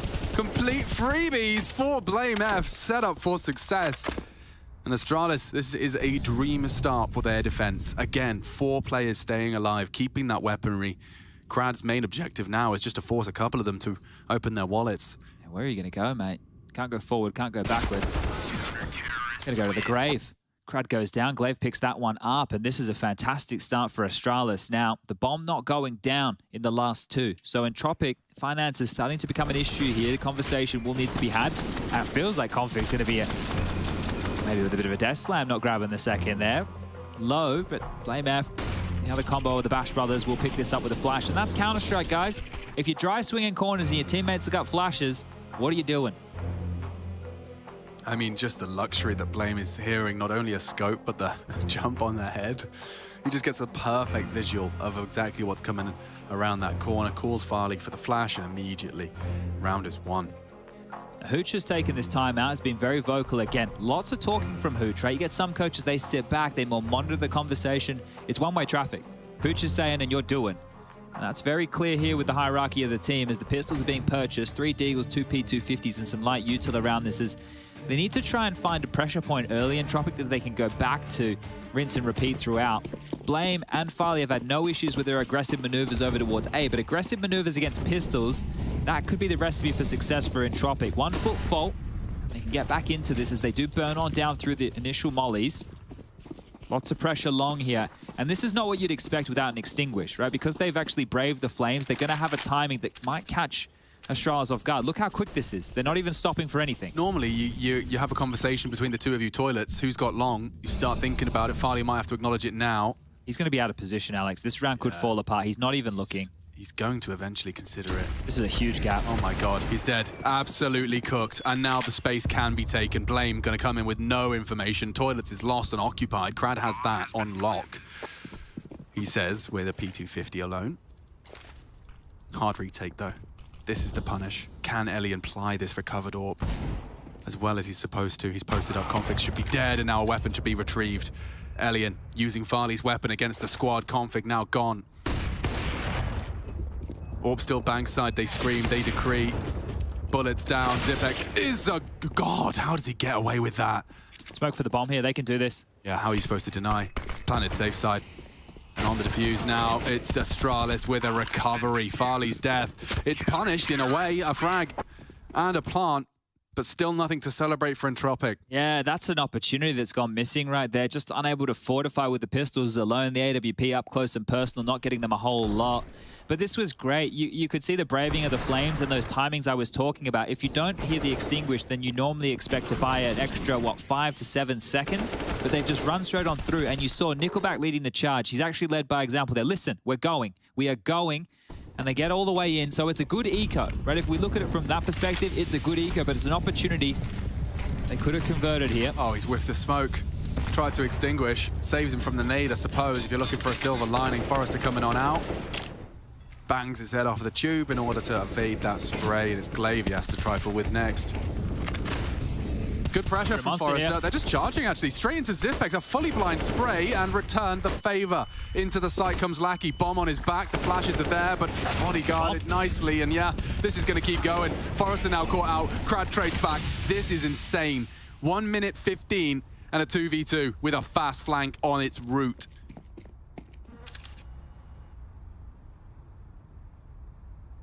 Finally posted heaven. He is waiting, making sure he doesn't take an engagement before Blame can activate. Blame will, just by presence alone, deny any monster maneuvers. Both playing waterside here. This is actually pretty good. Yeah, it's just a question of if Farley... Oh, they're pushing. They have a great idea about this flank here. Yeah, they're working it out. Too quiet for too long. Farley trying to draw distraction, trying to run interference. Farley concerned about his flank. They're running out of time now. Elliot loses his jaw. Big pick. Blame to try and get that kit and get that defuse. Crad needs to deny this. Crosshair in the right place. Needs to deny it now and has. I think that's the round. No time. No time at all. That is really rough right there. You think Astralis, they've got that one. They're trading in towards the B site. It was a beautiful scene. Just constantly chopping and changing within the kill feed. And there you go. Entropiq do get one back. They're able to pip the gap. And you can see this from Zip. He does really good to get one while completely flashed. Lackey comes in. They gets desperate. They're pushing through the smokes. They want the space. I guess if Lackey runs in, you got to follow him. And they do. Glaive grabs one back. Crowd on that trade. And this is a great shot from Farley here. But you can see where they planted. Good awareness. Good understanding of the situation. There was a lot of unknowns. And it was too quiet towards CT. It was too quiet towards Heaven. They read the play. They grabbed their second round. 5-2. Back towards B we go. Straight through Monster. That's going to be quick. Let's see if Zip can once again get a frag out of this one. Good damage. A dink to Lackey. Doesn't stop his run. He could catch him. Zipek's hidden. Glaive trades. Config's nades. Good for a frag. Sound cues are heard, yeah, but Config just sprays on through. Forrest has been great, but he's not ready for this. Pushing through the smoke is Config. More nade damage. Great from Astralis as they are completely washing them out of this round. Victory very short-lived. Unless Elian's got some magic bullets in this Deagle. 3 left, and he's got 0 HP. 6 for Astralis. They are feeling themselves. This is, the dream start for any team in a third map decider. Starting CT, losing that pistol, and then finding your feet immediately. Yeah, otherwise this could be a completely different looking half so far, right? You lose the pistol, you lose the force, then the conversion comes in. Right now they're really keeping Entropiq at bay. And this was a great rotation in from Farley, just dealing with any of that slack that may have been left. A timeout called and another opportunity here for Hooch to get on the mic. Now, when he made the call last time out of the timeout, they took a lot of space, they grabbed a lot of room, and they got the bomb down, but they didn't get the round. There's enough money for Lackey to buy. The same can be said for Elian and Krad. And while I can break the news that Forrester has just forced into a Galil, so there should be a purchase here. The pressure, they're mounting a lot of it over towards B. Blame has a buffer of cash, 6K to his name. So it's looking okay over there for Astralis, but they'd love another consecutive just to keep that cash flowing. Both coaches chipped on in. Still tense. Trace remembering to stay hydrated. I hope you are as well. This is my Hydro Homie responsibility to remind you to get a drink. Maybe on the next eco, because this one's worth sticking around for. Looking like another heavy lean towards the B site early, and 3 CTs are going fountain pushing. Elian's job is to try and cage this. I don't think he's going to be anticipating so many bodies there. B is great. It's ripe for the plucking. If only they knew. Forrester has really enticed them now. He's taken down Zip. It's just Glaive. Up against the entire Entropiq squad. Low, but not low enough. The B site open for business. And Astralis may just want to play their funds. This is it. Blame around the world again. No, safe and sound. Nickelback lives on. Yeah, and this is it. Like, Blame has closed the door. They won't be able to escape. I think exits would be a good option here. Or hang around and see if you do get a kill. But realistically, you can see just where Blame's parked. Just the speculative shots from Farley through the smoke right there. They're not actually going to tempt fate on this one. They're just going to hold on to their guns. Blame can drop into the next. Farley should be able to do the same. The lost bonus bottom of the barrel. But B, there's a bit of rinse and repeat. And Astralis once upon a time, right, they would, nice shot, just go for a lot of B plays. Like turn Monster into an aim map. And that seems to be what they're doing here with some of these maneuvers. I mean, it sounds kind of dismissive to say it this way, but the reason this time it worked was not due to a change in their strategy, it was due to Astralis sending 3 aggressive to Fountain. They were operating under the assumption it wouldn't be another B. And this is the thing, now this conditioning will play into the rest of the game. Do we have to start 3B all the time? If we're playing 2A, do we do a bit more of a retake setup? Because if you're trying to read as an in-game leader and be ahead of the call, well, Glaive, you've just lost that battle right here, right now. So this is where you can either nut up and go for something that is quite aggressive as a pack again, right? Or you can chop and change the setup. And they are changing the setup. Zipek's over towards A this time, and Farley's AWP back towards the B bomb site. And Entropiq have now decided to head for a bit more of a standard default. Big nade, doesn't do too much damage. Oh, dismantling immediately on the back of that smoke. So Zip is going to stay tucked in towards the connected position. Blame has to deal with both Party and Long. No smoke. We've seen this before, right? And Farley was patrolling here. And you can see Forrester up on the barrel means that his legs are not going to be in sight for Farley unless he pushes well and truly into the monster tunnel. So this is quite telling, right? If you're reading the play here in Entropiq, you'll know, I haven't smoked monster yet, guys. This is a different look. And with that info, you now get a spring in your step towards A. You can take more space. You don't have to worry about the AWPer divider. You don't have to worry about the AWPer long. You can take a couple of extra liberties here. And Farley now has just started to rotate back towards the first letter of the alphabet. They smoke monster. It is just Glaive and Config over towards B here. This Config position could get rumbled if they go connector and a short split. And they're coming back B. Config, you might be in some hot water soon. You heard that nose there? Distracting them. Oh, but Forrester's legs. Waits and bides his time. Good find. Config does try and throw a smoke to contain Crad. He does actually fall off into the headshot. Puts us back into a 4v4. Time is just the main issue here. Farley spotted out toilets. The AWP is on A. It's the right call to hit B. It's just Glaive right now. But 19 seconds, if he can just disrupt, as the Flames have. Swings on in off the flash. Oh, and builds a round out of it. Glaive looking for his third. He's won the round off the back of that lone defender. Sends Entropiq packing. Good supportive util as well, but that's all Glaive. That flash from Zip, god tier. That right there, as a supportive player, well, not as a supportive, as any player, throwing a flash and then somebody profiting 2 blind kills off the back of it, that's what you love to see. That is what you'd love to see. Beautiful stuff, and that's another wombo combo flash assist coming in for Astralis. You had Blame, who had it happen long, a couple of plays, and now over towards B, so the utility usage is great. And a little stat line we were looking at before the game was Entropiq throughout the group stage, out of all the teams, we're actually the highest rated in terms of flash assists. So getting a taste of their own medicine right here. Astralis, the OGs as far as utility goes, showing us how it's done. Yeah, and Zipper's been flashing for Glaive for a few years now. He's familiar with the turf and the moves, and speaking of, Farley's let one slip, yeah. It leads to 1. It leads to 2. Elian with just the AK, but catching Blame, and Forrester, he's anticipating an aggressive CT walkout. He's trying to catch on the fade, adjusts immediately into Zip. One's great. Does keep the advantage in the favor of Entropiq. Config's here and hearing this. Oh, Elian, I hope you spotted that. I hope you were ready for that. He wasn't. Config's got him. And now running into B. Glaive is pushed short. They've got so much util. They better have something in preparation for a late short arrival. Smoke sight, Molly, Graffiti. They're not ready for sure.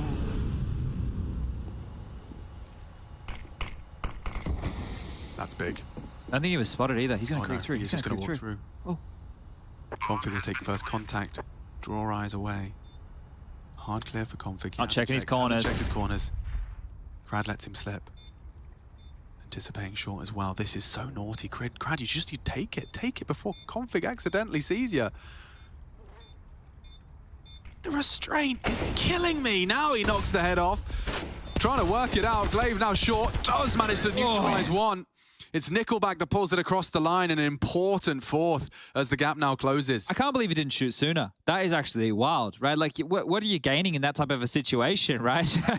you still have questions to ask. So I'm sure Config scratching his head like, what? Why did he? Yeah, all right. He was alive for so long. And this is the miss. Yeah, just, I guess Farley may have been in conversation or looking at his radar or not completely focused in right there. And this is the trigger discipline from Crad.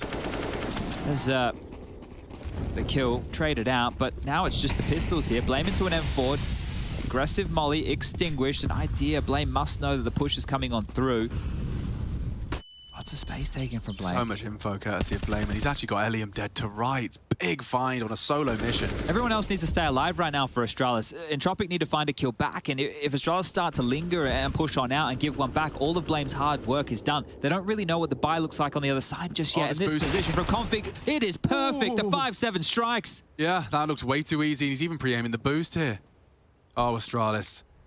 These are the rounds you can pull out in order to really distance yourself from the competition. Can't be getting away with one like this. Yeah, you can't be giving one of these over. I mean, I understand not ready from Elian's perspective, but Blame's taking it. And now Astralis are running with it. So blind.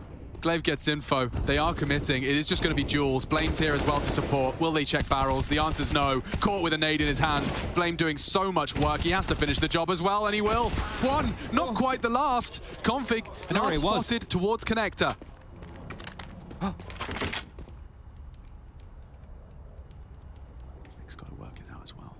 He's playing. He's checking him. Config's done it. Astralis throw an absolute haymaker towards Entropiq's hopes and dreams. They're back in the doldrums of 2K, and an 8th that they had no right to win. Astralis take it by force. That is crazy, right? That is crazy. You think about that, should have been 5 rounds right here for Entropiq. 5 rounds, and then they could have had, what, maybe 7 on the way out the door. Look, they can still get 7. The TK here onto Forrester. Look, it doesn't feel great, but it was a scrappy situation. The Bash brothers, Config and Blame F stepping up in a big way with a double apiece. It's huge, absolutely massive, and it only makes the gap even bigger. Oh!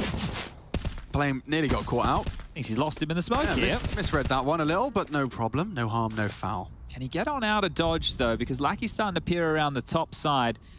Blame's option may actually be better to go out through B.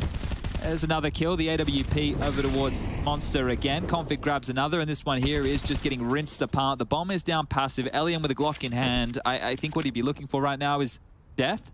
Some of us have days like that. Comes for all of us.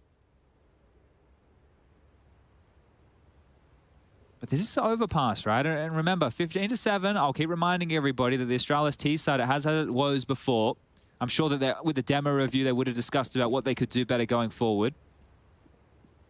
A bit more salt in a game like that, so maybe some emotions getting the better of them. And then steps out. Zip will gladly oblige, and they keep all 5 alive. That is great, as there's 2 rounds left here for the Danes. It's been a dreamy first half, hasn't it? It's been splotchy rounds. There has not been a single Entropiq round that has been posted back-to-back. And look, that is great for Astralis. It means that they've just been able to continue to punish them here. Denying plants in the last few. 3rd timeout called. Hooch wanting to get on the mic again, understanding that 5 rounds, 6, it's possible. You'd love to get those on the way out the door here. And remember, here's the clutch, highlighted for everybody. This was the Zip 1v2 on the 4 spy. Then we were highlighting the Wombo combos with the flashes, setting Blame up for some success. Just giving you some of the moments here. This is a round that almost got out of control as well. Entropiq, they zerg through the long bathroom Molotovs, make it all the way. Yeah, and even in their victories, you know, that Crad 1v2 is a perfect example of it. And this one as well was 2v2. In their limited victories, they've been close. Never having like a full, very healthy conversion. It's made it very difficult. Pulling teeth as Entropiq try and find a competitive half. 6 would be great. The conversation's been had. The timeout concludes. Let's get into round 14. And Blame, he's been catching good timings on these. He's not going to go for it again, I'd imagine. He's actually willing to force a hard clear out of Entropiq. This didn't go well for Farley last time. Yeah. Blame's on an island now, committed. Ready to rock and roll. No way! He gets 2 and Elian's missed his shot. A 10th round looms again on the hero play from Blame. He's been kept honest, I guess. 1 back, they do shut him down. And now you have 1 minute 14 seconds to operate with 2 flashbangs. And this is overpass of all maps. Forrester needs to find something. Information taken. The surf away is smooth. The immovable object of the boulder. Stalling Entropiq out here in round number 14. Thinks better of that. Elian's not been having too much fun. It is pretty nice when you've got the immovable object of Blame and the unstoppable force of Config on the same team. They're not against each other. Their energy's going in the same direction. Yeah, and it is just a parallel straight to the head-to-head in the quarterfinals. They could be meeting Furia. Oh, I would love that match. It's got entertainment written all over it. Elian trying to get activated late here. That's his 6th kill. Bunny hop's not going to help him. Farley does track beautifully. He's going to get away. Krad's coming. Farley tucked to the left. Barrel spotted. Tap, tap, tap it in, says Krad, and now Farley can tuck tail. Killing him after time would be the worst for Krad right now. Hi, guys. 5 seconds. Quick Lavers. Oh, he's going to have to try and find a safe haven. 3, 2, 1. Oh! Holding his horses and living. Oh, my lord. Oh, that would have sucked. That would have absolutely sucked. $500 is all Krad would have had. But instead, he throws the AWP over, and Elian will still have his signature weapon for the last round of play. This is Blame, just another round on virtue of his frags alone. This is a huge way to get the round started. What a luxury for Astralis to have, to just send that boulder into an aggressive defensive stance. That sounds like an oxymoron. I like how he's playing it now. It's a bit more like Rainwood, you know, aggressive and disruptive, and also becomes a linchpin late if they do get past you in one of these little maneuvers. But can they make it 5 on the way out the door? It could make the world a difference here. Spam back through, Glaive chipped on down. 35 points of health here to operate with the remainder of round number 15. And just on that point, there's a big difference between the 11-4 and the 10-5 for Entropiq here, especially with a pistol win in the second half. That is good. Could make a world of difference. Boost coming up here. Krad backing off. He might catch the kill here onto Blame. He's ready for it. Hey, he's seen this one before, but Blame still gets the kill. Yeah, tagged up, but it's Krad that's body bagged up. But if you know it's blame on B, do you start to now press the issue towards A? Right, he has more than ample time to rotate back. Farley still resides on the site, and this is more of a totaled up A defense. Config taking space off of that connector kill. They're starting to turn the screws right now. Yeah, and Blame wants info. He's going to use his low HP to try and find a ratty corner and not the flash. Yeah, Forrester's dealt with him, but Farley, oh, just looked away as the space was taken. So close, He wants Farley. to answer long, he doesn't know. Close. He had no idea. The punishment's not there, though. He's given the information and, oh, shy of the mark on the hip. This is a way in now. The 5th round looms. Config's on the flank and fast. High flash. Nickelback clears CT. It's only Config. Can he come up clutch? Zipex from the grave does find one on the Molotov spread. And with 20 seconds, if they can just pick up that bomb, this gets much easier. Nickelback does find it on the edge. Planting now. Elian needs to close this round. 10-5 and a 1 pistol, and they're right back into it. Playing passive, they both dropped on down. Kit's available for him. Easy first frag, won't anticipate a second there though, and that's Elian. Double up, double trouble, 5 to 10 then, as we will swap sides. This one really heating up. Still uncertain as to who can take it. Astralis edging forward. We'll have to find out together in the next half.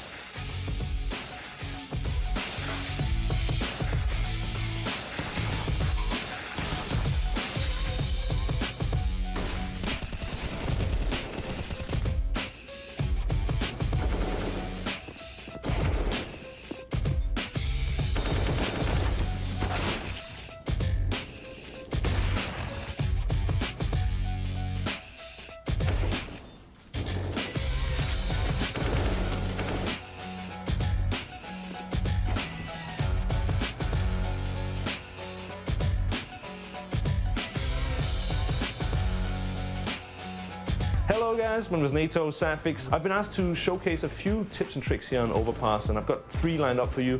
One of them being probably more of a funny spot you can use in matchmaking, so let's go ahead. When I was playing AWP, one of the tips that stuck with me on Overpass is if you can jump up on this here. Then a lot of people are holding this angle here, and it's quite good, especially if the opponents have pistols, for example. But for me, it's sometimes better to grab this angle, because even if the flash comes over, which you won't be able to dodge anyway, you'll be blind. Then when the players swing out behind the rock, they probably clear this here angle. And then when your flash starts to fade, the players will be pretty much in your vision, and then you can like just slow clear out. So typically you won't be flashed for that long unless they flash like really super far. If they just flash in your back, you won't be blinded for a very long time, and you'll be able to get some easy kills.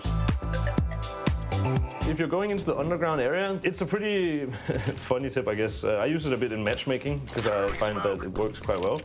And if you just smoke off the underground, for example, you can jump up here on the ledge of the pipe.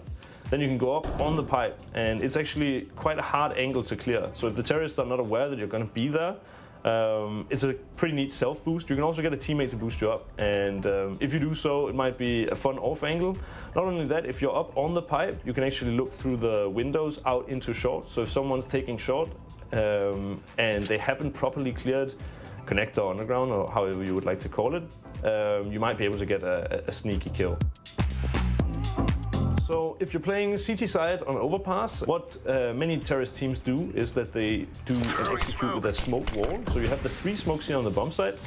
And the problem with this is that if you're the CT, you can't really get any clear vision. One way to get impact is simply just jumping off this trash can. So if you do that, you can get some info. But not only that, you can actually also boost on the corner of the trash can. So when the smokes are up, basically you're able to sit on top of your teammate's head. It's just a way to get a clean kill without potential for a refrag.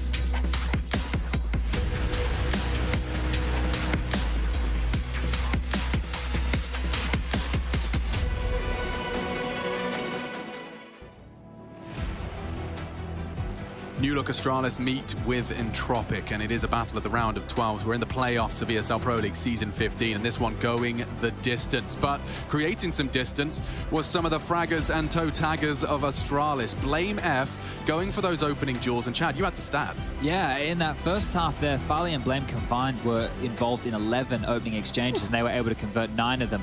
Blame with 6 to his name. So the aggressive maneuvers on the CT side or the kills coming their way, either way, they've set themselves up on that double-digit pedestal right now, and they're coming very fast connected. This is a biff. Oh my god, he's not going to be ready for this. This is so... What the bloody hell was that? Farley, great shooting. Blame's managed to open up with a double of his own, and you can see 1xBet believes Astralis have got this in the bag, and the pistol already indicating as much. One across. Needed that clean tap. He hasn't been able to provide it, and now with his information, they're just going to regroup. Blame to take the space late. They have a smoke and a flash.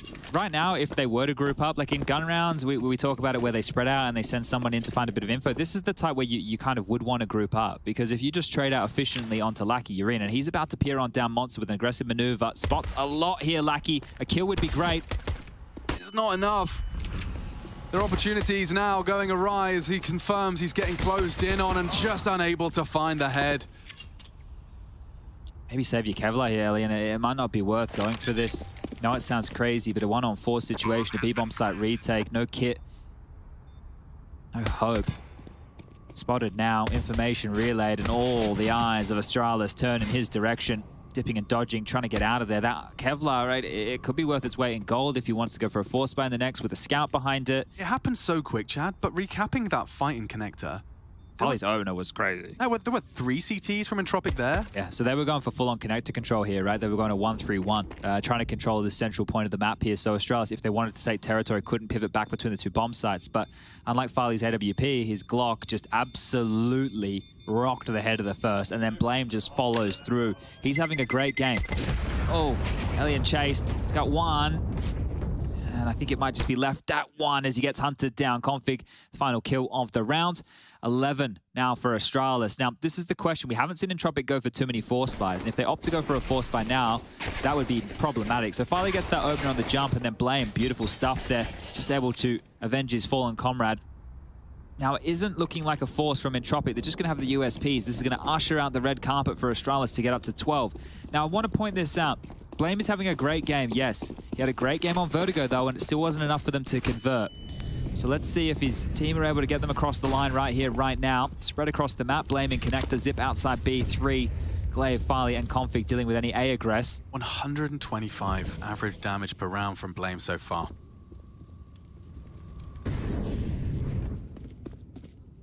Second highest util damage for his team as well. He's having a good game, and he's showing a bit more diversity in his play, right? He's getting stuck in. He looks a bit more unleashed. The fact that he was probably involved in a lot of those opening duels he was winning on the CT side might spur him forward on the T side as well to try and keep up some of that action. He's trying to tuck tail and make sure he isn't spotted in the blind spot. 2 towards long. Nickelback on the site, crowd rotating over, just Lackey in that sewer position we highlighted before. Here comes the flash. Config safe and solid. Delivers that. That was the gimmick. That was the move. Yeah, they need to scoop up the bomb in T-spawn, but there's 45 seconds left. Glaive is tasked with doing that. Farley covering off any pushes for bathrooms, Config for long, and we'll call this one done and dusted. Now, Furia are waiting in the wings, and I'm sure that they're happy that they've got to see these teams play quite a consistent amount of Counter-Strike here. It was all 30 in the first, it was overtime in the second, and this one here, well, we're not done and dusted yet, but they've shown 3 maps here today. It's going to help a team like Furia just settle in and see what type of form they have, what strategies they're running. Yeah, what's up with Art wanting to play Astralis as well, believing that the Furia boys have something that can disrupt the Astralis boys, saying if they feel easy. Yeah, that right there, I think that with the way that Entropiq play versus Art's aggression, personally, he probably has a hard time getting away with some of his maneuvers. Yeah. Whereas there's clear from Astralis, they also enjoy the chaos in some of their games, right? They have a switch. Sometimes it's config, go kill, and Glaive gets involved in the aggression as well. Sometimes it's a little bit more tempered. Farley will finish things off right here. Now, this is a 3-map affair. Yesterday's opener between Fnatic and Ents was over 2-0. Then FaZe versus Players, it was back and forth, a 16-4, a 16-5, and then a 16-9. So all single-digit map victories in one of the showstopper fixtures we had of yesterday. Later today, 7:30, I believe the time has been adjusted to now. Might be a little bit later if this game continues to go on. Heroic versus Liquid, North America's last and only hope, unless you count Twists, but I think he's migrated now. We can call him European soon. He'll fly that Canadian flag, but Molly missed. It's Molly, yeah, and Crad got a lot to do here. You saw how it worked out for Blame. Back turned. Back turned and executed. They're looking lost. Entropiq. It's a long old series. Astralis, they're weathered veterans in the longevity. Right now, if you have got the aggressive A prong down, you know that likely Alien with the AWP, you just regroup over towards B and go for a set piece. Forrester and Lackey are the two that they need to rumble. And this position from Forrester, extremely susceptible to a nose flash, right? So if you can stand by this little pole over here, you whack a flash through Monster. If he's blind, Lackey needs to swing on out and protect his teammate.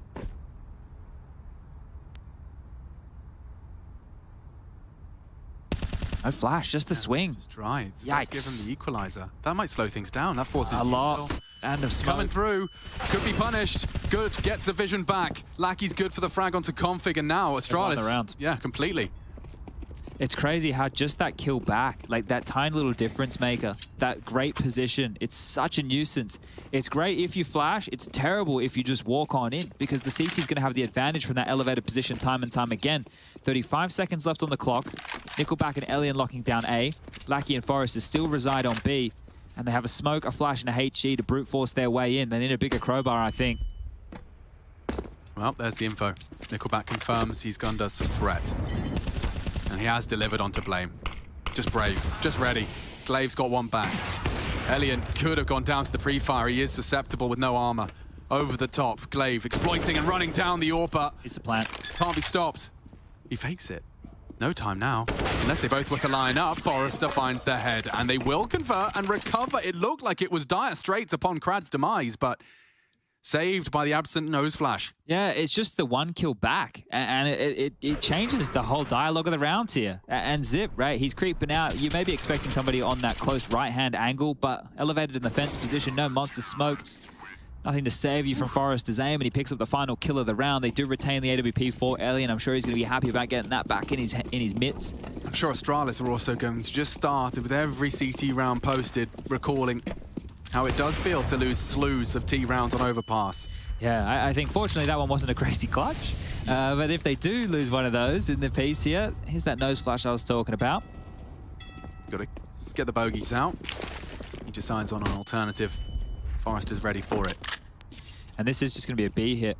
So this is a big issue right now for that of Astralis. It'll be like 4 here. Crad can support short from connector. Yeah, they have a lot of room. So they have to hope that they get a multi-kill early, right? If you're trading 1 for 1, the onslaught of CTs is going to be continuous. And Blackie's trying to do... He's avoiding this nose flash. So here we go. They're picking up the flashbangs and dropping on back. So this one's being called off, I think, Alex. Yeah, I'm just going to stick around trying to punish if they did. 55 seconds and not a whole lot's happened. Krad's in connector. At least Nickelback's now over towards A to help out Alien. So the cut of noise across the map has forced a rotation. Krad getting some info here. But that's it. They've thrown flashes A and now they're going back. So this setup is looking much better for them to execute against. There's a positive. Yeah. Maybe the only one we've got right now for Astralis in round number 19. Krad's still got nothing to report party. I'm sure he'll be around in time. As soon as Alien's rotating. Is thrown into the equation. Alien is on his way. Util light. Alien does have an incendiary, could make things awkward short. Here they come swinging through. Lackey on pillar. Forrester down, and now it's up to Lackey. Delivering, can't make it 3.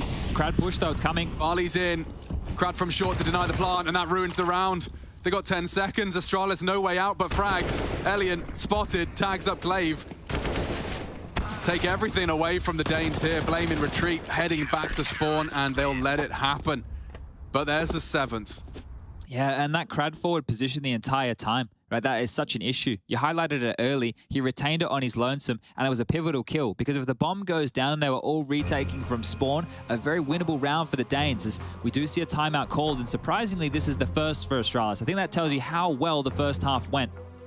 Now for Astralis, they've had great starts to these games. Sure, they didn't win the initial pistol, but they won the force buy and then went on a string of 5. Here they win the pistol, they get the conversion against the eco, and now this is where it gets difficult. This is the gun rounds, and I like that they saved all the timeouts. You want to use these quite liberally, I would say. So every time that you know that you're going to have a gun round or a round you can still be threatening, take a timeout, talk it through, right? Make sure that everybody's on the same page. Don't just leave spawn with someone going, oh wait, what am I doing? Make sure there's a clear plan and a clear understanding of the expectation. I mean, Lackey did everything required of him there. You saw what that left Crad with, and the time was on their side in a very big way. So fist bumps and belief starting to brew. Entropiq 7, Astralis 12, 4 rounds away from securing that Astralis Furia fixture. Or we go the distance. Every map so far this series has. Yeah, this one feels the same. Just this AK, P250, the flash used, the space taken. They need to crack the head of Crad. Yeah, but also, you know, if you put it on the Entropiq lens, they can't afford to lose someone early and put a weapon into an Astralis hand. Quick on the retrieve, gets it. They cannot afford to go down to another Astralis funny business eco round. This one rifle from Blame. You knew it was saved, it's been revealed. In this type of a situation, with no utility, your bodies have to become your flashes. So with the Glocks and the P250s, if they can jump and they can make it be against the AWPer, Crad has spotted this. He's going to send a nade sailing downtown. But now they can actually start the press. It is only Glocks, but you can't really swing on that. So if they're able to bait out a shot of Elian and scale for space, that is the best option for Astralis in a round like this. Yeah, the boost ain't bad. It will get over Elian's scope. He's just close line though, and he does catch that. Won't re-extend. But it's good bait. It's actually allowed Glaive to tuck in. Elian's worked it out, and now the threat is just Blame. But Blame is a big threat on his own. This is a 3v2. Now they both have rifles. This could spiral. Reaction necessary from Nickelback. Bomb being planted. No denial on the ball bang. And now it's ticking against them. Elian does take down Farley. It still remains as Blame. And Blame makes it 3. He could find the 13th here. 1 rifle, 1 man. He goes around the world. He might have time. Yeah, if he's quick on this, he might have time. Just defuse. They don't. Again with the fake. He's going around the world. They don't know it. This could be massive. 1 tap from Blame. He's been found. And a sigh of relief rings out for every Entropiq player and fan alike. 8 secure, but my God, did Astralis make them work for it. I think Blame in that situation is probably doubting the fact they're not defusing either. So you want to be quick just to make sure that that isn't getting diffused right under your nose there. But a massive round from Blame. He gets another opener. The guy is doing a great job. And again, I'll bring it up. A great map on Vertigo. A fantastic showing right now in Overpass. But is it enough? God, that would be a real point of contention in the demo review if you're putting in numbers like he has and impact like he has, and still this game goes the distance. Yeah, and the thing is, you know, obviously they want to make some jokes that people at home call him bait F, this, that. He's been in the thick of it. Yeah. He's been getting them openings. He's been involved in the fights. He's been shutting areas down. He's not just getting pointless kills. These are impact frags on a lot of occasions. And Farley, if you don't account for your corners, you're going to go down with a sour face. We can't afford to go down like this. Crad's got company. Crad's got company and some support. 1.5. Still Blame F keeps Astralis in it. But Nickelback's position means they know it's not A. The biggest issue is the timer of up connector and past Nickelback, but he's going to be a sleeper agent. Lackey close monster again. They can retain 3 players locking down this B site. Lackey's still trying his luck. Trying to play anti. There's no flash coming. Forrester can re-smoke. Monster is a no-go zone for another 20 seconds. And if they just walk up short, it's into Elian's AWP. He can't let it slip. And doesn't. Blame gone. Bomb down and bodies dropping. Left and right. Elian sends them home. A big shutdown. 4 hearts still beating and Farley forced to save. Another round scratched next to the Entropiq name. Oh, I don't know if Farley is going to get away with this. Nickelback is starting to have a look. If Farley doesn't get around the corner, he's going to get... Oh, I was going to say shot in the back. The scope. Was it heard? Did Nickelback put himself close enough? Look at the party. They're starting to come on over. He's going round for the ladder flank, and they're all going to be able to punish this orb. they can flash through the window and then just swing. I think that's what they're lining up now. Lackey's lining up the flash. Here it comes. It's going to be brutal. Look at this. An AWP peeks you. An M4 comes down the ladder. After time. They're going to get him after time. $0, Chad. $0. Oh, and finally he's lost it.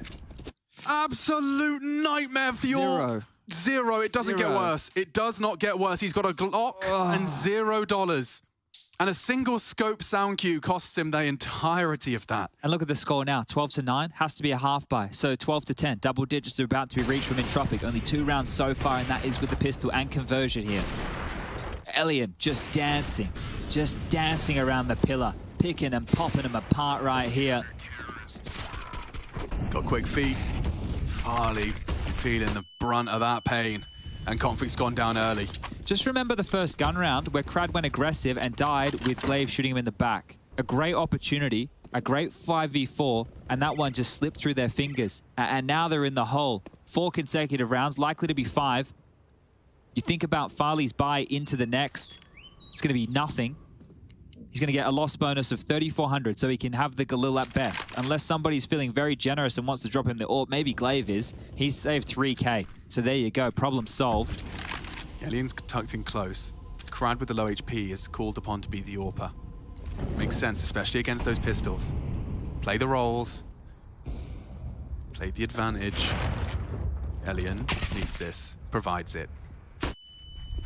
And off the flash, they have taken space. Good catch. Zipex and Blame getting some frags in. Now weapons as well. Opportunity presents itself. Elian not able to finish off Blame F. The bomb's coming. They know he's there. Oh, this is weird. They can drop on back. There's time to fall back. You don't have to commit to this. Glaive smoke implies he will. You got the gun. They can fall straight back now and play together in a 2-on-2 situation. Glaive wants to go back.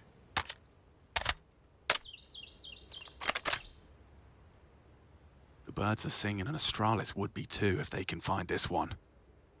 That Farley loss. Ooh, and Glaive spotted. That was the bomb as well. Lackey's on his way, and Blame just doesn't have the health for this, but he has got the skill.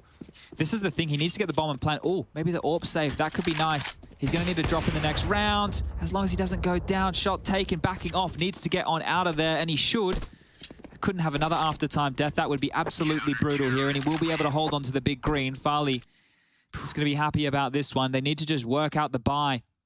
Now, there's plenty of cash for Elian to repurchase the big green, but another round that's super sketch. Another round that comes on down to the tightest of margins there. Now, these timeouts, I spoke about them. You may as well use them if you're Astralis. At least have the conversation. Have a chat. Decide how you're going to close this game on out. You still need 4 more to get this done, and it is not going to be easy. No timeout called, and back underway we go. What's the call from Glaive here? Those demons starting to haunt them now. No CT aggressions, or at least not past the normality. Crad very stubborn in his connector position, and it's Blame F that's on his way as well. He's been... Oh, that smoke, it does signify presence, and that AWP is perfect for that. Farley sets his team up for a nice success, an opening kill. Now, this is the thing. We've seen it before with Crad going down. Is Lackey going to push? He's in the smoke, hoping to play in the fade right here. Zip aware of these mind games that get played. Nickelback is that rotation point back towards A for one more time. Blame still parked in connector. They can isolate a 3v2 fight on the A site. Everything now hangs in the balance for these CTs. Entropiq, it's been a run of 5. You have to convert this one. This has to be Astralis' response. Round 2 of this half, the last time Astralis tasted victory. And Farley has presented them with the opportunity to buck that trend. 2 smokes right now. One for Glaive, one for Zip. Nickelback is playing close towards the sign. Elian to try and lure them in. Flash to delay, 30 seconds. Now the go signal has to come in momentarily here. Trying to find an early advantage before they commit. Elian. Smokes, mollies, flashes, Blame on his way. Nickelback needs to be ready and delivers. He's going to be swung on. Desperate for Elian to provide some sort of assistance. He gets one, needed another. 8 seconds. Bomb needs to get picked up. Where is it? Getting planted, going down now on the truck. Just in time. 3v1 and Lackey's accepted defeat. Oh, that bomb in the loose right there. You think about it, there's a molly down there. There could have been so much mayhem. Farley, very diligent on the pickup. The AWP are having to get the bomb down. And they make the 4v5 conversion work. That's Crad, who's slipped up twice now in gun rounds, but once his team bailed him out, this time around he just gets pipped at the post. And they really want him in connector. It's quite clear that having him in connector is part of this game plan. Lucky to save. Now look at the finances over here. Forrester with 4.8. The loss bonus is only going to be 1,400. So this is where a timeout, maybe the last timeout of Entropiq would come through, because you don't want the team to make a bad fiscal call here. So it'd be a great chance for Hooch to kind of set the record straight as Zip goes down with the bomb. Forrester could drop that AWP, right? He could get the AWP over towards Elian, who can drop an M4 and glass cannon, right? You can also get Lackey to drop an M4. So we could see 3 rifles, an AWP coming out here with something a little bit lighter, an MP9, maybe a 5.7 have been vogue in this one. And this is the timeout called from Astralis off of the round win. It's not actually Hooch who's chipping in, but he gets the opportunity to do so anyway. So given a great opportunity here in Entropiq to talk their own options through. That's death. Farley's POV. And he was just safe on the slither, just safe from that flash. The reason Kran's so confident in going for that fight, and you can see the frags just in time coming through. Yeah, that could have got so out of control there, because like Farley's scooping up the bomb and running to the safe plan of truck. So could have got out of control, but they do get the buy back in. They have dropped the AWP for Elian. He's even been able to get Kevlar, so that's quite nice. It's a FAMAS and an MP9. Changed it up. After their team talk, Kran is off to B as well. And Elian is going to have a gaping chasm to overcome in that toilet's absence. They're going for the boost, and no one's going to be there. Bit of a gimmick getting pulled out here, and Elian's found the pick on long, so this will stall out any A aggress. They're starting to rotate crowd back right now, and that one's not going to taste very nice at all for Astralis here. Yeah. They have no room on the map. 1 right back and 0 info. Can Entropiq convert their 4v5? Light on nades. Resources are at a premium. And this absence of map control just means they're going to have to send blame in. He has to walk past an AWP, and even if he gets the AWP kill, Crad swings. They progress up long, and no AWP rings off. Building a mental picture. Indian flashed off. Crad should have him every day of the week. Blame is not looking his way, and Crad gets himself a freebie. AK upgrade. Progression. They're into the site though. Missed shot on the AWP. Elian under scrutiny. Crad saves him. It's just Farley though, and he has got himself the frag. The bomb is loose, and this one's done. Ooh, the gap getting very tight now, Chad. Out of options, or maybe not out of options, but out of solutions, right? So giving up an opening kill right there, it was Entropiq who were going for something a little bit gimmicky to find some information early over towards B, and Elian just gets given a bit of a freebie on that long peak. Zip is going to save, but they're playing a dangerous game. 2,900 into the bank balance. Enough for blame to buy. Farley should be the same. Config and Glaive are going to be light on here. Score now reads 13-11 as time transpires, and there's been a lot of those within this second half of play. Going to count a total of 4 rounds where players from Astralis on the T side have been saving guns here. Glaive's got enough to get the purchase coming on through as well.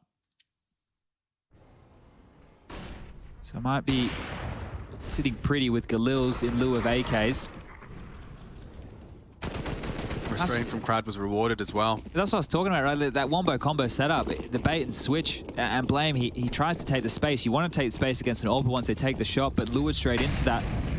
Missed molly, space to be taken. It's Entropiq that once again has agreed to dispatch Crad towards that underpass. It has been exploited at times. This time no Farley though, and they are back to long. It seems like they want to do the same round again, or at least what they intended to do, without stomaching an opening Elian frag. Elian's actually posted up on a different angle right now, which would have been on a bit of a timer for a smoke. He's just dipped back, right? He was actually patrolling upper bathrooms from just behind the smoke. It's landed, so that's forced him to reposition here.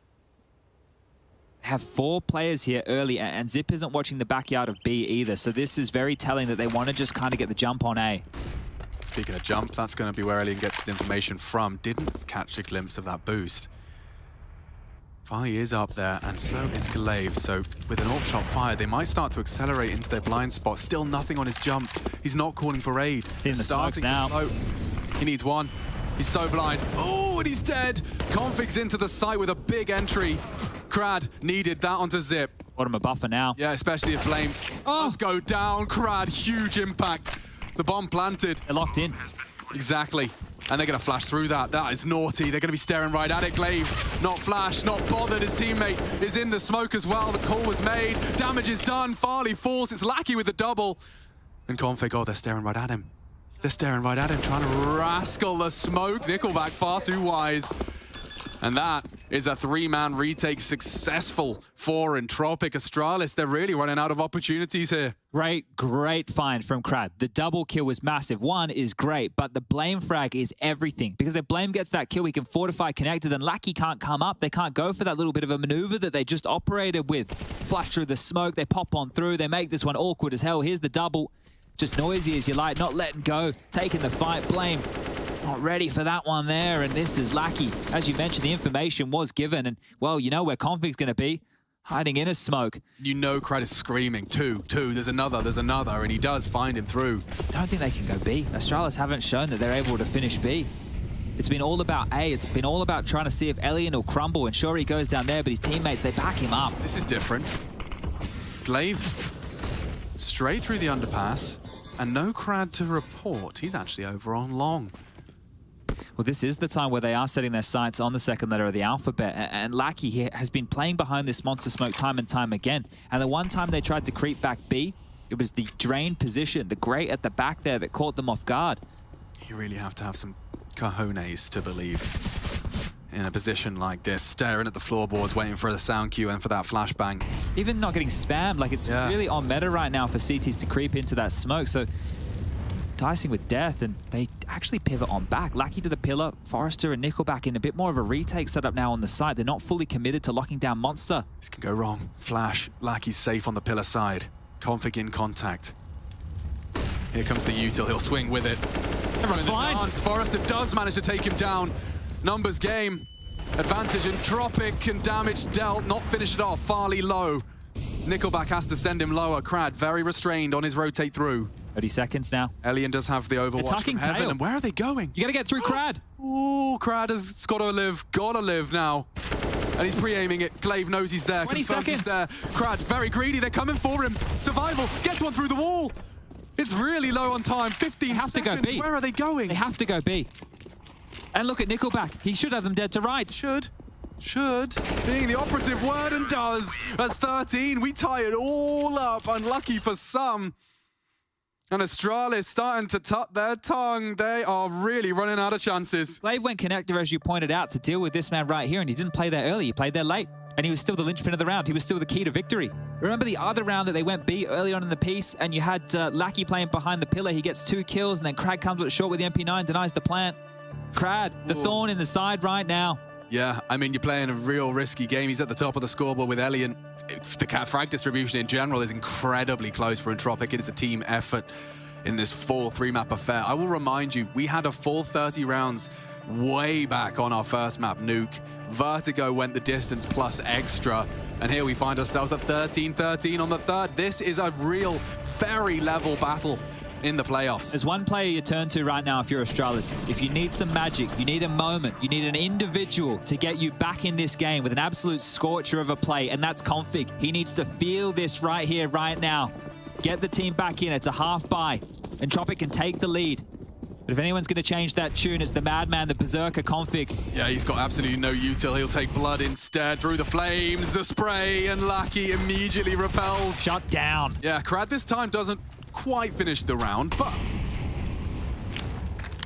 there's nothing more to celebrate for Astralis. This would be such a difficult round to be able to win in a 3-on-4 situation. Oh, man. I mean, yeah, the boosting as well. Zip is dead. Should be dead. Should have been dead, yeah. A bit of a wobbly there. Well, they're going back towards long, and guess who's posted up? Extraterrestrial. Holding the terrain. They're going to boost up and over his line of sight again, so they've definitely studied that. Oh, well, you're spotted, and you should be dead. Elian doesn't risk the repeat. lot of indecision. Like, Astralis can't go forward, they can't go back. They just go into the AWP. And a round that had a lot of mustard on it as far as the B rush goes. Isn't going anywhere.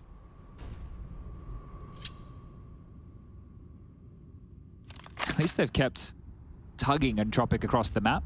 And here's this drain position again. Should get the spot of the toes. Tickles him on up. And Zip is the one who gets punished by that yet again. Glaive with the M4 in hand. It's more than the M4 to get this one done, I think. The first on the Forrester's tidy. Lackey been the pillar of defense on this B bomb site. For him, 18 kills. It's a team effort over there for Entropiq. 21 at the high end for Ellie, and the low end is 15 for Forrester, who has been the hero in the other maps. The man stepping up with so much impact. Yeah, he got them here. I think that is not hyperbole. He's been responsible for this performance. This was just Zipex getting away from the spray. Yeah, a bit of a wobble. Yeah. And Elliot nicely handling. Just a balance between the repeaks and knowing he has an advantage of the weaponry. Don't want to let that gap close. And talking of gaps closed, the lead for Entropiq has been secured. 14 now as they control the pace. It's up against the rifles, 5 AKs, and could be Zipex that takes Forrester's aggression personally. Yeah, a bit more initiative out of Zipex here. He's been extremely passive babysitting this B side of the map here. So by getting this opener, it's going to just leave Lackey on an island, a heavy rotate back towards A. So this has to be a gamble call from Nickelback, the in-game leader. Let's stack the site. Let's hope that they come into our domain, and they've been able to get one back. Yeah, didn't confirm long presence. Config was flashed. With Monster re-smoked, it's Crad the next objective. Farley's ready for it, looks away. Config and Crad, and oh, Crad's got another. High impact, Blame equalizes. There's a lot of pressure, a lot of speed. Elian, no vision, no health. He's open. Nickelback's the only one here. They should plant here. Nickelback straight up confirms it's way too much for him to handle on his own. Needs Lackey. Swings through. Farley good for the headshot. Astralis breaking their silence. And a 1v3 for Lackey. Uninterested. $300 in his back pocket. Rifle would be welcome. Yeah, keep that one. Hold on to that for sure. Nickelback can buy Ellie, and the same. Forrester's going to be pretty damn close. So important for Lackey to hold on to this. And the fact that this kid, after you lost Forrester on B to Zip, swings back Monster and kills Zipex, right? That is wild. Like, he is not afraid of anything here. So did his best to level the playing field. But good trading out from Astralis and a good understanding of the situation. You could see Elian just caught in no man's land, completely blind, run on down in this game, tied up again, 14-14. And an AWP retained for Farley now. Yeah, you couldn't help but feel the same flustered feeling that Elian would be feeling as that flash pops. Do you account for Zip to get an opening kill towards B again to spur you forward? That's a problem, right? We've been looking for ways in for Astralis here. And the fact that with Zip is the most unlikely of heroes to find, the individual whose job it is just to keep a lid on the B bomb site. This was the opener. Piers on out. See you later, Alligator. Forrester will go on down and giving up a bit of a death right there. Glaive, the pressure. It was mounting. And this was essential because if Nickelback scales towards Truck, allows a bit of time for Lackey to rotate over. Could have been an awkward situation on the site, but Hooch calls the final timeout, understands that this is the moment to close the game. An AWP has been bought from Nickelback. It's going to be dropped to Elian. The purchase is coming on through. The coach giving the final orders as 3, 2, 1, and that's the last time he can choose to chip on in. Last fist bumps, a good luck, have fun from the coach, and he's spoken his last word. Third map, 28 rounds, and we're dead even. 28 frags for Blame. Him or Config. Eyes on the prize, see if they can find more impact into a must-win round. Astralis chasing their tails a little on the T side. Elian fires off a warning shot, not going to be punished. It's just Config through Playground, containing any long info plays. That's a lot of information. If you weren't sure if there was going to be an AWP, you know immediately, straight out the gate. You know that you're working against a default round, so you need to operate with the AWP in the back of your mind for the remainder of the minute 30.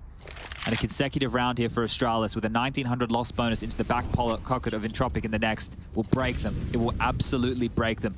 This round means everything for the Danes if they want to close here in regulation. They're testing long again, are they really? Elian's there. Need to wait for the flash here, Glaive. Oh, Rigger, it doesn't seem far off, but they get away. Storm weathered. Concerned about Banana, still doesn't want to abandon Crowd on this island, and oh my god, he peeks out. And he loses his life. Farley, long-range support, they've got another opening. Yeah, and another Crowd opening death given up to Farley's AWP here. That's happened twice throughout this. Last time they did convert, they can do it again. 40 seconds remaining, so time is probably the biggest issue for Astralis right now. Is Lackey, the hero of the B bomb side, the only man posted to defend against the Fiver, bearing down on his position. They've got Util, they flash on out, they must know this is coming. Team flash and a conversion, that's a problem. That's a big problem, Glaive. Full white screen courtesy of Zipex, and Lackey alone has cavalry and a bit of damage. It may not be enough. They're into water. Oh, he threw the smoke. Nickelback dead on progress. 2d4. Forrest is still there though. 20 HP. They'll hunt him down. Seconds, you got to plant, boys. They do have to stop the plant. That's all they have to do. They can wallbang it. Oh my god, he tagged him. He doesn't know. He nearly won the round on the bang alone, but Forrester alone, and that's 15. Feels good, I'm sure. Oh, Zip made up for that team flash. 2 huge kills on the way through Monster right there. He would have been left red-faced if Glaive went down and that round fell apart. Missed timing, missed comm, but does not matter. Astralis first to 15 here. Look at their money, Chad. We knew it would be bad, but it's brutal. Last round defending your honor after such a hard-fought game, and Entropiq, the abacus is haunting them here. The finances just do not favor them. The reason you're roaring, as Config was, is because he knows this one is on a silver platter now. A silver platter. All the trimmings, all the fixings. Is it gimmicks from the CTs? Do they have anything left to catch this Astralis attack off guard? It's Crad in his usual hidey hole. Door blown off. Supportive flashes are available. Nickelback's been known to throw 1 or 2. And then just trying to jump spot for some info here. He knows that he needs to allow a buffer for Crad to operate in connector. Divider smoke. Well, Molly. It's bathroom smoke. Crad now. Can he find anything here with this Deagle lying in wait? Needs a kill. Needs something. Flash to enable. But they're coming for him. Spotted. Struggling. Multiple targets and already 3 congregating in his position. First to fall again for Crad. Such a volatile position in connector right here, and he's given up the death. And this is the final round of regulation. 4 francs is all that separates Astralis from the quarterfinal. It might have to be a gamble here from Entropiq. You're going to have to pick a side. You're not going to do it with pistols and scouts if you're scattered, but at the moment they are. Nickelback's pushing. 30 seconds. Maybe the clock could become a villain here if they could just find something. Tag's not much. You've got to go. They're coming. Nickelback doesn't find the head of blame. Looking good for Astralis. 3 frags is all they need. A hard-fought series. Config in. They've got time to plan. A horrible retake with no kit. Astralis, they do get across into the site. A nice tag through the smoke, but it's all nothing to be celebrated. The CT's all from one direction. Alien's gone. Just like Zane. And the pain, it continues. 16-14. Elation.